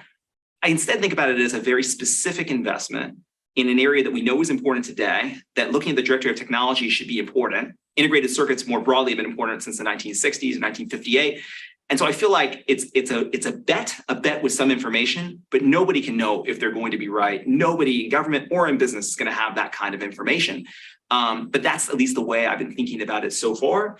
I also think that research and development investment will be in basic research that will allow us to take advantage of lots of different technological trajectories. If you think about packaging as one example, there's a lot of developments in packaging to allow you to stack 3D, right, or heterogeneous packaging. These are things that if we build a foundation, depending on where it goes, we'll be able to take advantage of that as we apply that research and commercialize it into entrepreneurial firms or existing innovators. So I think you have to lay a groundwork to take advantage of where technology goes. You have to make some bets based on what we know today and what we've been looking at for a long time. And I think relying solely, let's say, on kind of an efficiency-based model of where the location of production is might not be the whole story when we think about something like chips that are so important in all these applications. So that's kind of where it's at. But I'll send you an email because I'd like to talk more with you about it. And it's a really important point you're raising, one that I honestly think about every day as someone who's back in academia. On Willie's point, just to finish up, Edward, Willie's making a good point that you can juice the supply. You can get more production of chips. Who's going to buy all these chips? And it goes back to Chung Tai's point, which is that you're going to see ups and downs in this industry. And the memory chips he even just mentioned, you saw, right? Micron and Samsung talked about it a lot in 2022. Memory demand cratered as the demand for smartphones, PCs, and other things went down. We're going to see lots of cycles in this industry as well. The type of demand push that Willie's talking about, I mean, I didn't hear the comments, but I'm thinking two things in response. One is, it is important that the big consumers of fabs, so you can think about Apple, you can think about Apple, Broadcom, NVIDIA, AMD, companies like this, they're going to be really, really important in determining the success of fabs in the United States of America. And so making sure that those companies are valuing having the supply here on shore, that they're incorporating that into their risk tolerance is really, really key. And those are some of the biggest, right? Apple, NVIDIA, Qualcomm, and AMD would be the ones. Broadcom also important. Those are all firms that are going to be key in terms of as those who are consumers of fabs. More broadly, I think the electric vehicle revolution and other drivers, but that's a big one, will drive the increased demand for a lot of chips, as well as what we're seeing with the rise of AI. So I think those are some of the things on the demand side that I'm watching, but this industry is cyclical and we will see ups and downs. And that's why I think these investments are going to have to be borne out over the longer term. And I do hope in 10 years from now, we'll have some things that went well, some things that we say, look, we're not going to do that again because they didn't have the impact that they intended. So I'll stop there, and I thank Edward and the Kennedy School and the audience for their attention. Thanks, Ronnie. Appreciate it. And make sure to use your connections, more investment in the Eastern Seaboard, so we can get you in person next time. So I assume you'll get that done. Will do. Thanks, Ronnie. Thanks a lot. Thank you. Thanks. Yeah, thanks a lot. So why don't we just take a quick 5-minute break to catch up on time, 5 minutes, and then reconvene. All right, why don't we get going? It doesn't make any sense to me. Hey, hi Eric. Nice to see you. Absolutely. All right, if you could just take a seat, we're going to get going on the next panel. Even then, I mean, not even then, because I guess the way the economists are trained to think about trade policy is that it's all about lower prices and it's all about the consumer. Yeah. Very good. So we're moving topics. We're going to move from the optimism of a former White House official to the realism of the DNA of academic skepticism. And I think it's a natural transition, right? So we heard from Ronnie about the complexity of what they were trying to do, but the optimism of big push industrial policy from someone who just stepped down from the White House. And I think that makes a lot of sense and it was useful. Now we're going to hear from a wonderful panel about what are the costs? What are the costs of what is happening? Costs in terms of trade, costs in terms of political alliances, right? What are those costs? And what are the concerns built in to from our allies, from other parties, in terms of what the US and Taiwan and many partners are trying to do here. So what I would like to just do here is introduce our fellow Wen-Chi Yu, who will then introduce the panel and then act as chair. Wen-Chi is, again, like many of our speakers, both here and this morning, she's this wonderful combination of what we all strive to be, I think, at least at the Kennedy School, which is multiple sector, right? So she began her life in government in a way, right, through working for US Congress, also the State Department. She also then joined Goldman Sachs and was in the China office for many years. She's interesting also because she's then moved on to the private sector again, but in a different way, working with technology companies in terms of cross-border transactions and their strategy, but also in media as a correspondent and chair of a wonderful program actually in Taiwan through TVBS. So she wears many hats and has seen things from different angles. And that's why I think she's very well positioned to chair this panel and introduce our speakers. So with that, I will turn over to you, Wen-Chi. Thank you again for coming up. We appreciate it.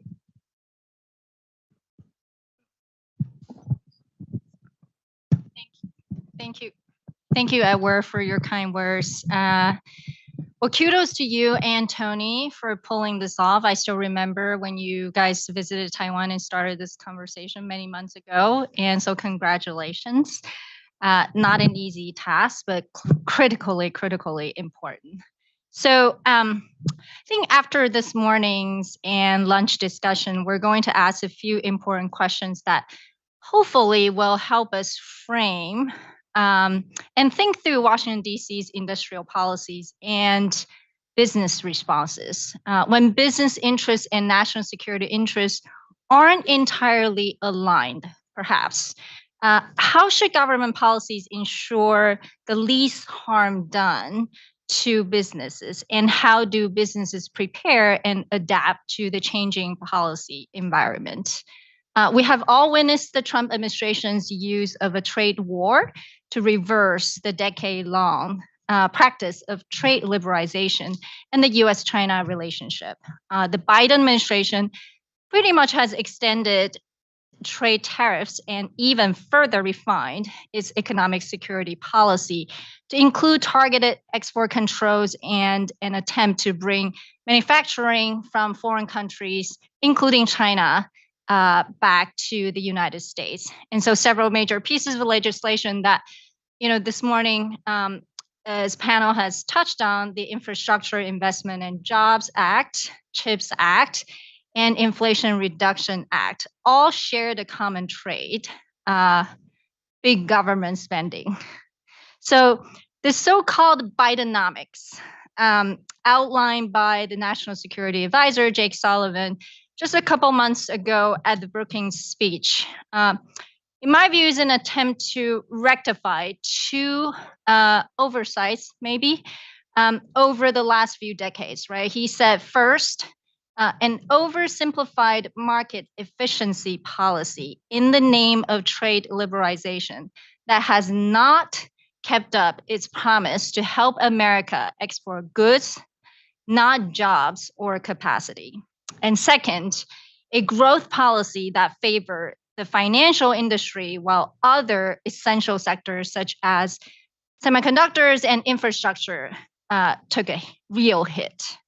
And Sullivan believes that in addition to the domestic industrial base being hollowed out, China's heavy government subsidies in sectors from steel to clean energy and US economic dependencies in the EU and China as a result of liberalization exposed America's vulnerabilities. So today's panel, all giant thinkers, I'd like to implore our panelists to discuss not the Biden administration's diagnosis, which we've heard a lot from Ronnie and Liz, but its policy solutions.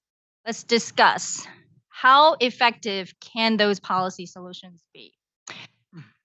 First off, we have Professor Joe Nye, who needs no more introduction. He has inspired a whole new generation of people who think about power in a different way, and I am a loyal fan. And so, he will talk a little bit about, actually set the framework about the fundamentals of the US-China relationship, which in my view is what drives so much of today's policy conversations. So, Professor Nye. Thank you very much, Unji. Our topic is basically geopolitics and chips. And since I know almost nothing about chips, I'll talk about geopolitics. But what I want to focus on is the nature of the US-China relationship and how that affects everything, including chips. There's a recent article that was published in Foreign Affairs that says that the US and China are locked in what the author calls an enduring rivalry. And that is supposed to tell us that there'll be conflict and hostility forever. That's much too simple. Just take the last 50 years of the US-China relationship since 1949, and it goes something in cycles. Okay, it goes somewhat in cycles. The first cycle, almost 20 years, we were killing each other in Korea, shooting each other. The second cycle, after Nixon's visit to Mao in '72, we were cooperating against what we thought were the problems of the Soviet Union, to the point that China allowed us to set up listening posts in Western China. In the third cycle, which goes roughly from 1990 to 2016, we had economic engagement where the US supported Chinese participation in the WTO. And since about 2016, notice I say this because it starts before Trump, we've had what's called great power competition. And that has led some people to say, well, why don't we just call it a Cold War? We're in a Cold War with China, and we should behave the way we did in the first Cold War, which we won. The trouble with that is if Cold War is defined as intense hostility or intense conflict without military conflict, yes, you might say it's a Cold War. But if Cold War implies something like the historical Cold War with the Soviet Union, it's a very misleading historical metaphor, which could lead us to the wrong sorts of strategies. For example, in the US-Soviet relationship, there was almost no interdependence other than military interdependence. In the US-China relationship, there's enormous economic interdependence, $500 billion worth of trade, and there's also ecological interdependence. US and China are the two biggest producers of greenhouse gases, which affects everybody. So in that sense, the metaphor of the Cold War, as though what we're doing is going to be like what we saw in the 50s, 60s, and so forth, I think misleads us on a strategy. Basically, what we're going to need to do is to realize that the idea of decoupling from China, which is popular with some people in Washington now, there's almost a bipartisan consensus on China, part of it rather misled. The idea of decoupling is just much too costly. If you mean, I think they've corrected it to say de-risking. no, I'm coming to that. Okay, all right. But there are some who still talk about overall decoupling, and that obviously is much too costly. So when you think about selective decoupling or de-risking, what you do is you get into this linkage to security.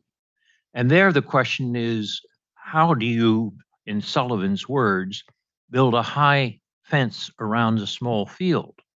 There are going to be internal pressures to make the field larger and larger, or the fence higher.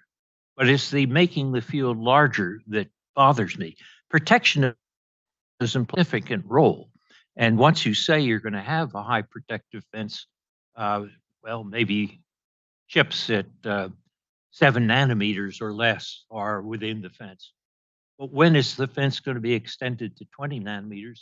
And when is it going to be extended to solar panels? Those are a set of problems that we face, which would greatly increase the cost.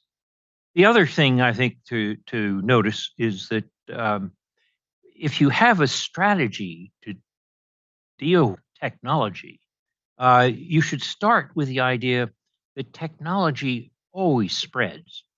There's no way in which you can completely sit on or control technology.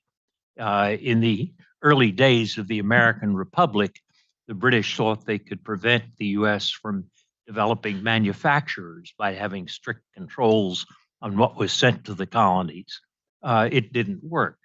And the way to think about the role of technology controls is in the image of surfing.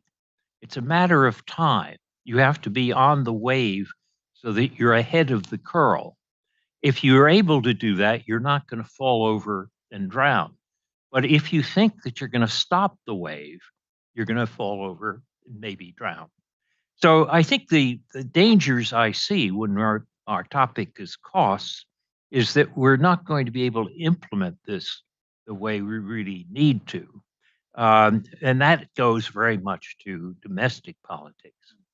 I think in terms of where we are today, I personally agree with the emphasis that's been put on stopping Huawei from building 5G in the U.S. I think that was a major security threat to the U.S. I also would agree with efforts to prevent SMIC or Huawei having access to the latest chips. But I think the danger is that we think that that's going to be something that we can hold as an advantage for 10 years. Might be that, in fact, it turns out to be 5 years. The latest Huawei phone suggests that they've gotten down to 7 nanometers much sooner than we expected. We heard from Chatterjee at lunch that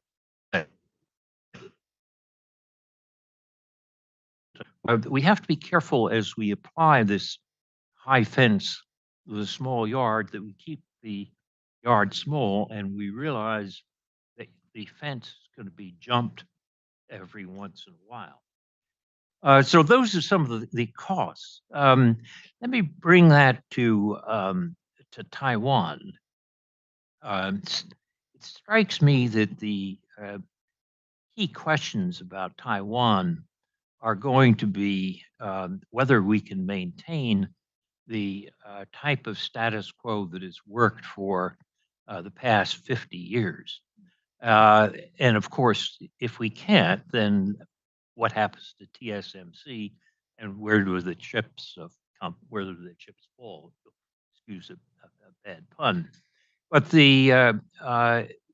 basically, when Nixon and Mao wanted to cooperate with the Soviet against the Soviets in 1972, they realized that they couldn't agree on Taiwan. From China's point of view, it was a renegade province and a remnant of the Civil War. From the US point of view, it was still, in our view, the Republic of China, which represented all of China. And they couldn't get an agreement on that. So essentially, they found a formula to kick the can down the road, not to go into the Shanghai Communique and so forth. The simple verse is there would be no de jure independence for Taiwan and no use of military force by China. And within the boundaries of that box, the two sides of the Chinese Strait or the Taiwan Strait would work out their differences. Now, some people say that's not going to work. They say that the growth in Chinese military power means that's not stable. They also argue that if Trump returns in 24, neither that nor anything else in foreign policy will be stable.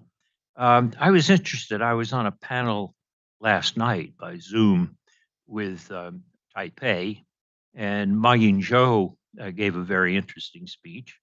And I know he represents the Kuomintang, and that's not the full spectrum of thought on Taiwan, but he gave a very good argument for why we should try to preserve this status quo. And I think that the question is, can we do it? And there are some people who say no. I think it's essential that we try to maintain it. And that's going to depend on two things: deterrence and the fact that Taiwan is the location of TSMC, and that is important to China as well as to the rest of the world. Some people say that's Taiwan's silicon shield. Well, a silicon shield alone is not enough. But if you can add to that improvements in deterrence, both the American military presence and in equipping Taiwan with smaller missiles, shore to ship, which can be held in caves and not vulnerable to a Chinese first strike in case of force, then you can make, as people say, make Taiwan into a porcupine and difficult to attack or to swallow. And in that sense, I think with if you combine these two, deterrence and interdependence, the chances are not bad that we can keep kicking the can down the road with this formula of no independence de jure and no use of force. Now, people who disagree with me say, but you haven't paid enough attention. Look at what Xi Jinping said. He wants the PLA to be ready to invade Taiwan, to take Taiwan by force by 2027. This is a narrow window, and we're about to see it close, and we're about to lose. It's true that Xi Jinping would love to see Taiwan reunited with the mainland during his presidency. But there's one thing that Xi Jinping cares about more than he cares about Taiwan, and that's his control of Chinese Communist Party and Chinese Communist Party control of China.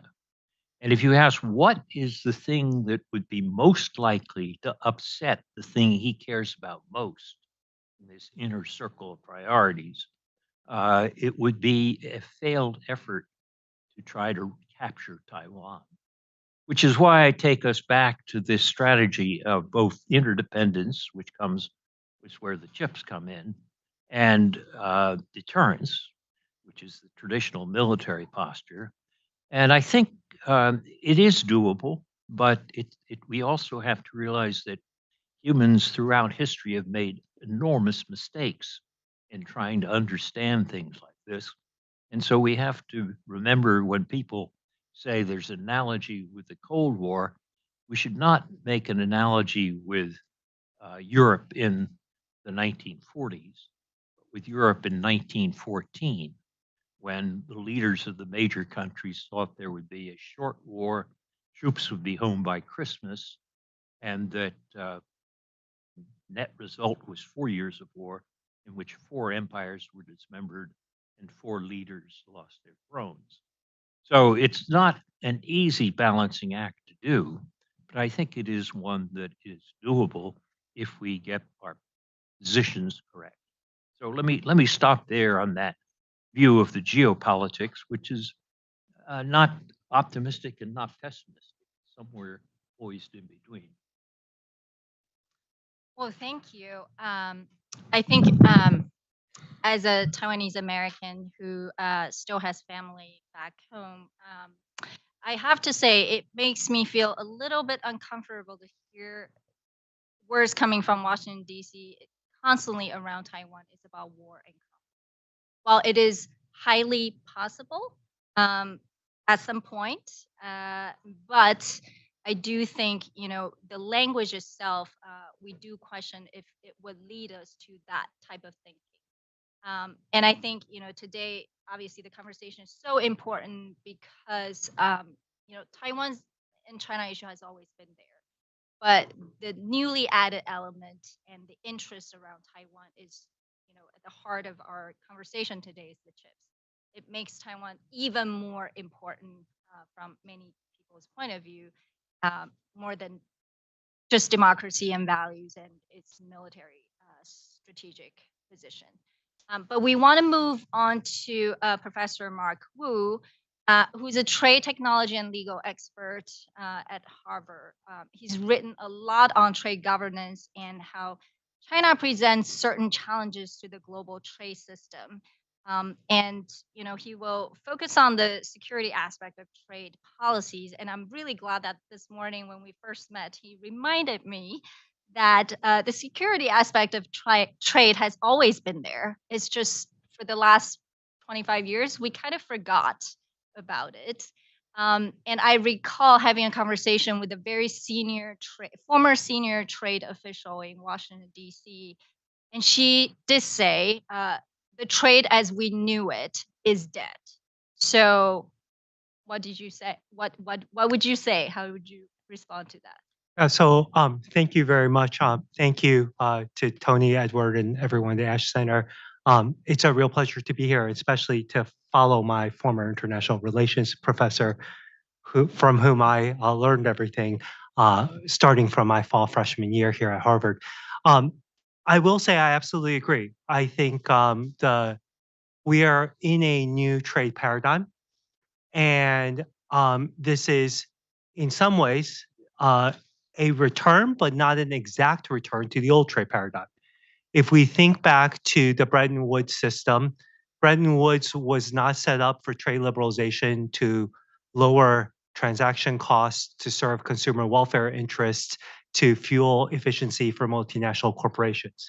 It had all of those effects, but its main impetus was to develop a set of secure rules, not for the entire world, but for a set of allies with shared values.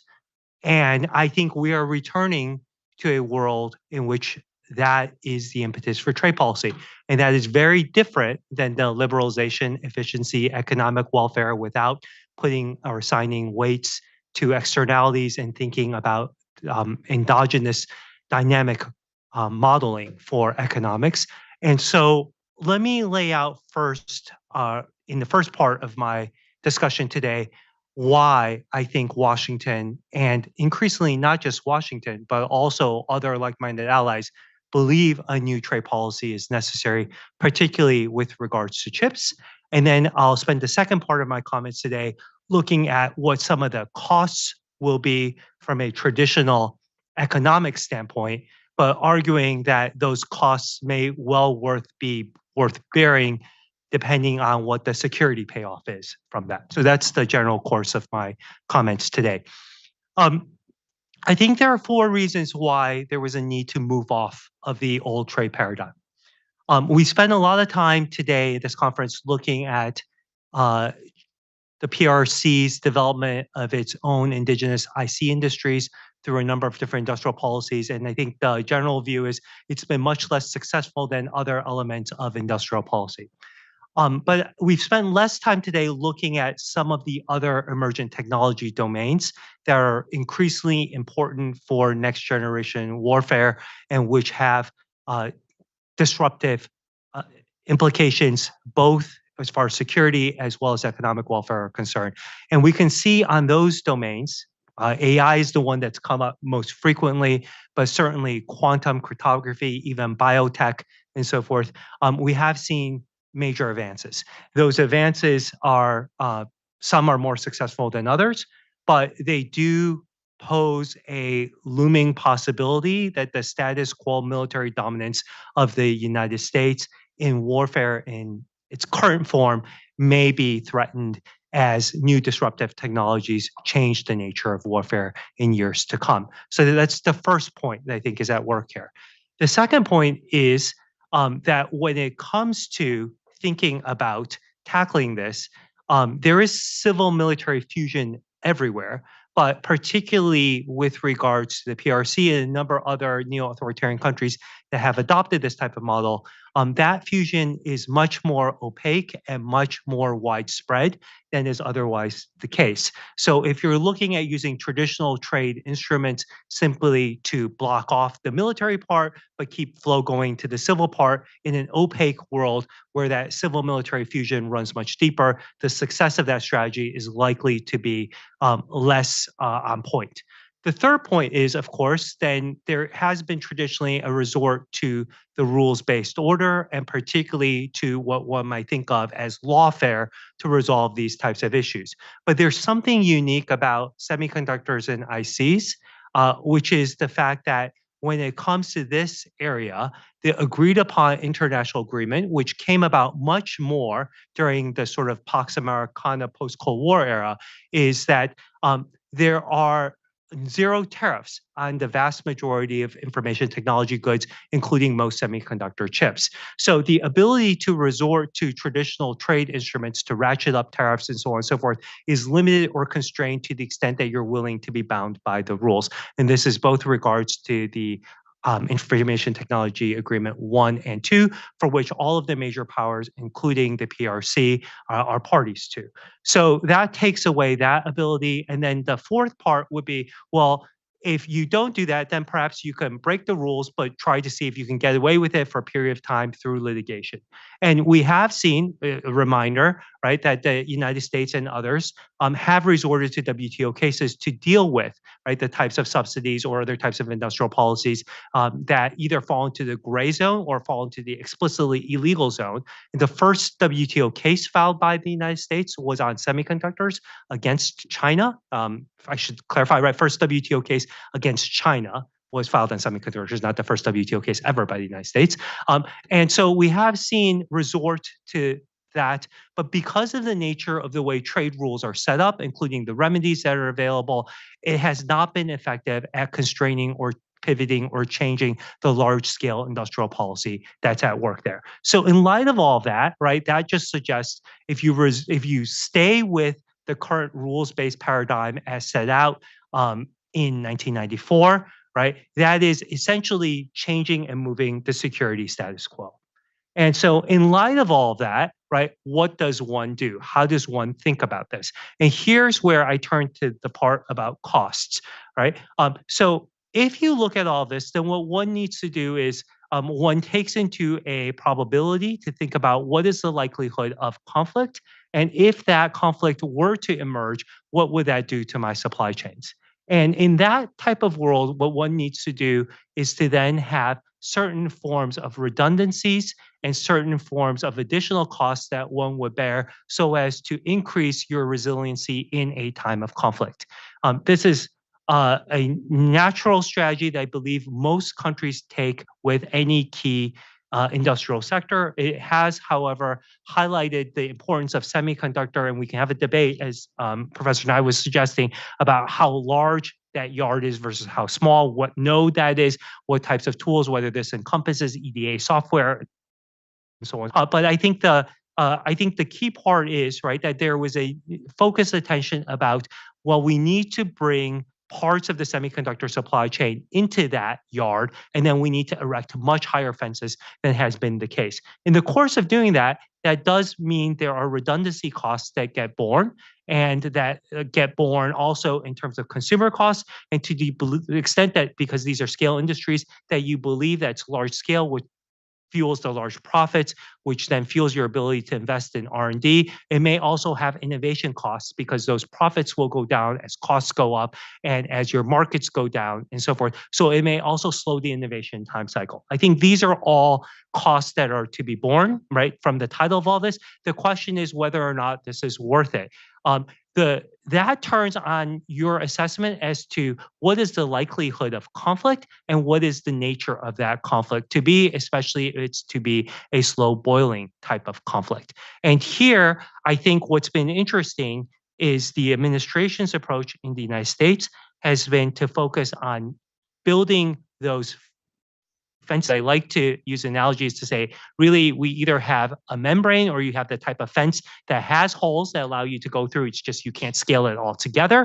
But it has been to focus on those parts of technologies or products which are tied to, I'm using the administration's own words here, military intelligence, surveillance, or cyber-enabled capabilities that tie into the civil military fusion that I tie into, or the military defense sector, which are aimed at acquiring and diverting cutting-edge technologies for purposes of achieving military dominance.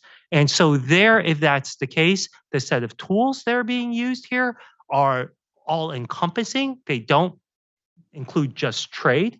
But even so, they've moved beyond traditional trade instruments of thinking about just export controls, licensing, and tariffs, right? Which would be the three sort of traditional means, to a much broader scope beyond all of that in terms of thinking about all this. What is interesting is, again, here, the point that's been made several times by other panelists, this is not about bringing everything on shore. This is about de-risking in the sense of having multiple redundancies in the event of conflict and having those be in dependable places that will not be affected by the conflict, particularly were that to happen in East Asia or somewhere within the Taiwan Straits.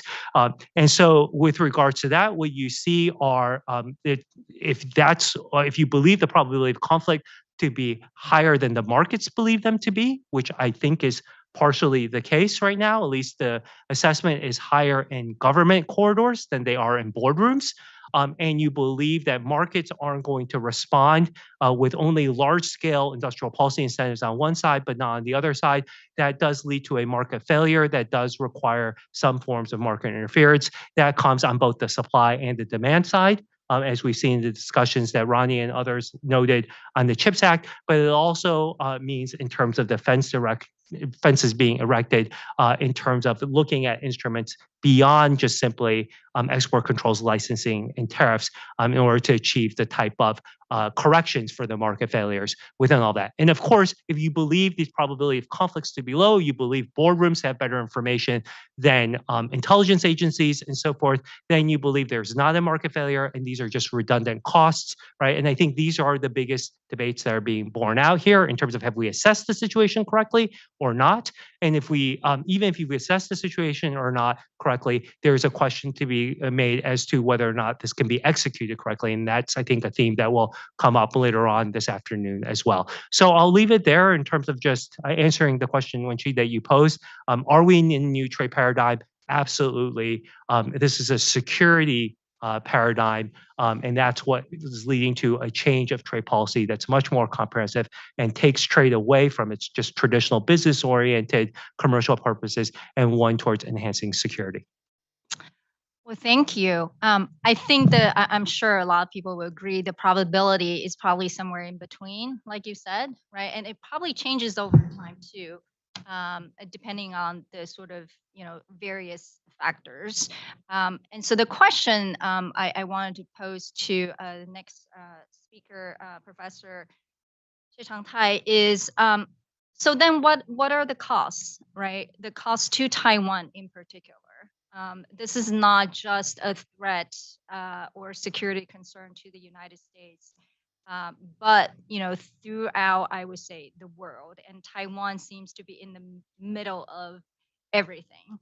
And how should Taiwan actually de-risk or mitigate those risks? And is it relocation or diversification of chip manufacturing the best security guarantee, or what are the other risk mitigation measures? Thanks. I think that I will have a different perspective. So let me just start by saying that. We've all seen what's happened to the Republican Party over the last 10 or 20 years. That it's clearly now a party that is isolationist, that is nationalist, and I think, frankly speaking, economically incoherent. I think that we have seen that now. And what's been really distressing to me is that I see the same thing happening now in the Democratic Party. That is, if you were to listen to, say, what senior Biden administration officials say, they sound remarkably like Peter Navarro. Without his personal edge, his personal edge, but in terms of fundamental economic philosophy, and maybe this is well expressed by what Mark was saying. Fundamentally, the belief is that we need a new trade paradigm. So what I thought I would do is let me try to illustrate why I think U.S. trade and industrial policy is just remarkably incoherent. Even taking sort of the stated goals, let's not talk about economic costs. Let's not talk about economic efficiency. And let's talk about security goals. Okay, how does trade meet U.S. security goals? So I'll talk about two things. How does U.S. trade policy meet its security goals vis-a-vis China, and how does it meet security goals vis-a-vis Taiwan? So first about China, right? One of sort of the platforms of U.S. trade policy vis-a-vis China, I guess the first thing that you've got to ask is, what is the security threat posed by China to the U.S.? And I think the fair answer is that it's a combination of a Leninist party structure with lots of dynamic firms that have control over key technology. So Huawei is a good example of that. I mean, nobody worries about control of key technologies by North Korean companies or control of key technologies by companies in Cuba. I mean,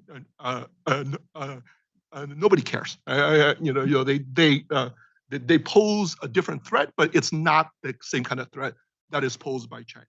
So once you recognize that, that is the threat. It's companies like Huawei that pose it. Now let's think about what U.S. trade policy tries to do.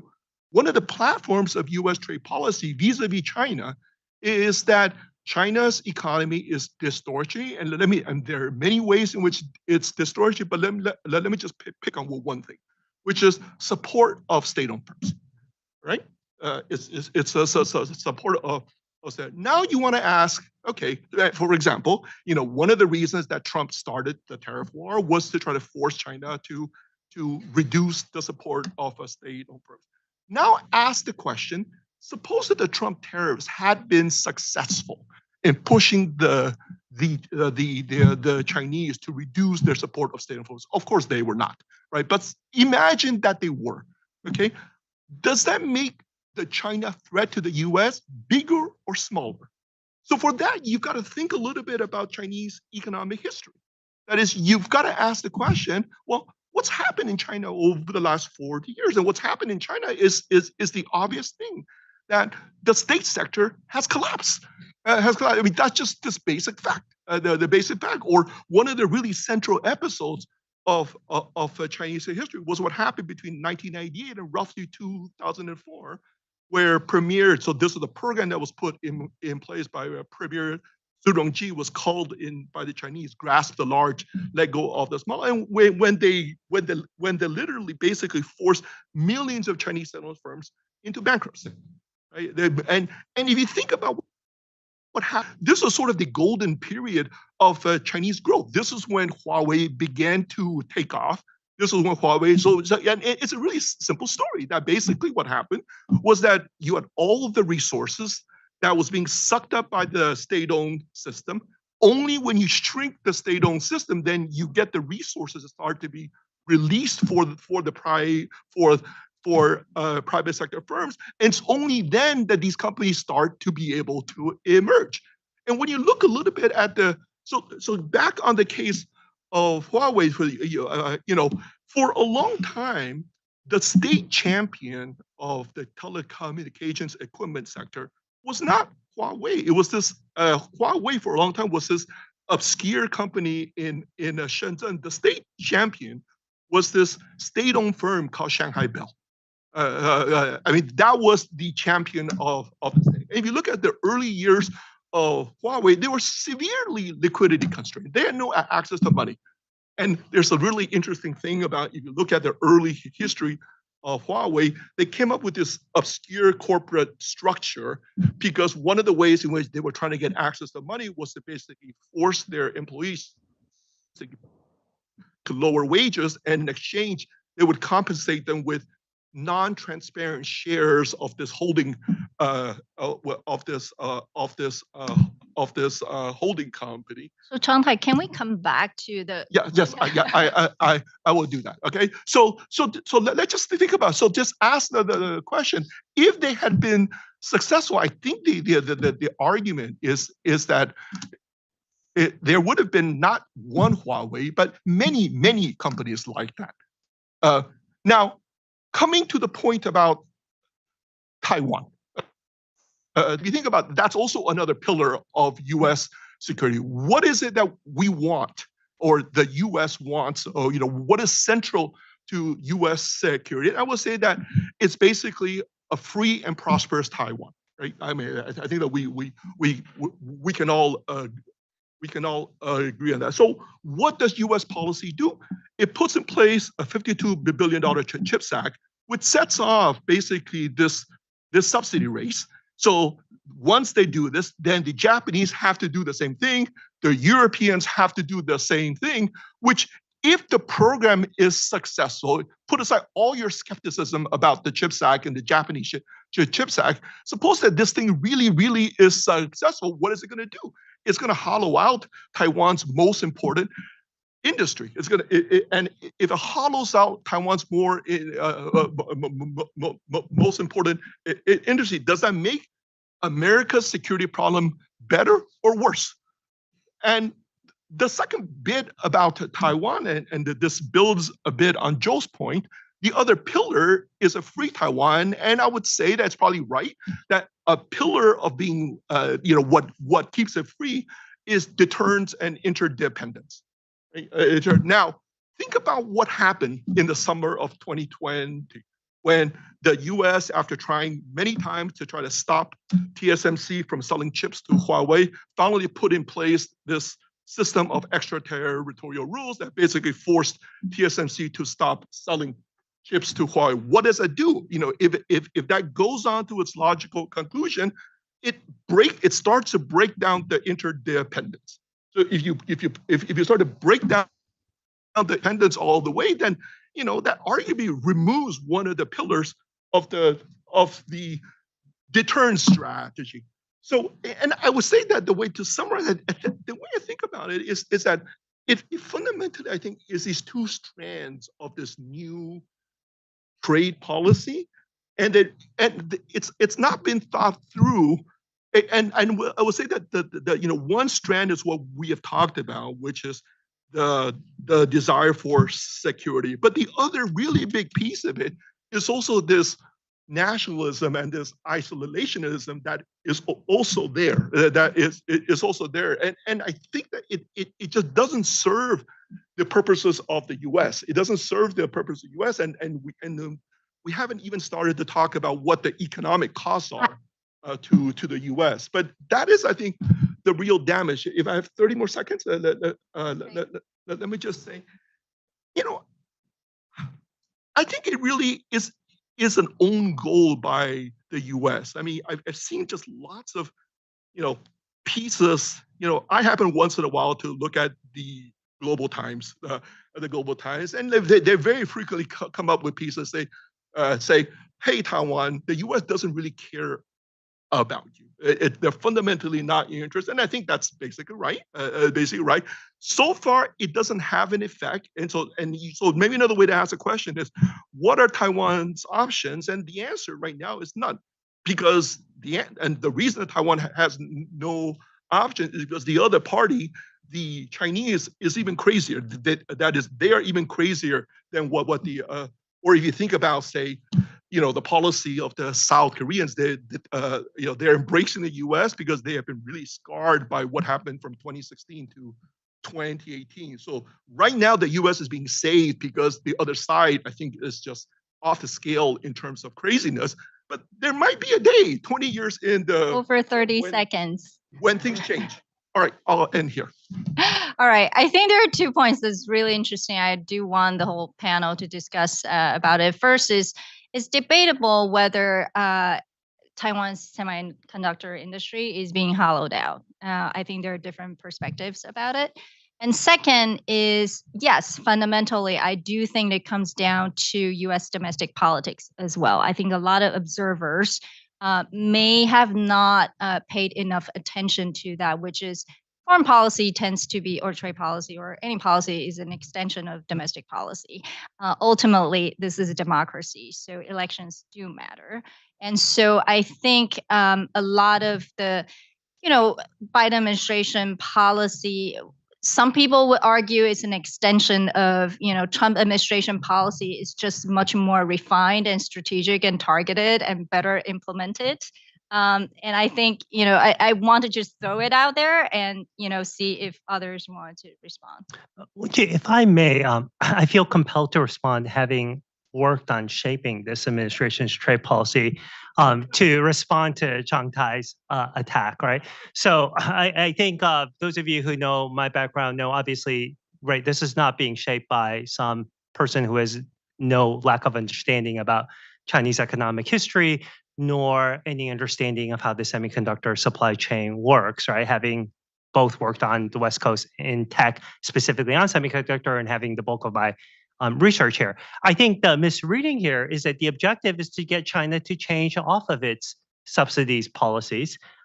If you read both Ambassador Lighthizer new book and you look at what Ambassador Tai is saying, I think the change that's happened is there's a realization that rather than this interdependence changing China's economic tactics or using WTO cases or using carrots of new trade treaties such as the CPTPP to change China's tactics here, the fact of the matter is China's economic policy is driven by China's own domestic interests. That has always been the case. And those domestic interests, given that's currently aligned, means, and especially given China's desire for technology autarky, that there is not going to be a shift of that types of subsidies and policies. So if that's not the case, how do other countries need to restructure their supply chains?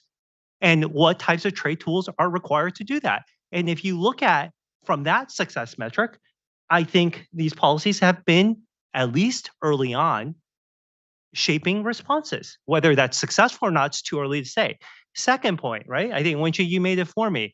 I think it undercounts and in some ways trivializes the ingenuity of the Taiwanese, a hollowing out perspective. I think it's possible for Taiwan to remain an innovation hub, an R&D leader, and also to have diversified manufacturing supply chains. And so we've seen this in other instances, but the risk here is that that diversification is increasingly concentrated on the mainland to Taiwan's own detriment. The reason that's the case is because of market failures elsewhere that have not provided the types of subsidies compared to and demand-driven policies, rightly so, as Willie pointed out this morning. And so it's a question of how does the rest of the world respond with a set of policies so that Taiwan itself can de-risk by moving its own supply chains off of the mainland and addressing a whole series of market failures in a coordinated fashion amongst like-minded democratic countries that support Taiwan. So in that sense, too, I think this is a misreading of those trade policies. And there, if you look at it, the number of alternative tools that's today is much greater. And lastly, I'll just note on Taiwan trade policy perspective, I'm especially proud of the fact that we have moved in this administration to enacting the 21st Century Partnership, which I believe is the most aggressive effort of any administration in the last 20 years to advance Taiwan's both freedom and prosperity. So I'll just stop there. I am speaking in my own personal academic capacity today, but I felt like this was a frontal attack on what we've been doing in this administration, and I just needed to correct the record there.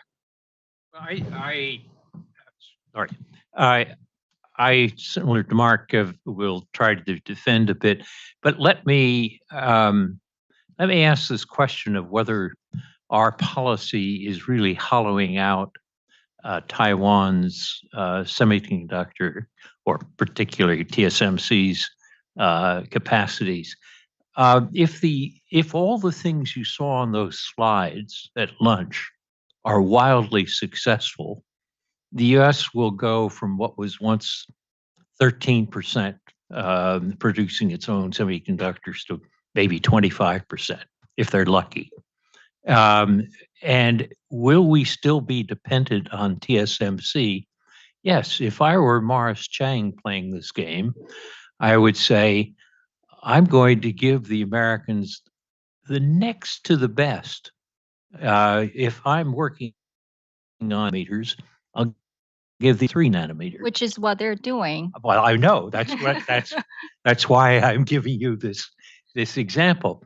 On the other hand, I would also say that while I will follow this surfing metaphor of always realizing it's about time, and I'm going to stay a little bit further on the curl of the wave than anyone else, but I also need to remember that I need the Americans to think that they need me. And so I have to make sure that I don't stiff the Americans. If they say, build something in Arizona, and I say, no way, well, that's going to cost me something in this larger geopolitical sense. So what do? I do what TSMC is doing now. I give the Americans some things near the cutting edge of the highest level of chips, and I give them something where they'll have jobs and political responses that are positive in domestic politics. And that's the optimal position for Taiwan and for TSMC. So I don't think it's necessarily a foolish strategy. I think the Taiwan has been playing its cards pretty well. Can I just say something? So let me just say that I think I agree with the two of you that there is not likely to be a hollowing out of Taiwan's semiconductor industry. But for the following reason, for the reason because I don't think my best guess is that the CHIPS Act ultimately is not going to work. That if the CHIPS Act does not work, what I think is what is going to be the most likely scenario. And I'll point to the example of a TSMC in people here know important or something like that, which TSMC built up 20 years ago. That I'm sure that people in the room goes, and it never expanded capacity. They never expanded capacity because it was just 60, 70% more expensive. So the basic point is that what do I think is likely to happen to TSMC Phoenix? That you put in place subsidies, you give me free cash, I'll take it. Right? I mean, that's the whole thing about cash. You give me free cash, I will take it. So TSMC is going to take the cash. But ultimately, I think when I listen to Ronnie talk, that's not really what his goal is. The goal is not to have a semiconductor industry that's only viable with $52 billion in subsidies. I think what he ultimately wants, and I think what U.S. policymakers ultimately want, is a self-sustaining semiconductor industry in the U.S. that no longer depends on American subsidies. I mean, no longer. And if that ultimately is successful, I want to say that I don't think it's going to be that is going to happen. But if that were to happen, then I think there's a real chance that would hollow out the Taiwan semiconductor industry. Just to defend the administration a little bit more, I read those charts, as I said, even they're wildly successful, they're not going to solve this basic problem, and they're not going to hollow out TSMC. If they're wildly successful, you may have a couple of overpriced fabs, maybe in New York, maybe in Arizona, maybe in Ohio, if Intel builds there. But the key thing is the backward linkages. All those people that are going to be subsidized or encouraged to go to community college and computer science, all the support industries, so that you essentially have the development of a much larger support structure. So if you just measure the success of this by the fabs, and whether the fabs are cutting edge are going to be beyond TSMC or are going to be slightly behind, if they've had these backward linkages, it may well be worth the investment. I'll add one other point here, right? I mean, subsidies just change the cost equation a little bit. But at the end of the day, this industry is not one that's affected by cost. It's about strategic decision making. And so we've talked a lot today about TSMC, but remember the first fab ITRI funded was UMC, right? And if we look at why has UMC stumbled while TSMC has not, it's not a cost equation, right? All of you are experts in this industry to know that's the case here, right? And so what we're talking about is truly de-risking in the event of a conflict in the region, that there are multiple supply chains that would be able to keep production moving, so that what we saw as a preview in the automotive industry is not what we're looking at with regards to key military equipment components in the event of a conflict. That's what I think these other investments are, right? And whether or not Taiwan hollows out, TSMC stays ahead or not, is going to turn out decisions made in Hsinchu on technology. And I think that's always been true in this sector. It's not going to turn on cost, particularly not $50 billion. Yeah, and I do want to bring it back to our, focus today, which is really about geopolitics, right? So I think the CHIPS Act, obviously is a security issue, but fundamentally, I kind of, I think Changtai actually, in some way asked a good question, right? Like what in the end is America, trying to do? I think at the heart of it is just competition with China for leadership. China does present a different worldview, a different system, and different values. And so, fundamentally, I do think the US is competing to continue to have that dominance and that leadership in the current liberal sort of order. So that may be driving a big part of, whether it's chips, whether it's, other issues. It is in a competition with the Chinese system. And if you look at sort of Chips 4 Alliance and all these other acts, the US is trying to bring allies together. You are seeing these two blocks, at least, that is, again, US plus allies, whether it's militarily, economically, or politically, trying to sort of bond and force that bond even further compared to the last maybe 20 years or 30 years, to make sure that the values and the current world order is preserved, right? So I think I want to come back to sort of the geopolitical issue. Yeah. So can I just say two things? One is just a quick response about de-risking. I guess it looks to me like it's a really backwards way. If that's the goal, it's a really backwards way to de-risk. If you really want to de-risk, and then defend Taiwan. That's the most effective way to de-risk. And it is not just about Taiwan. Yes, let me finish. I think my sense is that the fundamental problem with U.S. trade and industrial policy is that they're not very clear what is it that they're trying to do. That they have too many goals. They want to have, protect American workers, protect jobs, bring back certain industries, deal with these linkages, de-risk the supply chain, deal with the security challenge of China. So it's a typical problem that you have one tool and you have 10, and you have one tool and you have 10 goals, and you have these different parties that are, you have, the people at the USTR with one particular goal in mind, people at the Commerce Department with another goal in mind, the Department of Defense with another goal in mind. It's all, so I'm gonna say there's no coherence. Please. I agree, but notice the fact, if I go back to the roots of what are our interests, China and the U.S. don't present existential threats to each other the way Stalin's Soviet Union did or Hitler's Germany. We're too big for China to invade or change, and vice versa. So what we want to do is avoid 1914. If we got into a stumble, as the example I gave earlier, then we and China could be existential threats to each other.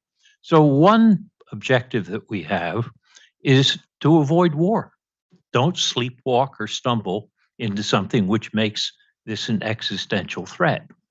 On the other hand, simultaneously, we have an objective of competing effectively with China for influence and power and preserving a type of international order that we find is suitable or better for our purposes. And a third possibility, or third objective we have, is to cooperate with China when it's possible.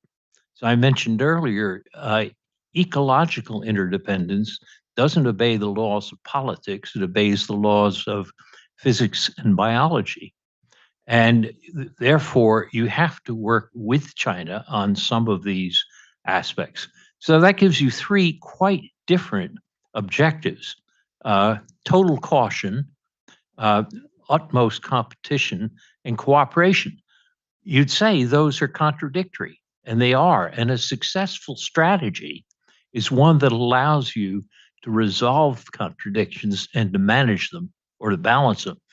Let me give you an example. I was having an argument with a friend of mine who's a very distinguished realist and American political scientist who was head of the president of the association, a very distinguished person. And we were talking about Taiwan. He said, really, we don't have that much interest in Taiwan.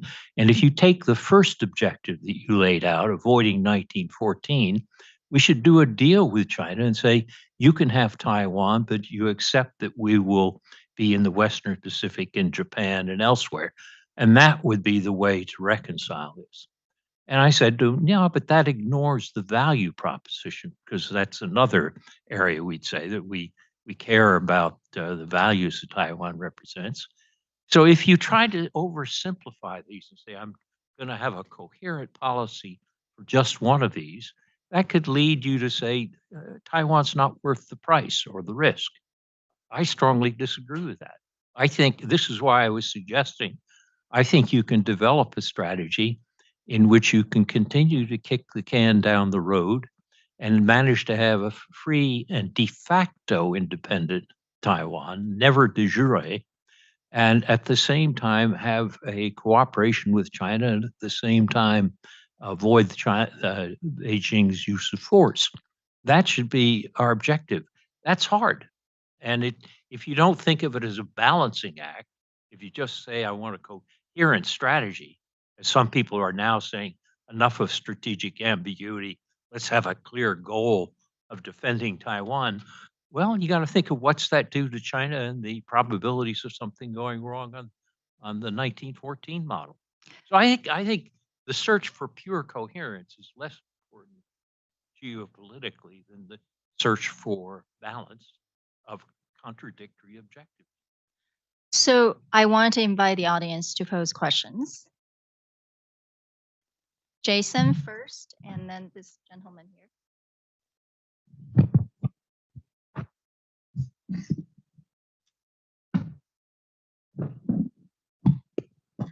Thank you so much for being here, Jason Shu, Harvard Kennedy School. My first question is to Dr. Wu. Founder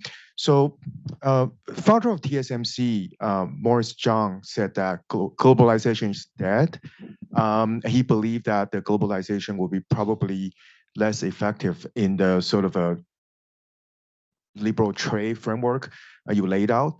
I wanted to know your thoughts on, so he also commented that the US's industrial policy for onshoring chips will make chips more expensive and less accessible and less available because of the cost increase as well as the competition. So I wonder, in terms of the trade design, what are the elements in this aspect have been thought through or covered? And the other question is to Dr. Nai, and both maybe Dr. Xie can also comment on this. So in July in Taipei, we held a Taiwan blockade tabletop exercise, and the energy dependency for semiconductor was identified as the most critical vulnerability. And there's really no way out on this because Taiwan depends on 90% import of natural liquid gas. So in this area of deficiency, how would you advise Taiwan, or how should US think about bolstering our energy robust preparation? That's one thing. And secondly, for deterrent strategy to work, you need both carrot and sticks. And it seems to me that the carrot, the stick is very, very strong. The threat level is high on all three sides. But the carrot, or the so-called credible insurance, is low on both Taiwan and China. In other words, US thinks China would invade Taiwan, and China thinks US is similarly supporting Taiwan's sovereignty. And China also fears that Taiwan will pursue and de jure independence. So how will we then ensure the credible insurance is also implemented amidst the geopolitical uncertainty? Thank you.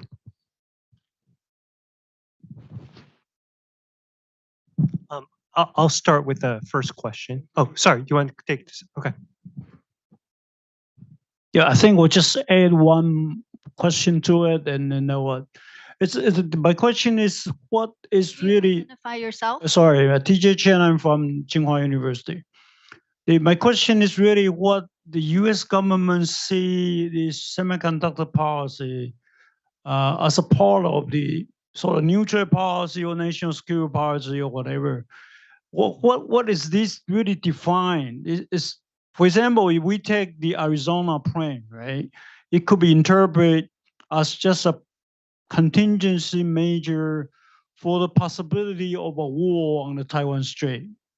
So maybe that could be understood in that way. And that if that is the case, there will be no problem of hollowing out, right? But then you look at the policy that TSMC is now sort of denied to do business with Huawei. That's a very different policy, right? That is a policy was meant to maybe slow down the Chinese progress in the semiconductor industry, or it could be a policy to prevent the sort of advanced chip to be used for military purposes. You know, all this confusion is really coming from why this semiconductor must be a part of the U.S. security policy. I think that if any one of the panelists can kind of enlighten us to that fundamental question, it would be useful. Thank you. Megan O'Sullivan from the Kennedy School. I think this is probably for Joe and Mark, and it's returning to the concept of the small yard and the high fence, which I think conceptually sounds right. It makes sense. We all understand it. But I wanted to get your thoughts on, is it actually workable for something that is so dynamic like technology? And if it's not workable, will it constantly have the downside of deterring investment and engagement in trade and sectors that would potentially fall inside the small yard high fence but are not there yet? I mean, is it really possible to define something that way without it leading into a huge buffer zone that would effectively amount to a large yard and who knows what height fence? Mark, you want to So respond to? I'll start with, I think, Jason's first question. So on Morsang's comment, I think the costs, read on costs is correct, and they were very much reflected in my earlier comments, right? In terms of, so I think there is a cost here, and there's an innovation cost, which is what he's getting at there. I think the comment about globalization being dead, I don't think globalization is dead, but I think the nature of globalization is changing, and globalization is still very much alive, but the value and the shared security interest part is reaffecting the way we think about globalization rather than simply efficiency costs. And there's hedging to be had all around, including in other countries hedging about the United States and our own political shifts and our commitment over the course of time. So I think there's all of that is at play here. The second set of questions on small yard high fence and what's the end goal here. I think it's dynamic, and that's why I like so much Joe's analogy of the surfer. You're never going to block everything out, and I don't think there's an intent to do so, right? You can always employ licenses here.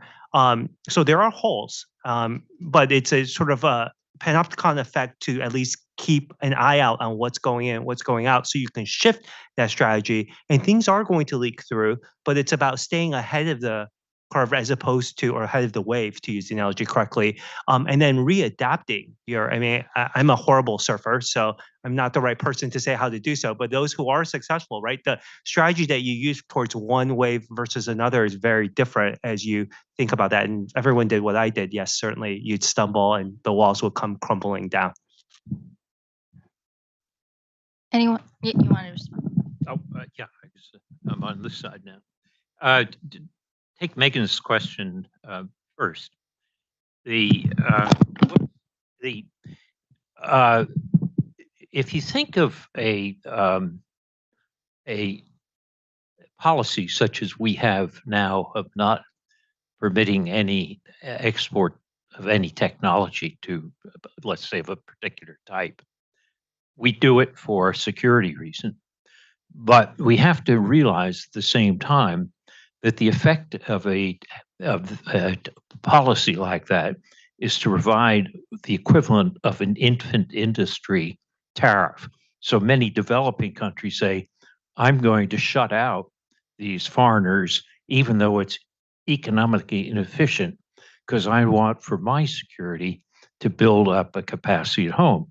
So what we've done with our policy is delayed Huawei, let's say for 5, maybe 10 years, and we subsidize SMIC. And so essentially, SMIC is now getting an incentive to put efforts into producing a technology at the level they weren't quite ready for. Now, we can try to reinforce this by telling the Dutch don't transfer lithography, and working with allies can determine that question of how much time you really have.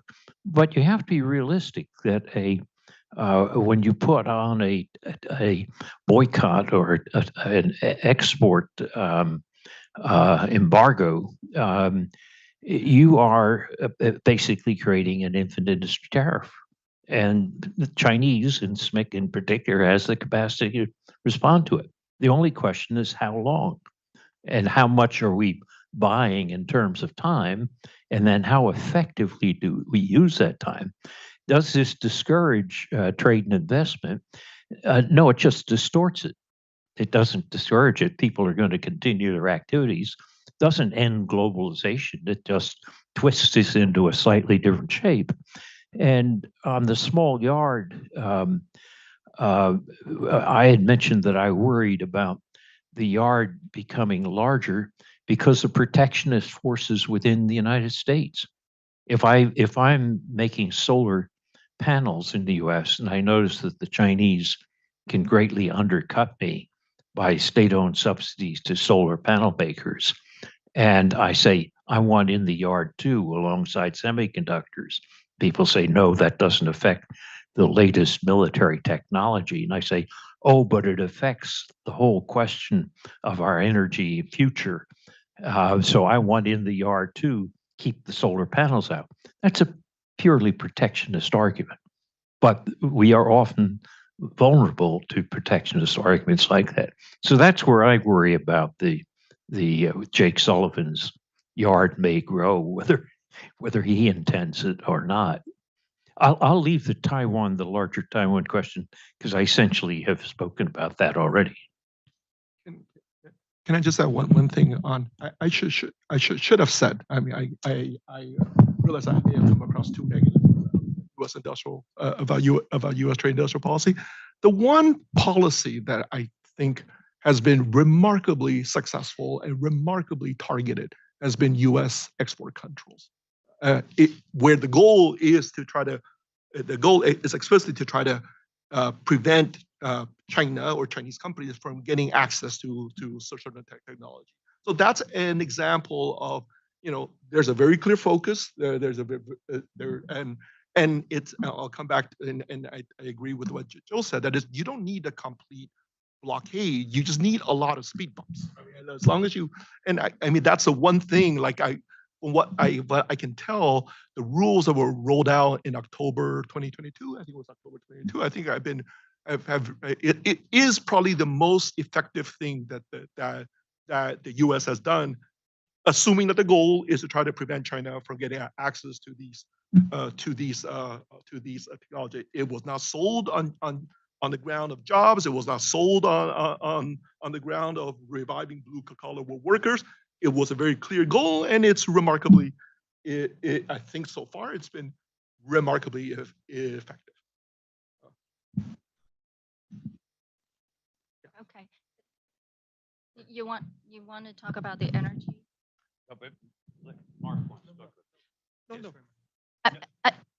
Can I just also ask a follow-up question? Whether it's feasible, possible to be so targeted? Let's say export controls, what we're seeing so far is that the administration is very clear about just the high tech and even CFIUS and our outbound CFIUS is same way, right? They basically targeting certain areas. And the question is, will these targets actually be able to be so clear cut? I'm not sure if I'm asking this question in the right way. Will there be ripple effects? And, you know, so that it's affecting other areas that aren't intended to actually be the targets. So I would love to hear if there are experts out there who can, because sometimes people make policies, but there are unintended consequences. And then second, you know, in terms of what Mark was saying about globalization is changing, I just want to remind everyone that, you know, U.S.-China trade reached all-time high, actually, last year. So despite, you know, the tariffs and all these other things, but the goods continue to come to the U.S., go to China, etc. Actually reached all-time high. But it is targeted sectors that are being affected, and we're likely to see. We don't know if that's going again to have ripple effects and affecting other parts of the bilateral trade or not. But that's a good question for us to ponder. And then last, I just wanted to talk about, respond to what Joe was saying about, is China an existential threat or not?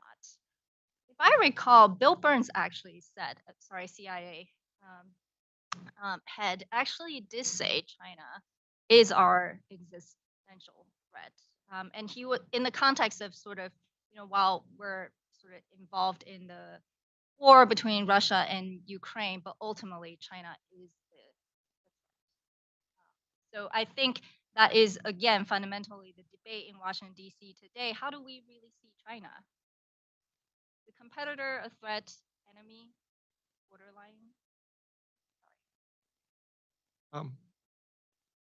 I'd like to add a question, and this is a question for the audience, for the audience. So that I mean, the reason we're here, presumably because we want to talk about Taiwan. So I want to ask them also, what does Taiwan do?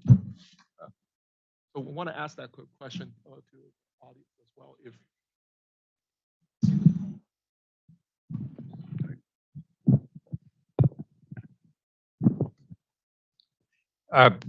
Let me ask, let me deal with your question about existential threat and then come to the defense of Taiwan. On and by definition, an existential threat means the threat to your existence. Hitler and Nazi Germany wanted to change our system in the long run. Stalin had communist parties throughout our different countries because he wanted to change us. So a threat to our existence as a free, independent democracy, yes, they were. I don't think China's in that game. How many people are marching through the American streets in defense of Xi Jinping thought with Chinese characteristics? Or do you expect there will be? Pretty close to zero. And so I think, to my mind, something that would threaten our existence would be if we were to fail to manage this balancing act and to get in a war. Imagine that we did have a war over Taiwan. The effects on the American economy, the Chinese economy, and the world economy would be enormous, even if it didn't go nuclear. The Rand Corporation did a study on this in which it said that in such a war, a non-nuclear war over Taiwan, the Americans would win, but it might cost as much as 25% of GDP. That comes close to what I call an existential threat. But I mean, frankly, the mood in Washington now is this bipartisan consensus on demonizing China. And in that sense, the argument is China wants to take over the world. They want to destroy the liberal international order. They want to expel us from our alliances and forward positions in East Asia. That's a threat to our existence. I don't buy that, but who do? But very quickly to come back to the defense of Taiwan, if I were Xi Jinping, I would not try to invade Taiwan, amphibious invasion. I would lose, and I might lose my job if I did. I would try to squeeze Taiwan, and recognizing that Taiwan is dependent on energy imports, I would create a naval blockade in which I would say every 20th ship or every 5th ship, I will stop and inspect as possibly contraband. Don't want to give them too much advice. No. But my advice to the Americans, if that happens, I would have a U.S. ship escort commercial ships that are going into Taiwan. In other words, that would, to me, be a line that we had to say, okay, we're not going to fall for that. But in addition to that, you can increase stockpiles of energy. You have to put them in places that are relatively invulnerable. A lot of oil tanks sitting near the coast will be taken out by PLA immediately. But if you have deep underground storage in Taiwan, that gives you more resilience. And the same thing goes with defense. What you need is not more F-16s. What you need is more Harpoon missiles, which can be hidden in caves so that after a preemptive first strike, you then wheel them out and use them against Chinese ships. So there's a lot to be done for the defense of Taiwan. But what we shouldn't do is announce frontally that we're going to defend Taiwan no matter what, and thereby stick our finger in Xi Jinping's eye and precipitate something that would become an existential threat. What I'm saying is quietly help Taiwan to defend itself and become more resilient, but don't get in this game of demonizing China or treating China as an existential threat unless we contribute to it. Any last words from our other panelists before we wrap up?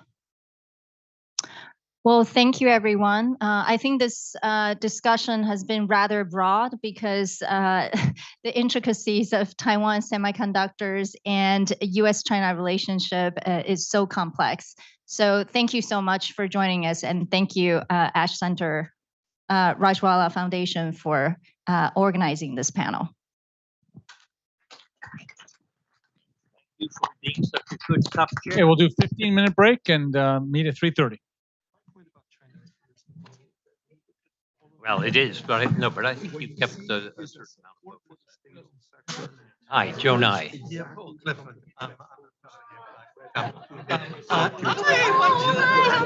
She's my moderator. I just like this. I was on a panel with Chad Freeman and Roy. That's right. So at least that was all three of us. If they're doing something stupid or stumble into, let them keep doing something stupid. Why are you forcing them to stop doing their stupid? Well, thank you. Well, there are some. Yeah, Ken, you were here. Okay, like he's very genuine. Of course. No, of course. No, that's what I said. That it's like it's more like a filtering exercise. But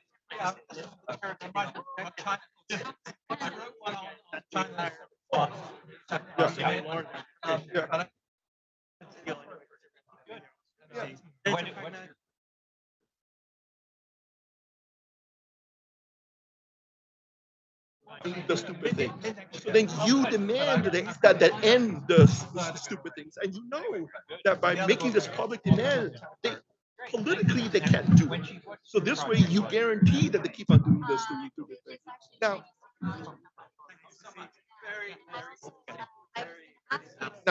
the question isn't whether yes. Oh, this is Joe's card. Yeah. So so the question is whether we really are We really are that Machiavellian. I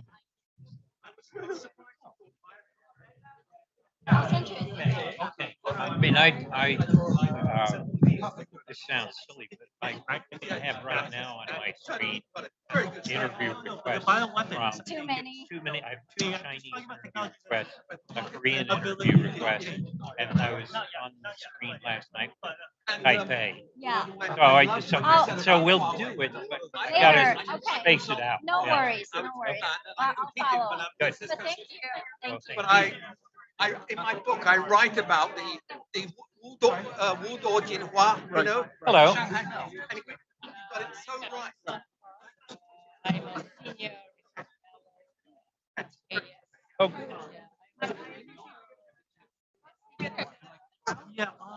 teach in the morning. Very good. And what are you working on?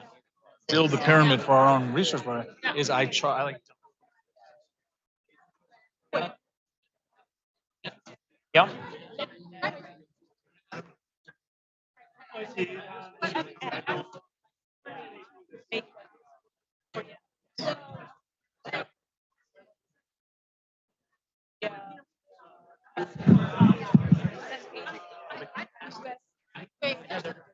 Yeah. Stand out of the way for we'll talk. Really can fund a lot of that stuff. Yeah. And I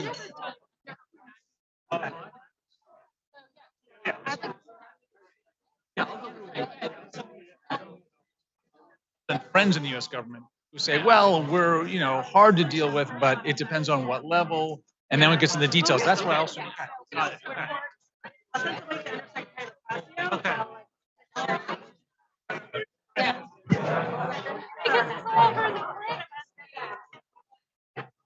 So, lovely to see you. I'm in person. I know. You're such a good moderator. Well, so after the final in person. Yeah, forcing you, obviously.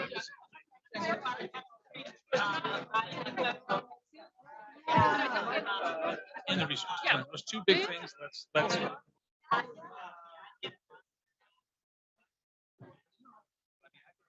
Because I'm doing a lot out there, but I'm increasingly going to be here, so I can run at least the.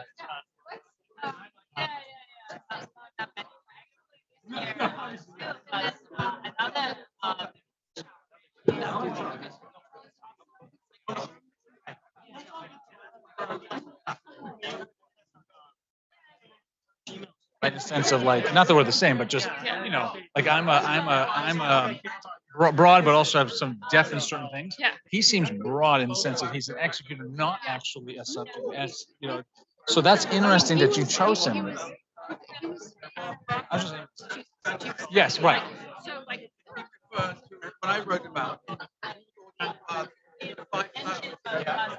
how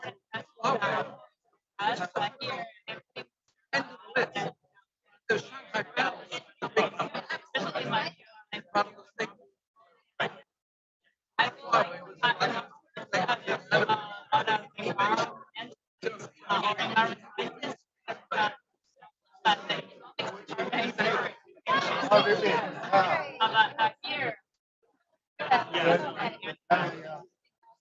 So I'm also part of the other school.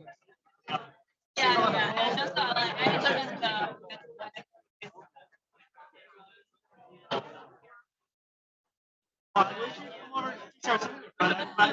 Yeah.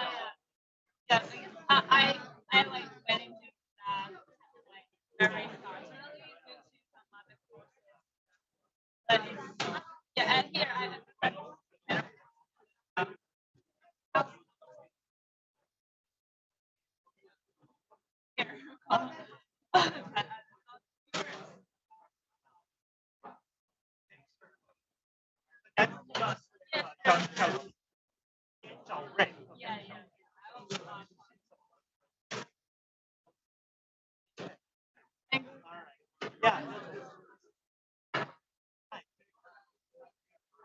Oh, hi. Hi. Nice to. I give you my card. I'm not very general. Actually, like,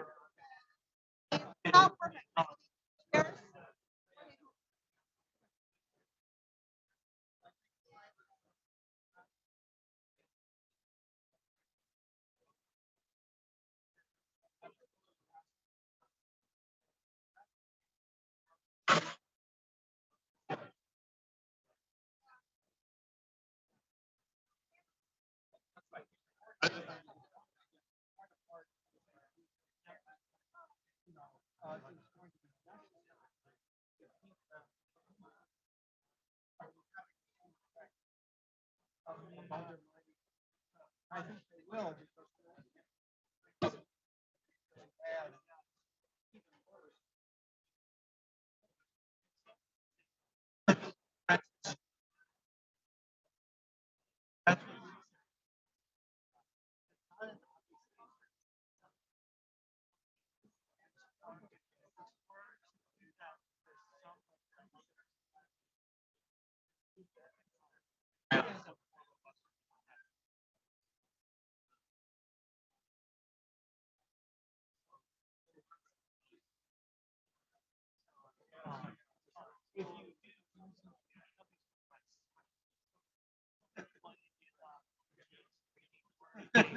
Three spots. Three spots.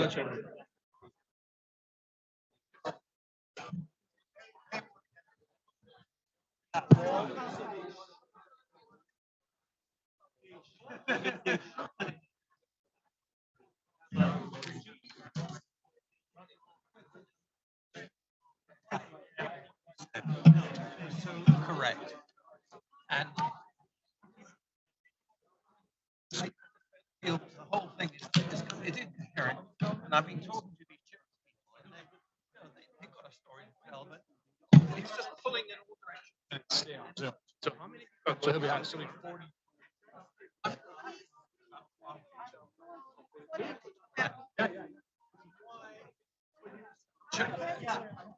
Capacity with a different in here, the horseshoe type of a thing.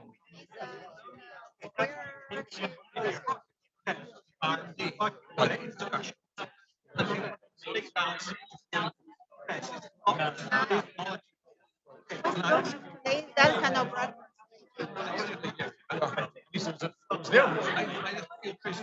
To have a discussion about it. So I think it'll. That's I don't know the answer to that.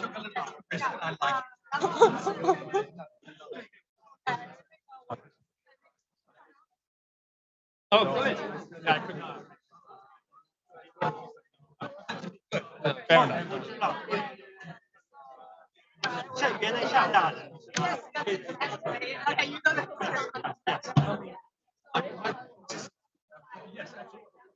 Well, of course. I'll be very happy. Done. Done. Thank you. 然后就回去抽烟。I thought that last time. I'm sure the next one.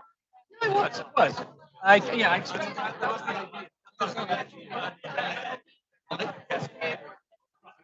No. But I thought Joe sounded just like I was on the panel with State Roy, Chad Free, three of us. He said all the same. Because 19. I remember 1958 about technology in the same field. I mean, definitely. Yeah. I think it's getting worse. And a lot of different strands of building policy. So I know that. But that's why. But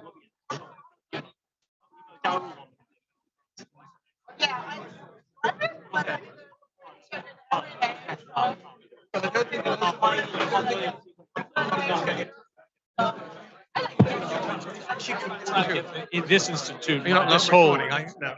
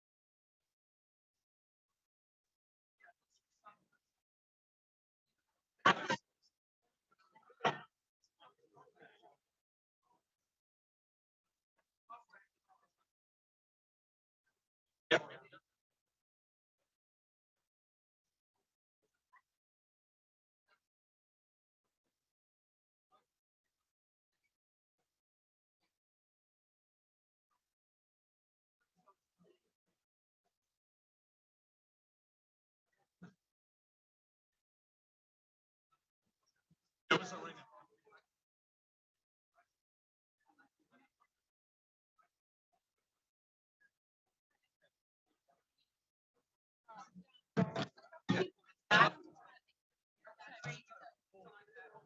you can pull. Madonna style.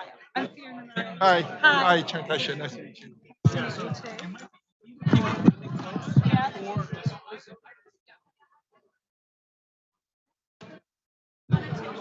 Yes, hi. Yes.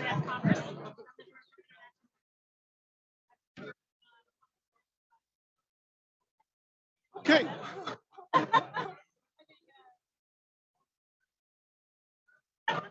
Hey. I'm looking for somebody to come to my class and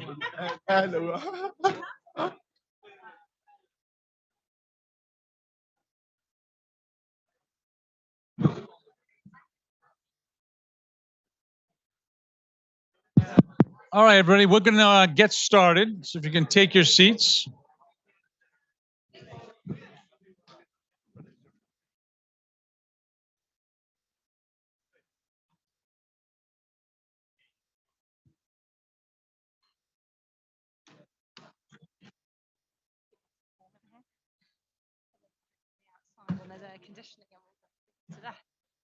So there's a very high pressure on the final panel here as we're pulling it all together. We've moved, as most of you saw, from questions of optimism from the perspective of the federal government to some realism from the perspective of some of the academics and ingrained skepticism that we all are trained to do in terms of asking questions.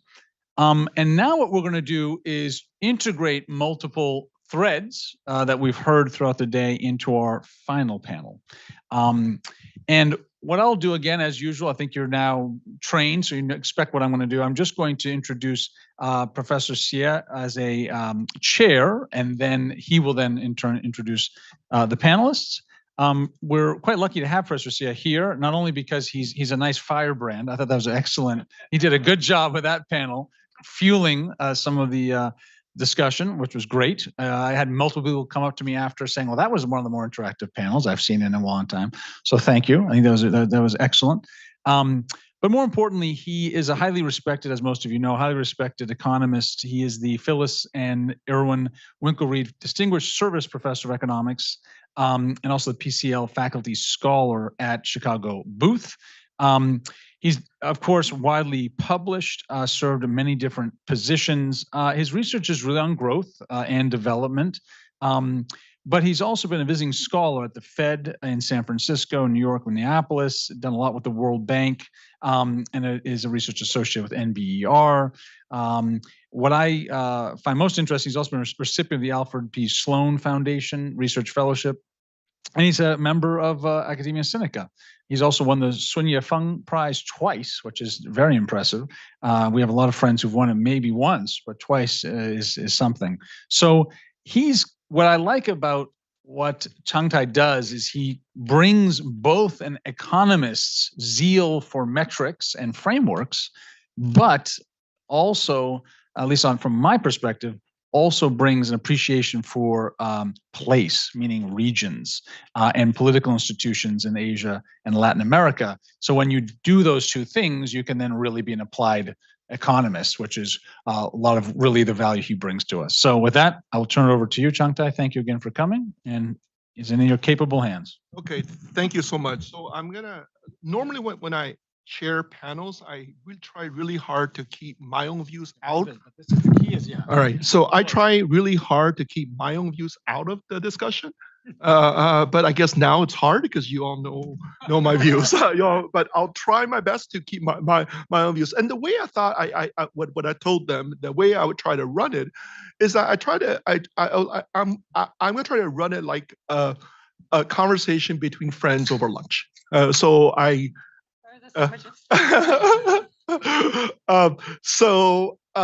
sent them some questions to think about, but we're gonna try to keep an open dialogue. So that's why I'm gonna try to run it. So it can go in all directions. So just briefly about the speakers. Fiona is a professor at MIT Stone, and my understanding is that she specializes in like how do R&D systems work.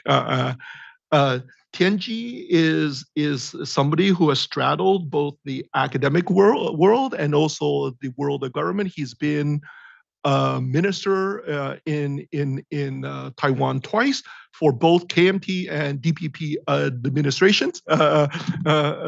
So he's well versed in sort of like so.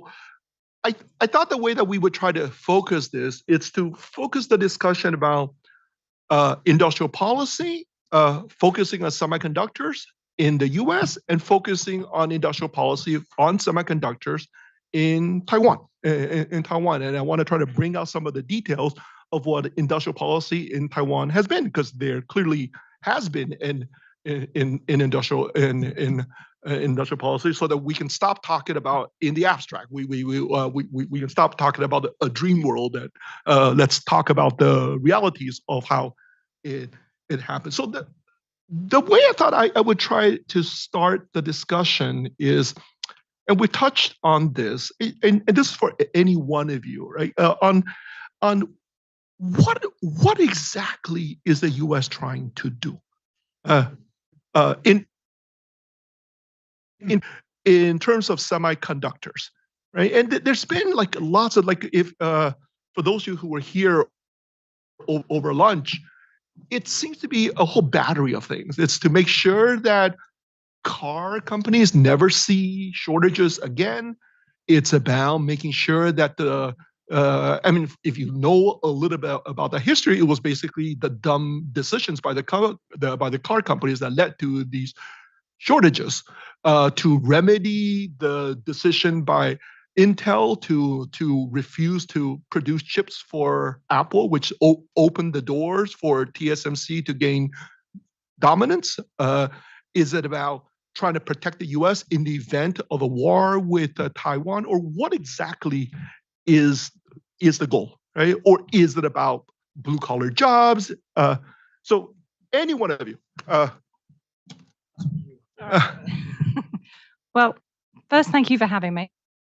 I appreciate it. And I will say, and I apologize that I wasn't able to be here before.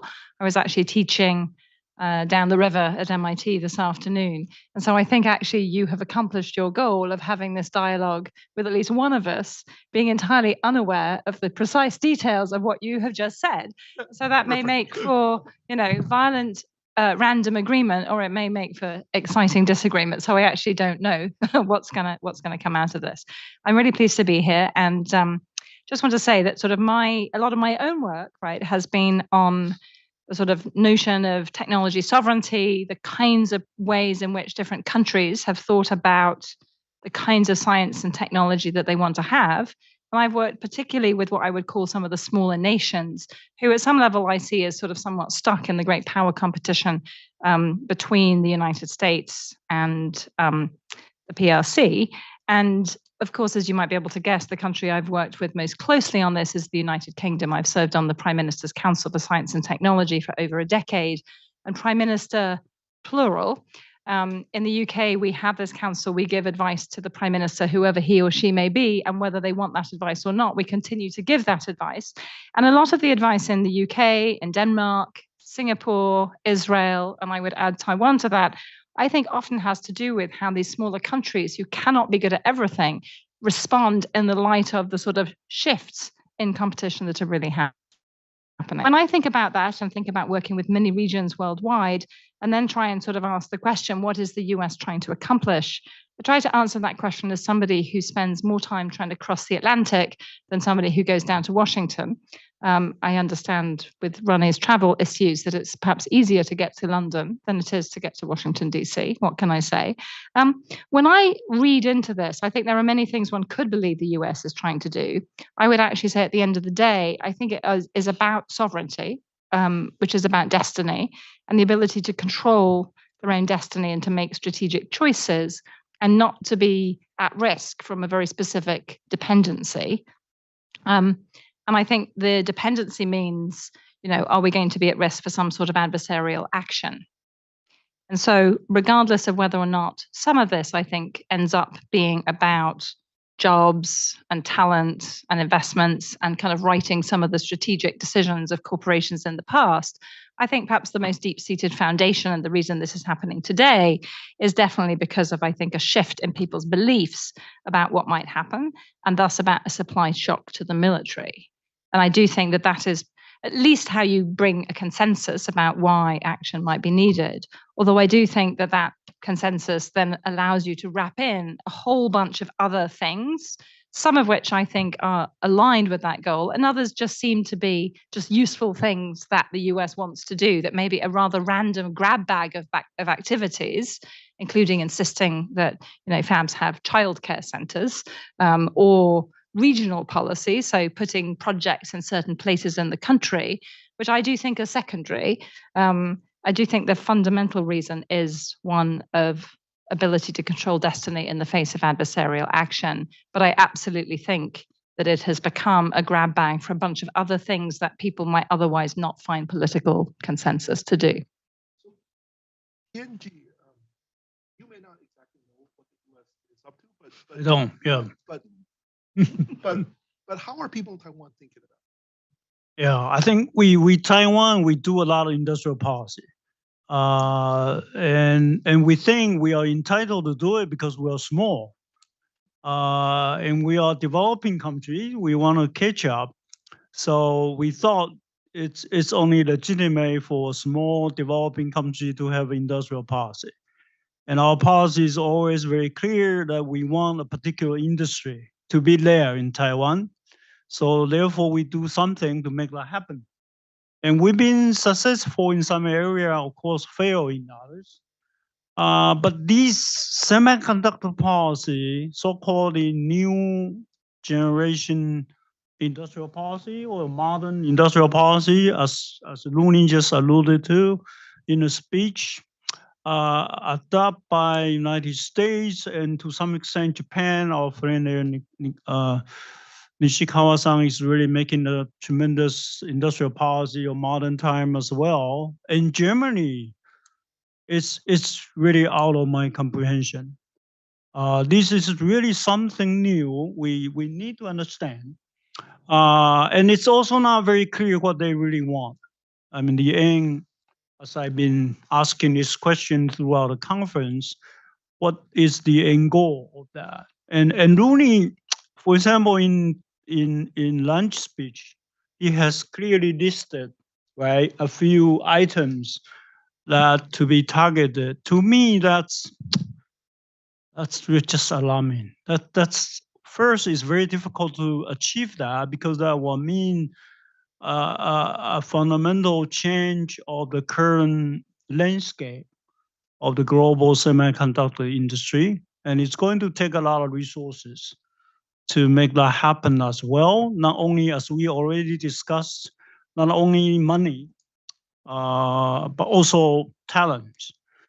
And that's going to involve the change of the education system to train not PhDs or specialists. People are good at innovation, as the American university are very good at doing.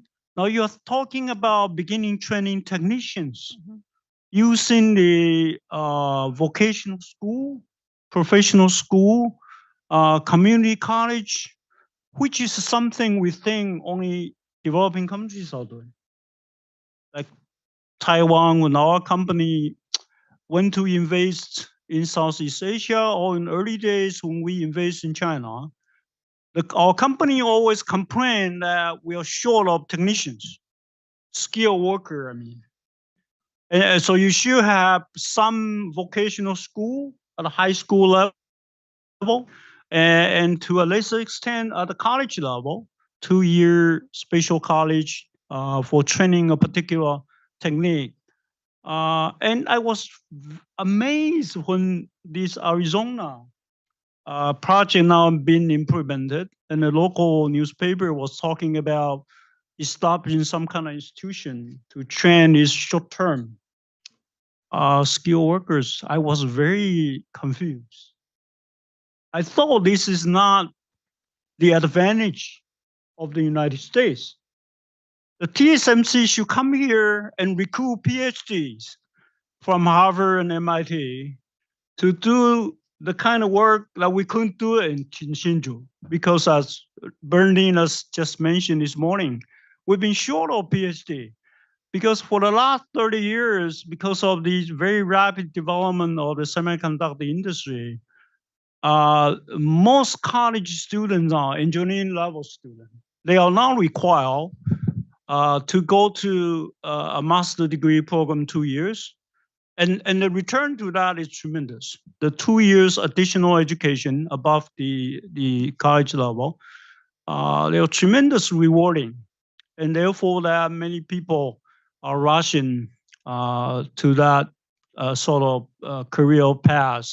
Even for the people who are not specialized in, they are not major in science and technology, they will try somehow to get into these master programs because the demand there is tremendous. And then once you graduate, you just go to work for TSMC and some other semiconductor industries, and it's so rewarding. So in about 2 or 3 years' time, these students will come back to tell their professors, my salary now is higher than yours.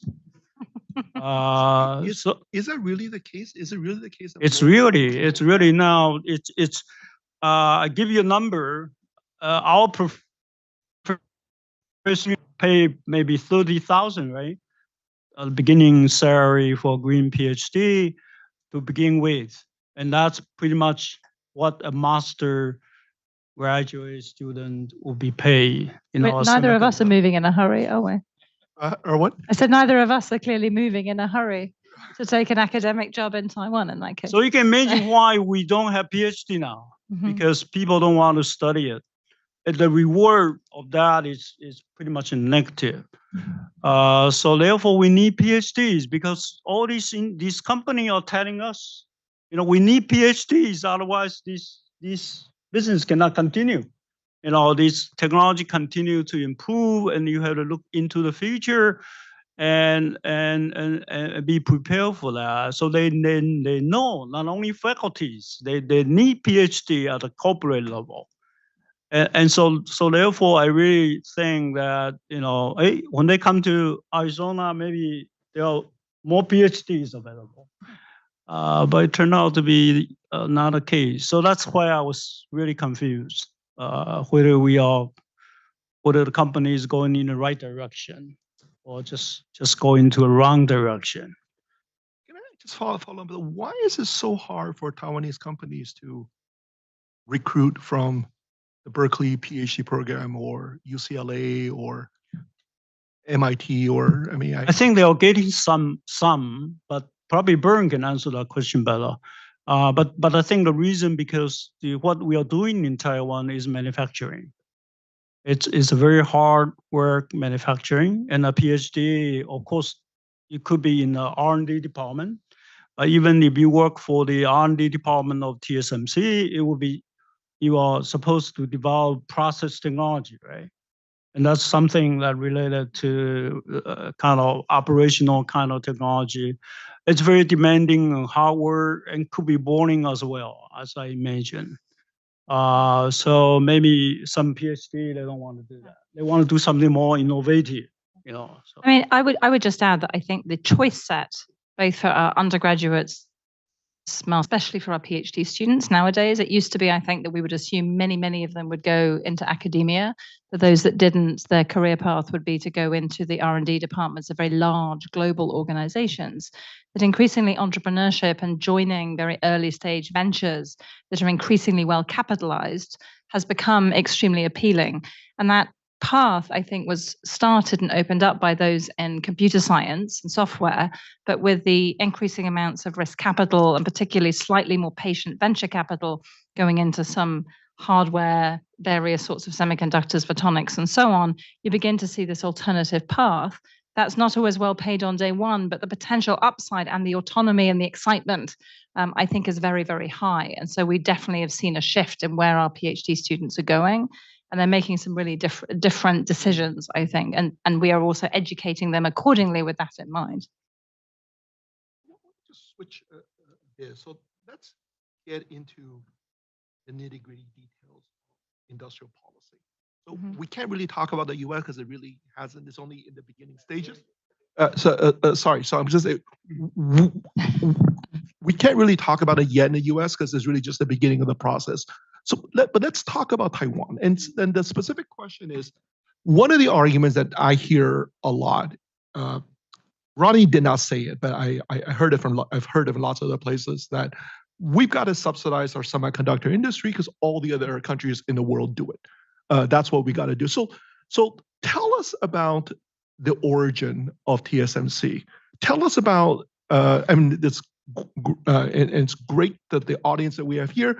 Tell us about sort of the role of the Industrial Technology Research Institute. And lots of people talk about Morris and how he was central, but really it was this body called the Gongyeyan, the Industrial Technology Research Institute, that was central. And then it's not. And then I'm going to invite Shi Tai, who was central in that process. Who was there for 2020 for 25 years, that basically oversaw this. So just tell us about that. Tell us about that institution. Tell us about the organizational design. So tell us how that worked, because I don't think anybody knows. Yeah, this is our question that I knew before the panel. So I have some number that written down for that. I think it's all began in 1976, right? Mr. Chi is really when he was something like 30 years old, and he participated in that program. And we begin with the government of Taiwan begin to think we should have a semiconductor industry. And that time you're talking about 7-micron kind of process with a few hundred transistor in one chip. Today you are hundreds, billions more than transistor now. So what they do, this is not, you could call that an industrial policy, but it actually is a technology policy, I think. The government decide to import technology from RCA, paying for it, and they send a team of something like 40 people, Mr. Xi included, to go to RCA to be trained for 6 to 1 year. They brought the technology back to Taiwan, and they built the first kind of experimental fabrication line in Hsinchu. And that's the beginning of Taiwan's semiconductor industry. And that fabrication line, and with the technology transfer from RCA, was then converted into the first semiconductor company in Taiwan called United Microelectronics. This project cost how much money? $12 US at that time, 1976 all the way to 1981. And then following that, we do a project called VLSI project, which is very similar to, the name is all the same to the American VLSI project and the Japanese VLSI project beginning in 1976. But Taiwan did that in 1984. And that was to, again, not imported technology, but kind of self-develop a new generation of process technologies at the 2.5 micron level. And this was then later converted into TSMC. So that TSMC was again established from a government-sponsored research project with the technology and equipment that been bought for that experiment purposes, become a new company. And that's 1987. This project cost $55 million US. And then following that, there was a third project beginning in 1990, again, a 5-year project to do something called submicrons. So that the technology is already dropping down below 1 micron. And that project cost about $250 million US. And this research line was later converted into a DRAM company, a memory company. But that was a failure. This company only sort of survived for 5 years and was closed in 1999, just when the memory price was falling down. The company couldn't sustain. So the lesson I think Taiwan learned is this policy can work, but this can fail also. The third project was when we look back at this history, we'll consider this project as unnecessary because the government initiated this project and created a company. The company did not survive the competition. But in the meantime, there are private companies who invested by themselves, use their own money, and of course, most of them did not survive either. But a few of them did sort of continue operation until today. Yeah. And after that, after 1994, the semiconductor industry is pretty much standing alone. We did not have any significant policy intervention after that. And so our understanding is this is only, as I say, a small developing country seems to be entitled to do some kind of industrial policy in the beginning just to create a new industry from zero, right? And after that, they should be allowed to operate in the market without any intervention from the government. For example, TSMC was created by government money. Government contribute 48% of the share to the company, so it's literally a state-owned company. But the government has never given the company any additional cent after the first injection of capital. The company is required to stand on its own foot after that. And of course, they have to go public to raise money in order to continue to invest.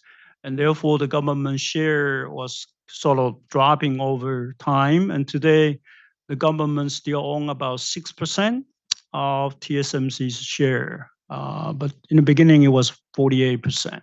So that's the way kind of Taiwan, if you like, kind of incubate our semiconductor industry. So it was always a one-shot injection. So when we sort of, reflect that experience on today's situation, you look at TSMC's project in Arizona, you're kind of worried because you have to sort of assume this one-shot subsidy from the US government is going to sustain the corporation, right? Instead of, I can't imagine that 4 or 5 years later, TSMC came back to the US government and say, we need more money. I just can't imagine that will happen or that will be acceptable. So that's been the sort of our experience and history. So in that sense, we are also hoping that this one-shot sort of to jumpstart something, it has to be successful by that one shot. That would be very hard. Although, in the 1987, we just begin our democratic process. But even at that time, the company cannot sort of, consider that getting more subsidy from the government is one of the options. They never thought about it. They understood they have to stand on their own feet from that day on. Until now. Until now. Until now. Fiona, you want to just follow up on that, or you want to just say something about what you see in R&D systems and other places that you've worked on? Yeah, so I think what I would say is if you look at the Taiwan case, and I think you've described this extremely well, is that to do this, you have to be extremely patient. You have to have incredible political commitment and a sort of a coalition of the willing over a very, very long period of time, and a willingness to invest in a large number of very complementary elements. So I think about sort of skills and education, the capital required, some of the infrastructure, And in many instances, the demand, right, the customer base, I think that may have been less relevant because you were tapping into a global market, but nevertheless, and doing that in a way that is aligned and consistent over very long time periods. And what we've seen in other countries that have tried to do this, I mean, there are very few examples, I think, of successful, fully integrated industrial policy of this type.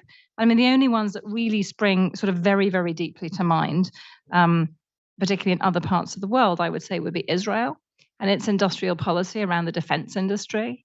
And you think about why that particular political coalition was able to sustain, a lot of that was about a sort of, an existential threat and a willingness to say, we are going to be self-sufficient, we have to be self-sufficient, and an alignment of skills, of investment, of infrastructure, and in fact of demand of a government willing to buy.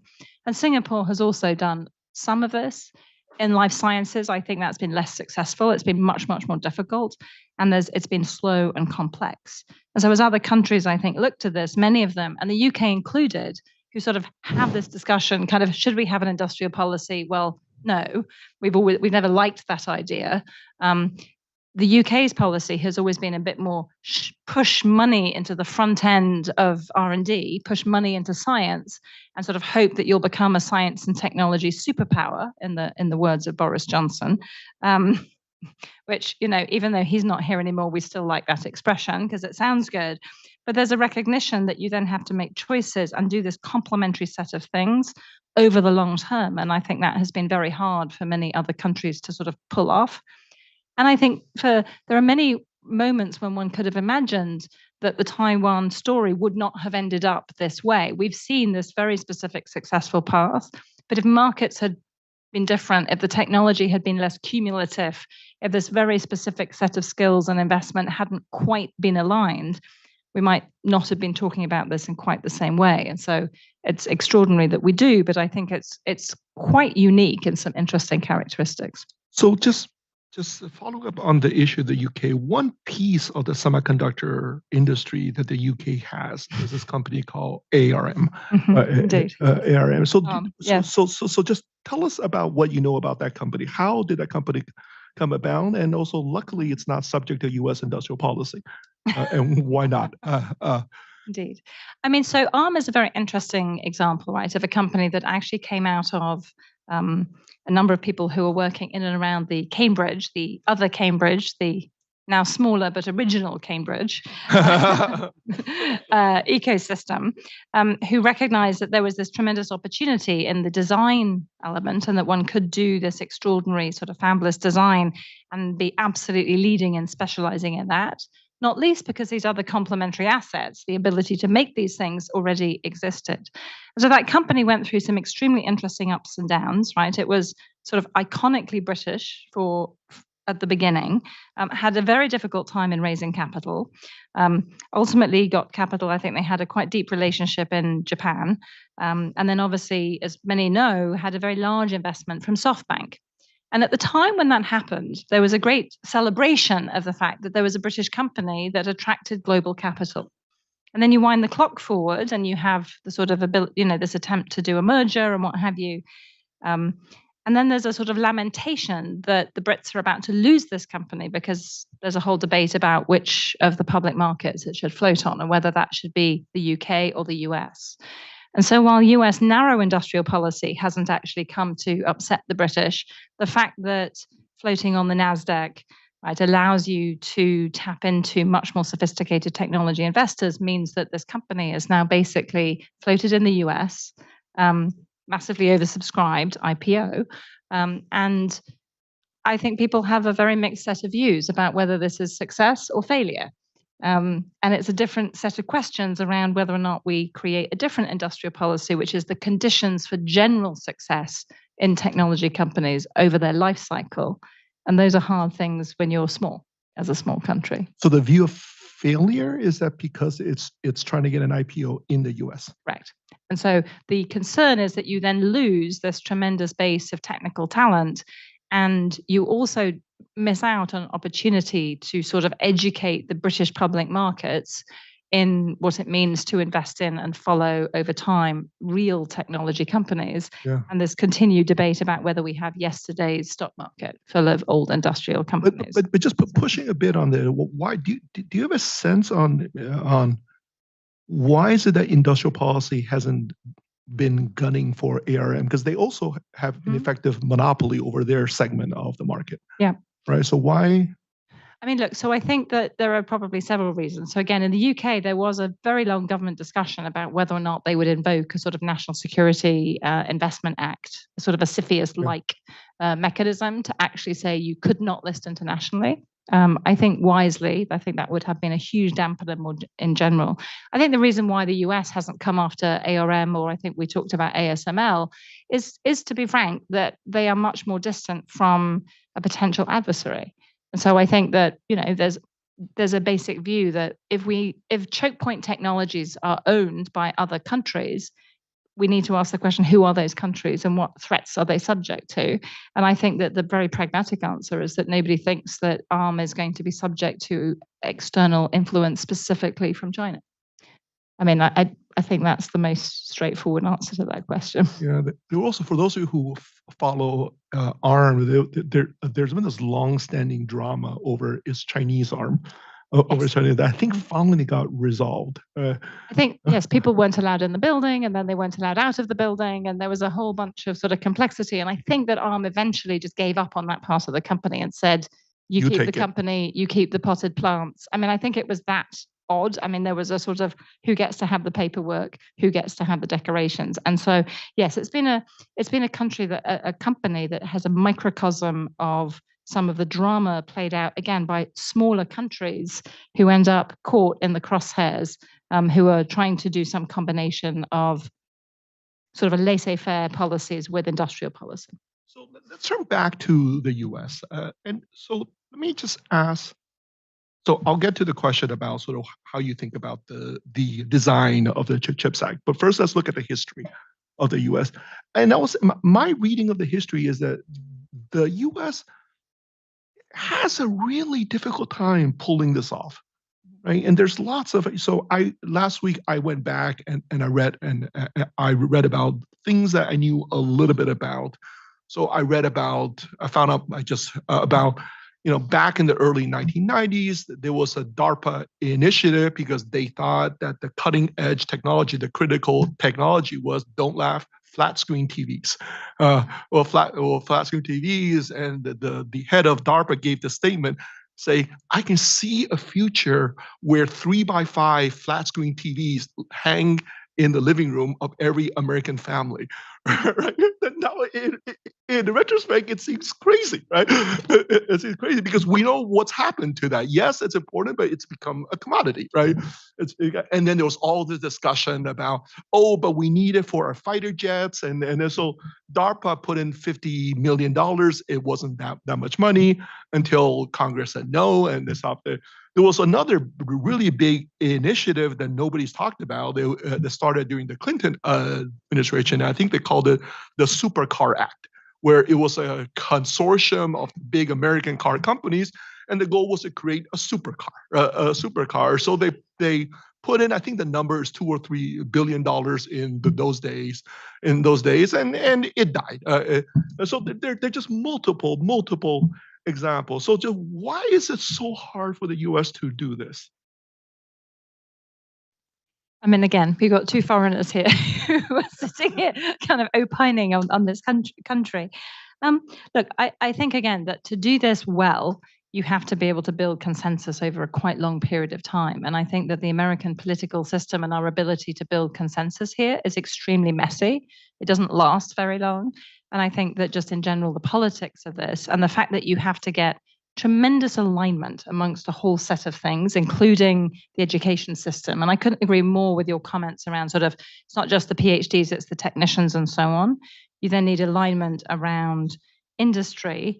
You need alignment around building new industries.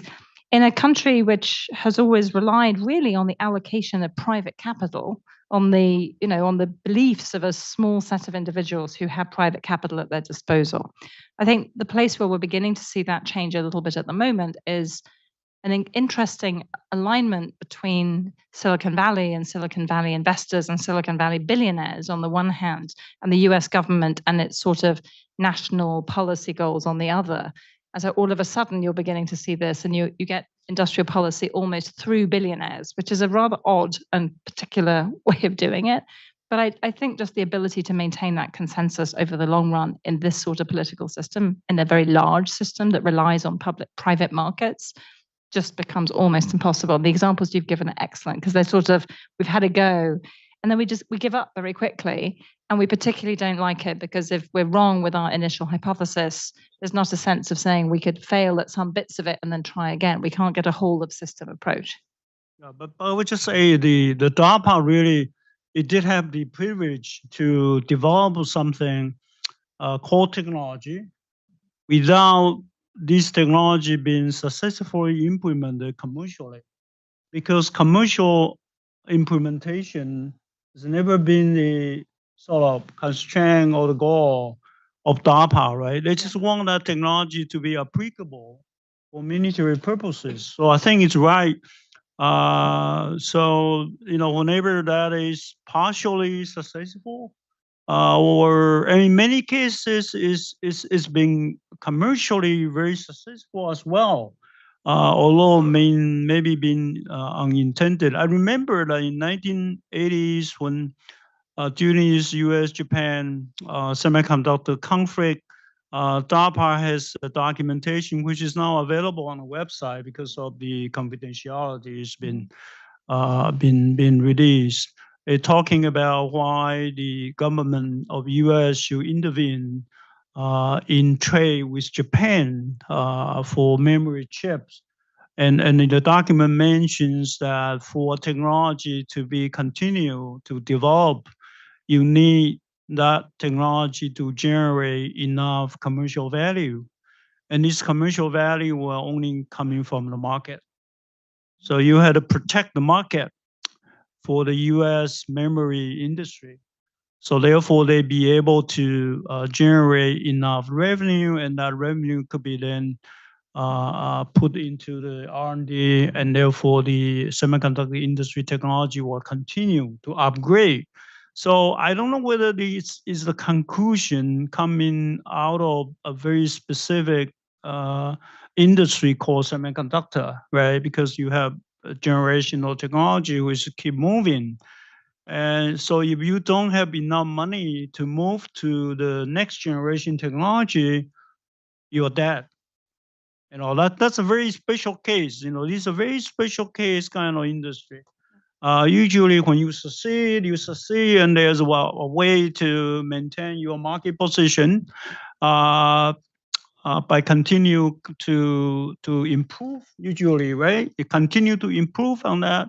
But semiconductor industry is different. You could be very successful on, on the 1 micron technology. And if you don't succeed, the next one, when the next generation of product is now become the norm in the market, if you don't invest enough money, you don't create a technology which is soon enough and good enough, then you're going to lose that. And once you lose that, you're gone.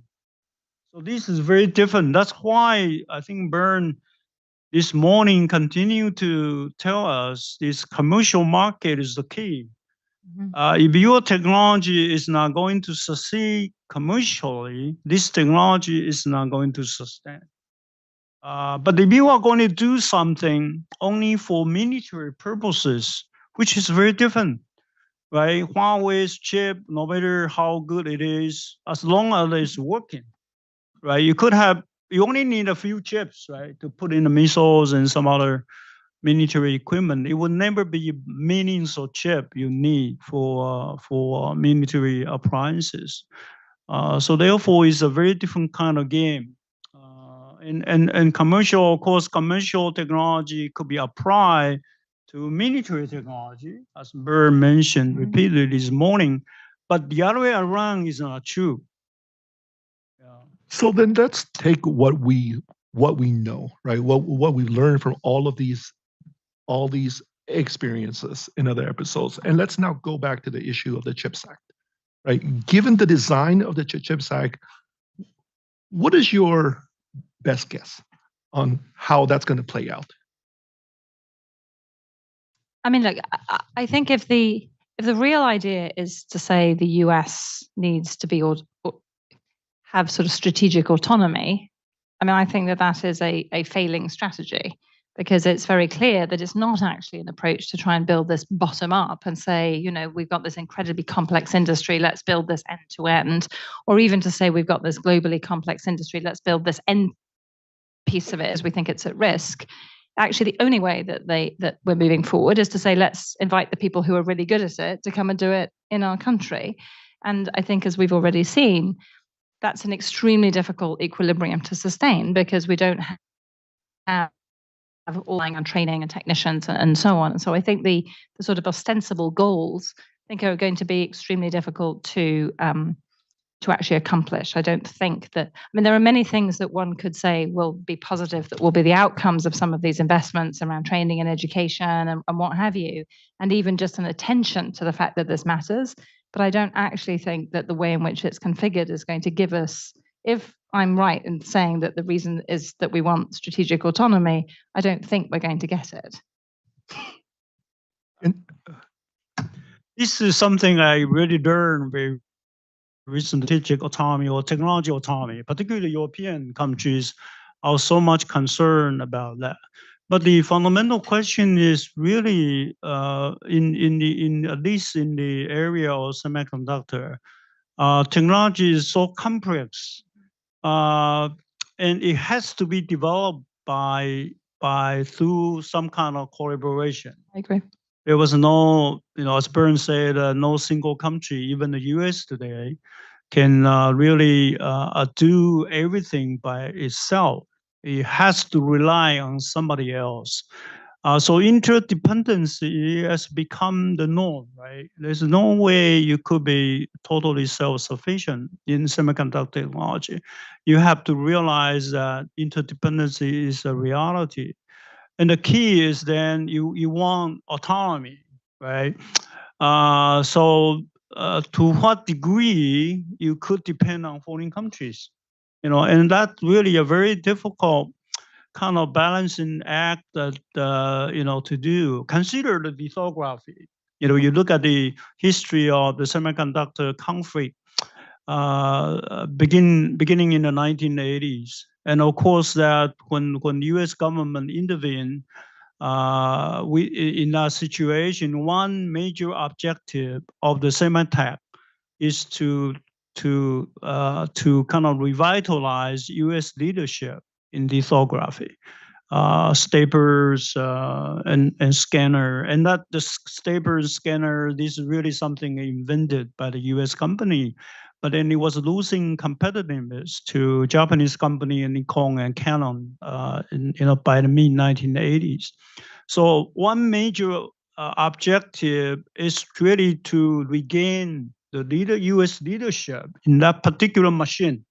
That particular machine was considered the most critical equipment in the whole production process of the semiconductor fabrication.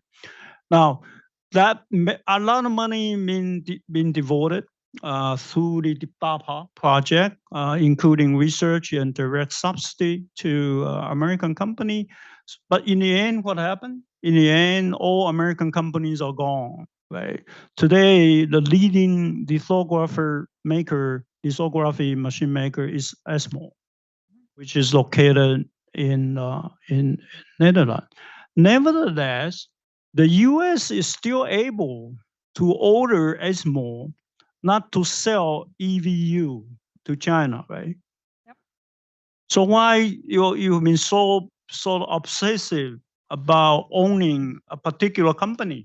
It's not necessary. And why is the U.S. is so powerful? Because U.S. still control the key technology that going into that machine, right? And the technology ownership, that maybe a few. Chris Miller has a very good description about this story in his book about what technology is being controlled by the U.S. And through that, a few key technology, ASML has to collaborate. So I think that lesson tells us really quite clearly. You don't need to be, you don't have to worry about interdependency. You know, if your goal is only autonomy, it's even easier to be achieved.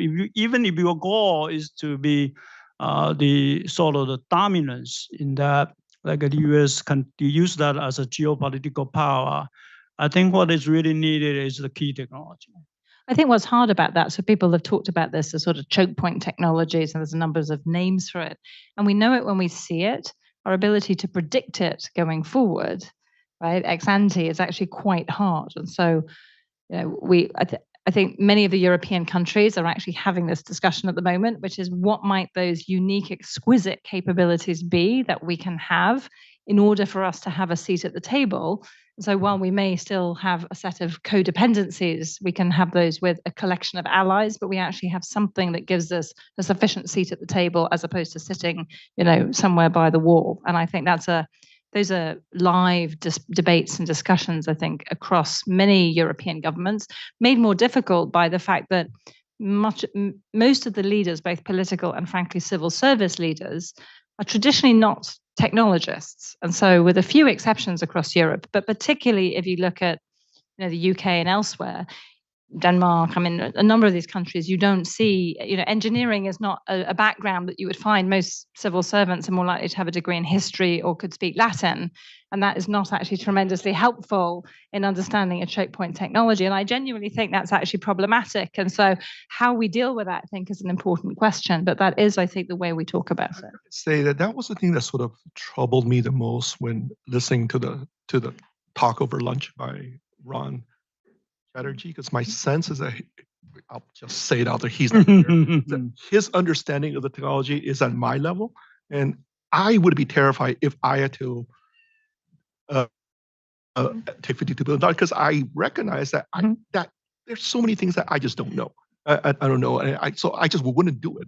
Just because there are all these, you know, you don't want lawyers to be doing this. You know, you don't want lawyers. I want people who actually understand deeply the technology and all the risks involved to be doing this. Let me just on the issue of risk. On the risk, I have two examples. One could make the argument that by cutting yourself off from the world, that actually makes your choke point problem like much worse. And I'll give you two examples. In the 1920s, the US was really worried about shipping capacity. So it passed this thing called the Jones Act, which, for those of you who know, it basically said that any shipping between the US has to be done on US owned ships, right? So we know that. Now think about, so it stayed on the books, and there's a political coalition behind it because they earn lots of money from this. But if you think about what's happened as a consequence of that, it makes, like in the last month, it's made responding to the fire in Hawaii much difficult because there's limited shipping capacity, because that can only be done on a US ship. So they can't really respond effectively. Or in the hurricane, you know, two years ago, in Puerto Rico, the same thing. It has to be done on a US ship. So it makes responding to these demand shocks much harder. So it's made the US economy just a lot more vulnerable. I mean, there's also the issue that it just raises prices, period, right? Or for those who remember, about a year ago, there was a scarcity of infant formula. For those who know this, and part of the reason it was such a problem was because it can only be produced in the US. There were these set of laws, so you couldn't import from Europe. So therefore you had this real scarcity of that. So it has these really unintended consequences. I think we got to be careful about these simplistic arguments. Like there's a choke point, and therefore we've got to control it. Let me. But can I just? Yes. I think that there's a difference between saying there's a choke point, we have to control it, than saying we think that there's going to be a very specific capability that's very powerful, and so let's be the best at it in the world. So that is a different way of going after that, which is about investing in those things that we think will give us a seat at the table, versus saying we're going to just keep everybody out, and a sort of protectionist approach, which I think you're right is a very difficult long-term approach to take and unlikely to be successful. So let me just turn now, and I'll turn quickly to the audience. This is a question for TNG. Given that this is going on in the US, okay, what does Taiwan do? I'm lucky I'm not in the government anymore. That's why I'm asking you. Because if you're in the government, I wouldn't ask you a question because you wouldn't answer me. The first time I heard about this case was a complaint from a TSMC executive about why we've been trying so hard in the past to avoid involved in any politics, but it seems that we could not get away from politics now.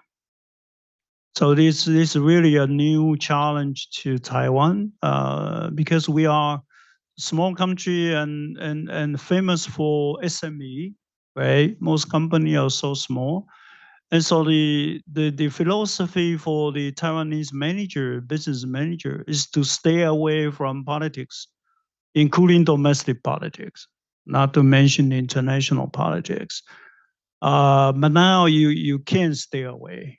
People got sort of pull you in. So that's really a big challenge. We've never been our company or our government never been challenged with this kind of issue before. So I think we are in a learning process. I don't know. It's very hard. It's something there's no reference point. So we are trying to learn something from other countries, such as the Netherlands, small advanced countries. They may be caught in the middle sometime in the history in a similar situation, and try to learn how we should cope with this new reality.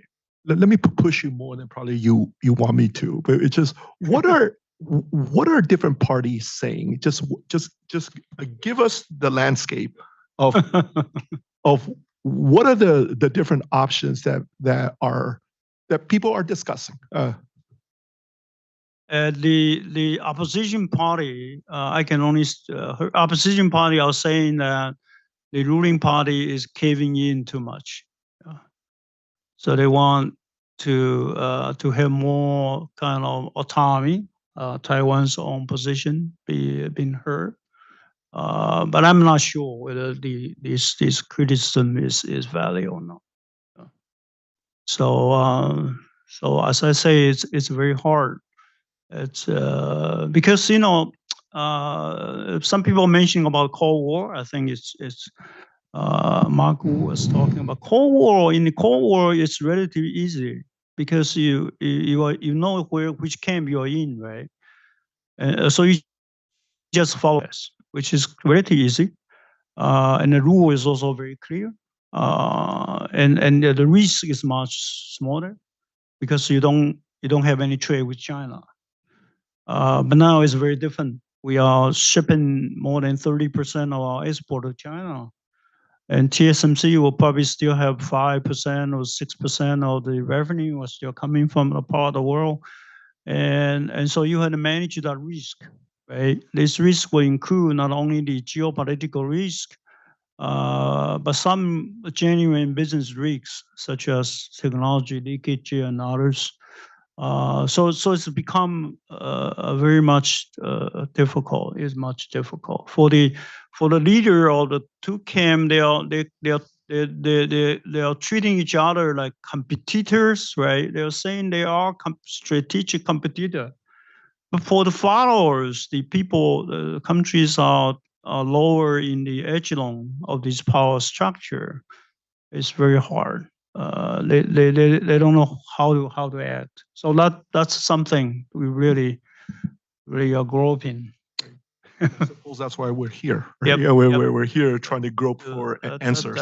So let me try to just let me turn the floor over to the audience now. I think how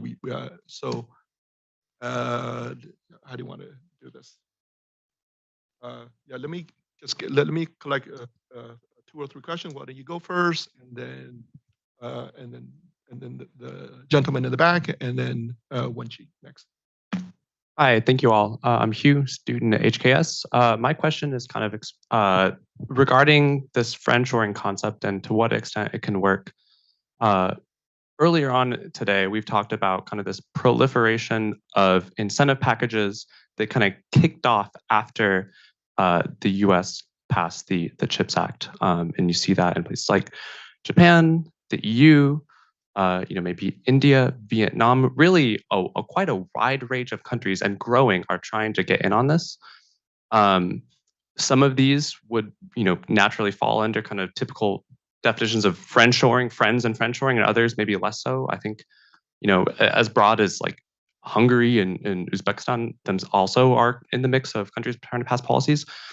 And I kind of guess from my question is from an economic perspective, it seems like there's a very high chance that these incentives are going to be at best kind of redundant, where you have a lot of different governments maybe approaching it kind of like a zero-sum problem, trying to take claim share of this kind of boom and interest in semiconductors. I'm curious if one, you would agree with that characterization, and two, if so, what would be a good strategy or a good kind of forum to try to do a little bit more proactive coordination to avoid these kind of like zero-sum dynamics? More questions? Thank you for an absolutely terrific panel. I'm Bill Kirby, and I teach in the business school on this side and on Chinese history on this side. And some years ago, I wrote a study of Chinese industrial policy, or at least of 20th century industrial policy. You can argue really began in a serious way with Sun Yat-sen, the Shiyue Jihua of 1921, which was absolute gospel for the Kuomintang in the 1920s and the 1930s and the 1940s and the 1950s and beyond, because it would be read in every government office through that. But to make the point that when you think of industrial policy and its long history in China in different ways, but in the 20th century, really beginning in that way, one of the unique things about Taiwan is that it inherits a national industrial bureaucracy on a small island. It isn't just Taiwan being a small island. The nationalists developed this industrial bureaucracy. They sent their best young engineers to Germany in the 1930s. They studied in the United States, including at places like RCA in the 1940s under Glenn Lease. And then, of course, these people, in a kind of an interesting little footnote to the, China, the ROC, the Republic of China, sent many of its best young engineers and economists to Taiwan in 1946 to begin to build up the post-war economy, because Taiwan was to be one of the engines of post-war growth. And these people were stuck on Taiwan when the mainland fell. They didn't go with Jiang Jieshi. They were just stuck there. And they became the center of this extraordinary industrial bureaucracy. But a key point here is if you know the political history of this is a policy that begins under a highly authoritarian governments. It's not a matter of public consensus building. But a great belief in that science and technology will build a modern China, and that you can listen to the people who actually know something about it. That was one thing that distinguished Chiang Kai-shek from Mao Zedong in the 50s and beyond. But then, of course, Taiwan, as we said, in 1987 becomes a democracy. And I remember when I was doing this project decades ago, I interviewed Li Guoding right when martial law was ending. So they're one of the great planners of Taiwan. And he said to me, Mr. Kirby, if you remember nothing else, remember this: democracy will not be good for the economy. And it will not be good for industrial policy. Now, there's an interesting point. Here he is at the same moment that TSMC is being founded. And of course, I had no idea what was going on with TSMC or what it would become. And we see this today as one of the great virtues of post-1987, or at least of earlier, and then after 1987 industrial policy. But it's certainly a big question that you've addressed a little bit here is, is its success really a result primarily of industrial policy, or is it the remarkable combination of a foundation of industrial policy and extraordinary entrepreneurship in business sense and engineering sense. I would take the Morris Chang argument. He was a Harvard freshman, so we take credit for him. I thought MIT likes to take credit for him, don't we? He was a Harvard freshman and he wanted to be an English major. And when he told his father at Christmas time that he wanted to be an English major, his father forced him to transfer down the river to get a real education. What can I say? But it is one of these things, you have industrial policies and it's not perfectly replicable. SMIC is an attempt to plagiarize TSMC. You start an industrial zone, you recruit somebody with a surname Zhang, who's from Texas Instruments, you do everything they did, and it doesn't work in the same way. So here we are now looking ahead in a more complex. Is ROC industrial policy still vibrant? Is TSMC the outlier, as opposed to the one extraordinary success story? And are there still legs to Taiwan's industrial policy going forward? This is a great, but let me just use my position as the moderator, and let me turn that question now. Let me turn it to Xintai, who was central to this process. So he was in charge at the time. So can you just talk about Bill Kirby's question?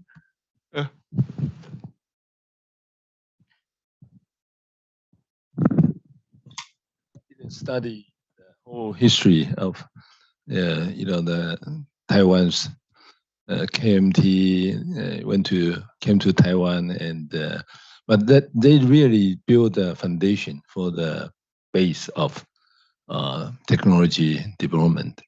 That's true. So I think, but I don't know whether that is really just against the democracy. Okay. I think they are very smart people. For all these technocrat, what they call is, they are basically science and technology engineering based government officer, rather than now mostly political or law type of experience. I think that make a difference. No, I'm optimistic. So they were an engineer or science. They are facing the problem. They are really, particular engineering training is to solve the problem, not to create the problem. That's my understanding. So when we know what we can do as an engineer, we will try very hard to solve it. So as long as we have some kind of a blueprint for growth for the future, I think that when we started as a young engineer in 1970, mid 1970, 1976, up to about 1994. Okay, so that about 20 years of development is really remarkable. So you have a reward, even today, that people still enjoy the fast growing, and also the build the foundation of technology for the future growth. I think that's important. Yeah. All right. Wenqi, my apologies. Thank you. So a South Korean member of parliament who's formerly in the government remarked that it is a lot for the US to ask their allies to implement America First policy, especially when the economic interests may not be entirely aligned. So on that, obviously, Chips 4 alliance. And so I am curious, right? When it comes to Taiwan, we know there is a government, the ruling party, that is viewed as more close to the US. And so your from your point of view, if it was a different government ruling party, do you think, you know, we're still seeing what we're seeing today? And a follow-up question, let's say 2024 presidential election, as the polling shows, it still will be, looks likely, the DPP in government. However, if it's a different ruling party, do we have to think about different possibilities? Right. Let me turn to the two of you. Okay, I think I can answer Wenjin's question.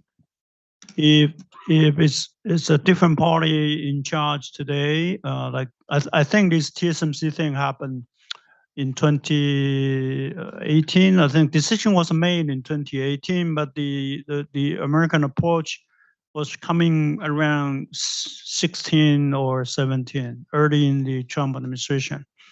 I think it would be more difficult for KMT, if they were in power, to handle it because their relationship with China is better. But I don't think the result will be different. It'll be the same. Yeah. So for that, your second question is also the same. I don't think the policy will be changed. It's the fundamental sort of national security problem for Taiwan. So you don't have a choice. As you know, Professor Nye was just telling us, this is something above everything there. You have to do it. So it doesn't matter who is going to be in power. Some politicians, particularly from the opposition party, is saying that you don't have to cave in that much, or you have to pose a question mark when U.S. asks you to do something. That's probably it. But the fundamental relationship won't change. Yeah. I can also comment on the friendshoring thing. I think that's a very important question. For me, I believe that Morris will say something when he has a dialogue with Chris Miller in Taiwan, and he was saying that the U.S. even don't treat Taiwan as a friend in this chip situation. So it's very difficult in business. It's easy to find a friend and not a friend, right? People you trust will be a friend. If the company you don't trust, it won't be a friend. So therefore, your business deal with a trustworthy partner will be different. In Japan, you even have people you can trust for a long time and people you don't trust. But when the friend is defined by politics, and then you try to apply that principle in business deal, I guess it's very difficult because politics can always change. And some country they have separation of this political relationship and economic relationship. They try to distinguish the two. The many countries have this policy, particularly when we talk about how they treat China commercially.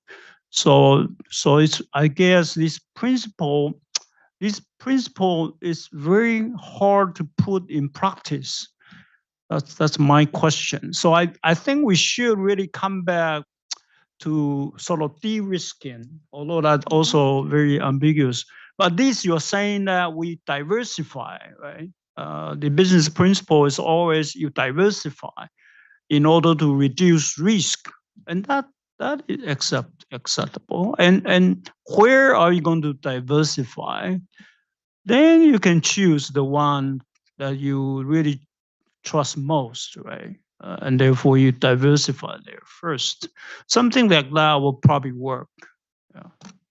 I mean, I think the only things I would add, I mean, on friendshoring, I think what we're going to see and what we do see is for many entrepreneurs and those who do have that sort of entrepreneurial spirit is very much an opportunity to say, I'm basically going to engage in forum shopping and to sort of look and see where I can find some of the best deals and opportunities. And certainly when I engage with the entrepreneurial community, that would be the advice I would give them.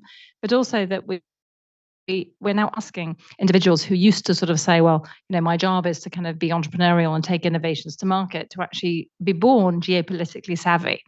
And so it actually means that our students need to go backwards and forwards across the river between the business school and the Kennedy School, or up and down the river with the technology in a way that I think is completely different than it used to be. I think at a political level, we are seeing these different coalitions forming. And at least interestingly, to my mind, we're seeing some of them, when it comes to who do we trust at the political level, forming around some very new alliances, but some old and established ones. I think about AUKUS, Five Eyes, NATO, and some of the sort of architecture of alliances and relationships that have traditionally been really about defense and security becoming the scaffolding for more of the industrial conversations. And I think that's a big shift. And the last thing I'd say, Bill, I think the sort of history, I'm going to go off back to Amazon and I presume your book is about this big. And so let's hope it's electronic. But I would say that as I sort of reflect on some of what you've said, the countries where I think things that we would call industrial policy that have been successful, and I, mentioned obviously Taiwan, Israel, Singapore, have all had characteristics of being somewhat authoritarian for a whole variety of reasons, or at least will coordinate because of a deep sense of urgency and sort of national security and national mission. And so I think that is often what will hold these things together while the deeply entrepreneurial communities are doing their thing. And it provides a sense of urgency and direction.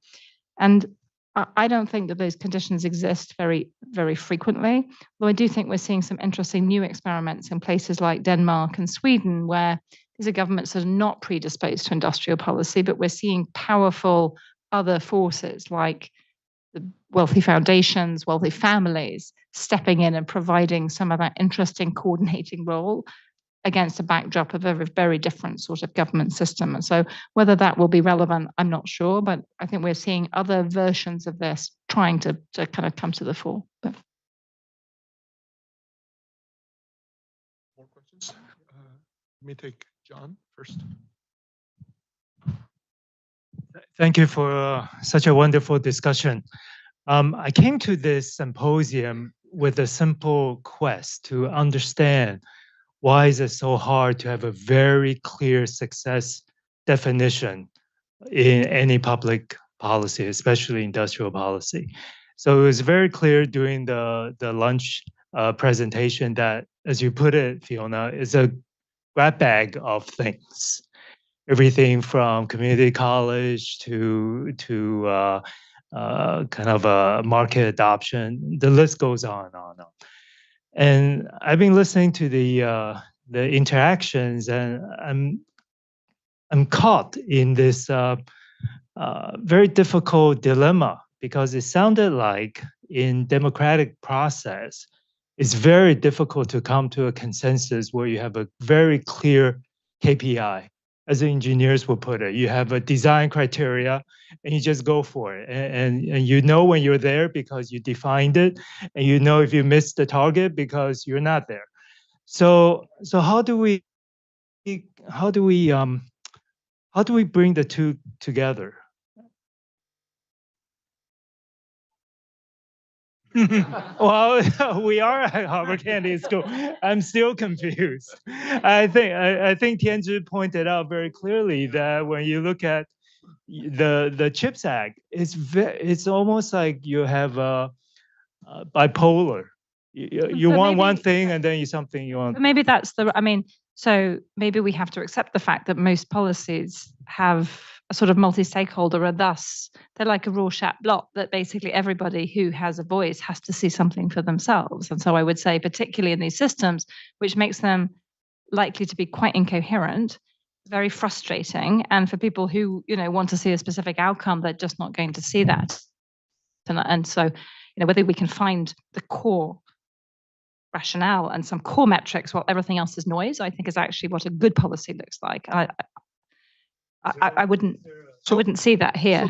So let me give you two examples of things that I've seen that has worked, and there's a common thread behind this. So if you think about like 2020, Operation Warp Speed, that is you want to think about it. That's in the U.S. industrial policy, right? We got to develop we got to develop a vaccine. And if you think about what is it that made that distinctive, right? The vaccine either works or it doesn't work, right? So there's a very clear, there's a very, very clear objective. But even then, it's a little bit nuanced because Pfizer chose not to take part of it, right? And they were actually the first. They were the first. The other example that I've seen is what I see local governments in the U.S. do. What local governments in the U.S. do in terms of bidding for large projects. So I can't say that much more about it, but I was involved in the bidding, not involved in the bidding, but I did a little bit of work with the Virginia Economic Development Board when they were putting together the bid for Amazon. And that's all I can say about it. But the thing that really struck me about it was that it was a very clear metric. Amazon either came or it didn't, right? It either came. So there wasn't any of this develop industrial clusters. What the hell's a cluster? All. But there was a very, so it's really about the things that work, and these guys, in that body, they were all focused about winning the bid. And actually, for those of you who are here, they all thought that Boston was the main competitor, the main competitor. So they were all trying to outthink Boston. But see, that was the thing. They were all that's the key thing, right? And then you can say, well, maybe the political system doesn't deliver that, which is right, I think. But then you also got to accept that if that's the case, you're not likely to accomplish anything. I mean, that's just that's a trade-off, right? All right.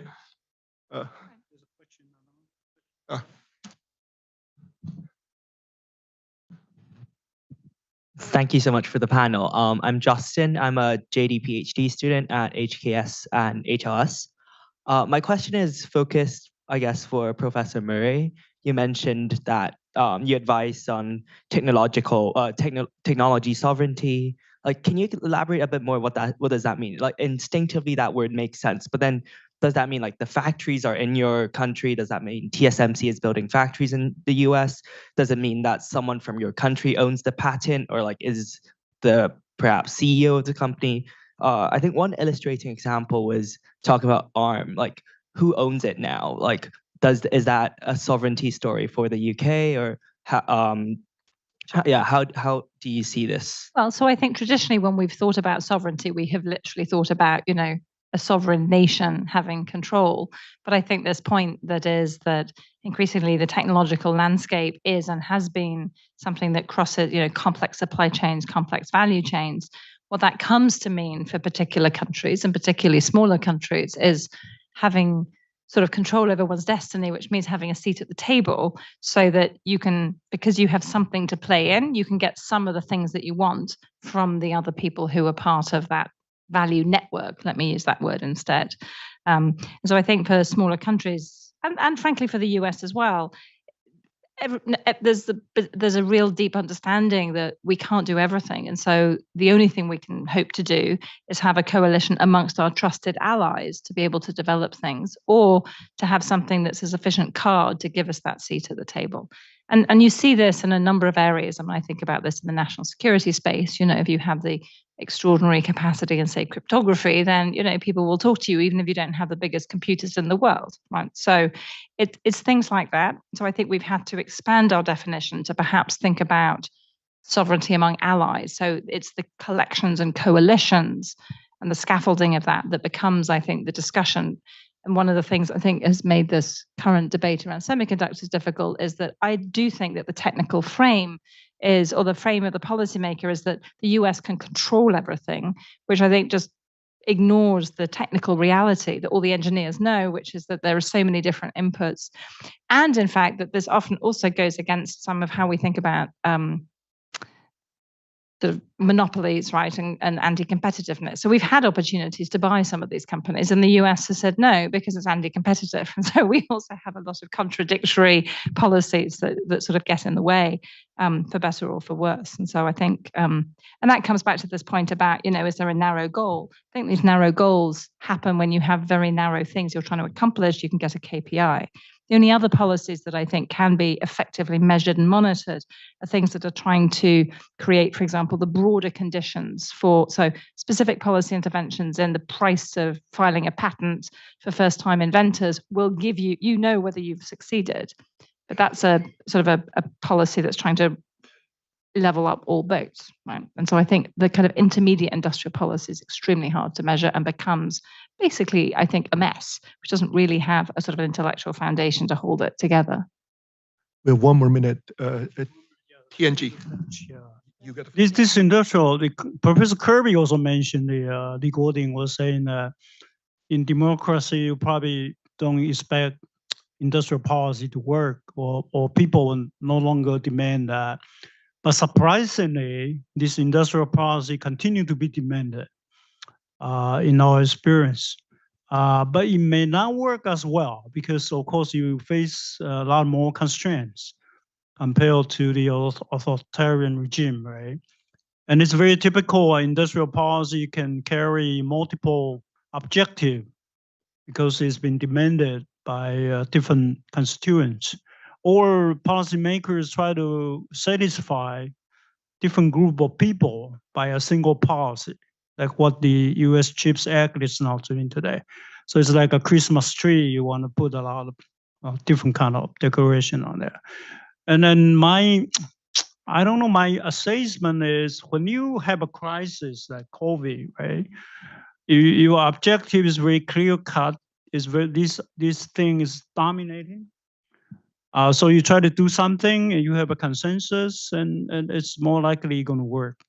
But when you have multiple purpose kind of industrial policy, it usually won't work because it's very hard to, and it probably also mean that the thing you are doing are not really serious.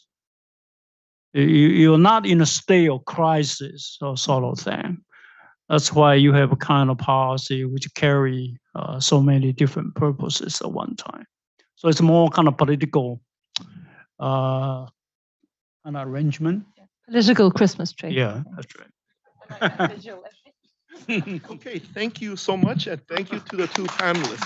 Thank you. Terrific.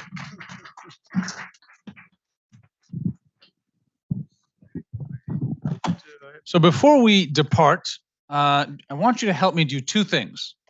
One is I want to thank several people. Our colleagues, Laura, Danielle, Gina, Sarah, Melissa, and Hugh, who all made this happen. So number one, please help me in thanking them. Well done. Also to National Tsinghua University, of course, right, and their president, John, who's here. Also Huang Xiong and the foundation who supported all this, who's in the back right now. Please help join me in thanking them. Lastly, our lovely speakers and chairs. Without them, none of this would have been very interesting. So please, thank you, particularly the last group.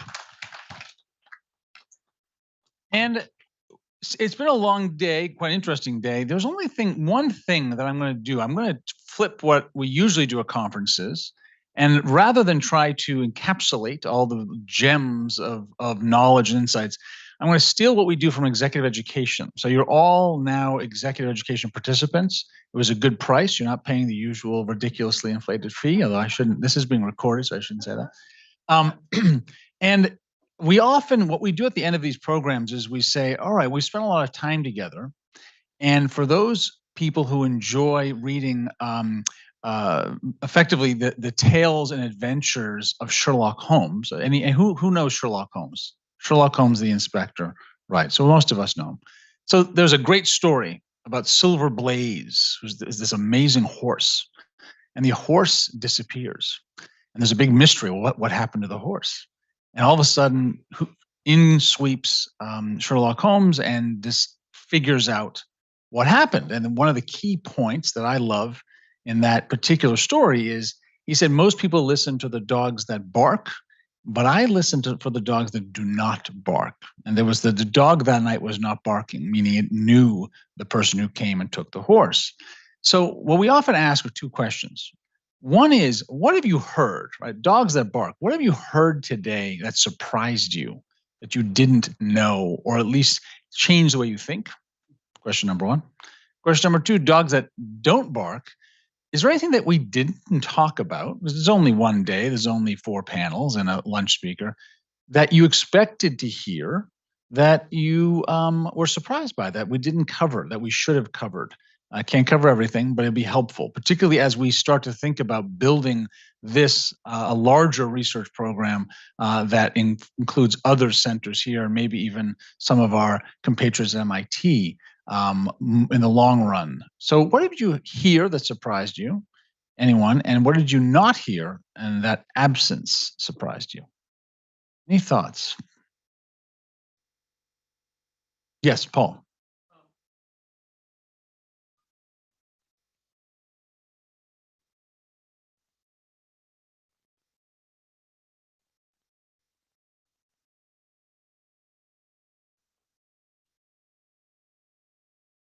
Mhm.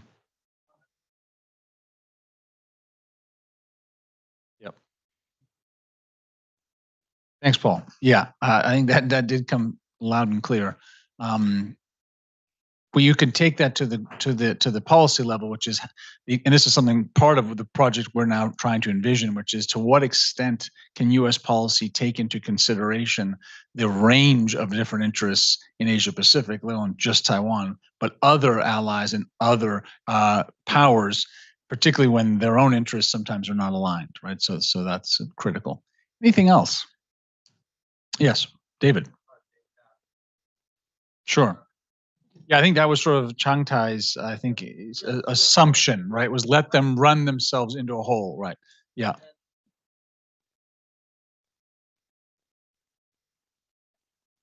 That's right. Yes, great. Well, you can see that. I mean, what I always say, when you look at any report to some extent, and you and I there's wonderful reports about top 10 economies, particularly in the sort of 1990s to the 2000s. And I always used to say, I used to use it in international trade teaching, and Korea was often number 10, and sometimes would drop down and would come back up. And I'd say, really, it depends on who pays. Right? So the Koreans would often pay, and it would just make the number 10. So I think in some ways, of course, here, given the delegation, obviously Taiwan was a major focus, but I think you're right. Certainly, there's a whole nother, which we have a lot of depth in, of course, in terms of the mainland that could have come in. Fiona, do you want to say something on that? No, I heard you. Okay. Any other points? Thanks, David. Yes, Bern. You're closer. As you mentioned, we had a lot of gems. How would these gems be transferred to the government?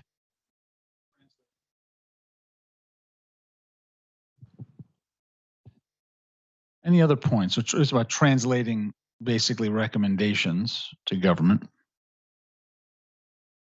Any other points before we depart? Yeah, John. I can give you. I've been hearing the word allies and sovereignty and friends and people working together. But as you know, without the topic of semiconductor, I don't think a lot of spotlights will be on Taiwan for many obvious reasons. So speaking not on behalf of the 27,000 citizen on the island, but I just feel these people, us, we don't have a international voice as a recognizable entity, either to be defined as a friend or allied or partners. So one thing I really would like this follow-on discussion to continue is in terms of foreign policies and in terms of, where does Taiwan sit in the international landscape? Is it a friend? Is it a casual friend? Is it, what kind of friend? Yeah.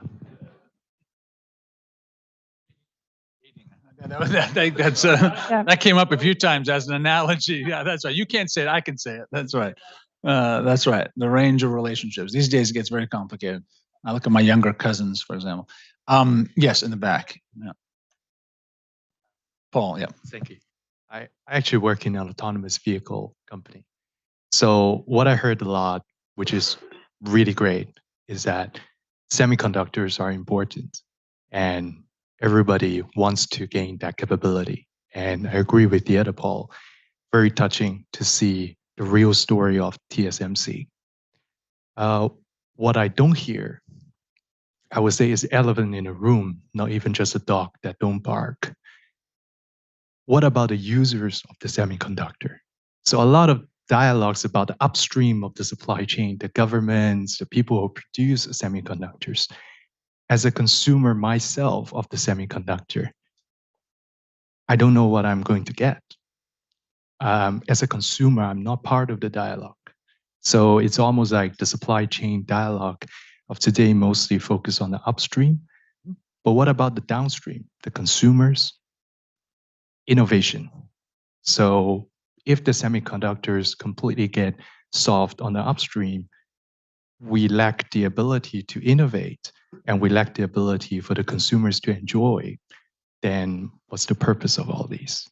Thanks, Paul. I mean, and that directly relates to, I think, what Willie multiple times and then later was repeated, the critical demand side of the equation. I think government often, particularly the United States government, tends to think about, as I said before, big push tech supply. The reality is, of course, to figure out, it was easier during the Cold War, given the level and the size of military users, right, and the immediacy of that. I think to push innovation and then pull it into various products, but I think it's much harder. You can see even from Ronnie's comments, there was not as much discussion around the demand side incentives, that exactly what Willie was recommending. It's a much longer discussion, but I think very, very valid. Anything else? Yes. So we got Michael and then Changtai. Thanks, sir. Thank you. I learned a lot from today's discussions. In the national poll in Taiwan, American and Japanese are two of the most trusted friends from the Taiwanese perspective. And yet, I was surprised that from today's discussion for the geopolitics and the chips issues, we still need a lot of communication between or among the trusted friends. From the luncheon speak, we understand that the why and the reason behind the U.S. want to have a Chip and Science Act. And from what my impression is, even a lot of. Thanks, Mike. I think, and then Director Nishikawa, who stepped out and is about to come back. I mean, that's one of his jobs, right? In terms of in METI in Japan, he's running the Trilateral Commission. So that's certain. There's three of the friends in the room at least.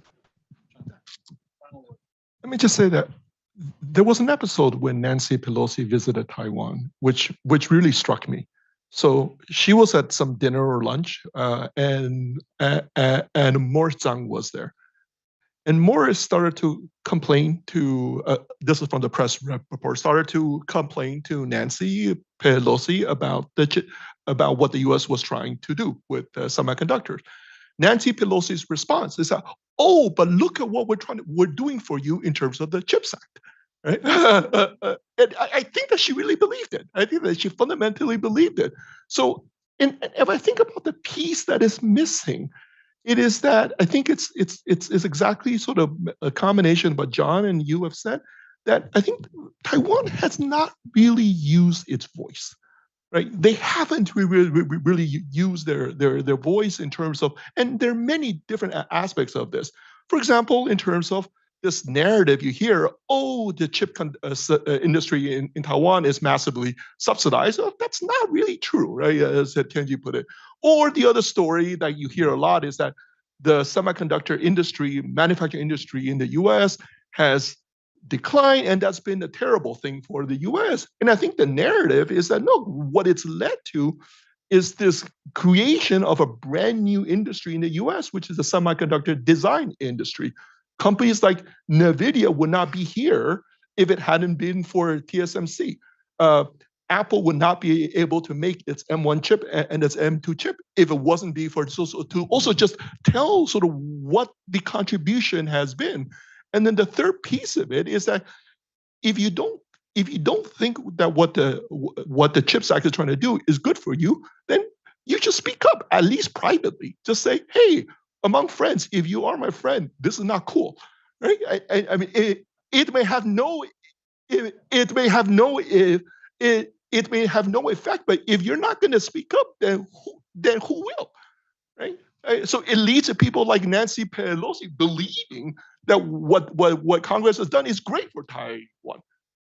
All right. So, Bern, do you want to have one? Did you have one last? Yeah. I'm going to end on it. Well, I think Morris did speak up. Yes. Yeah. And he's been the only one. Yes. The problem is that it's the government, the people who were supposed to have a voice, they didn't speak up. But okay, the people who got affected, if I were there, I would speak up too. Tony.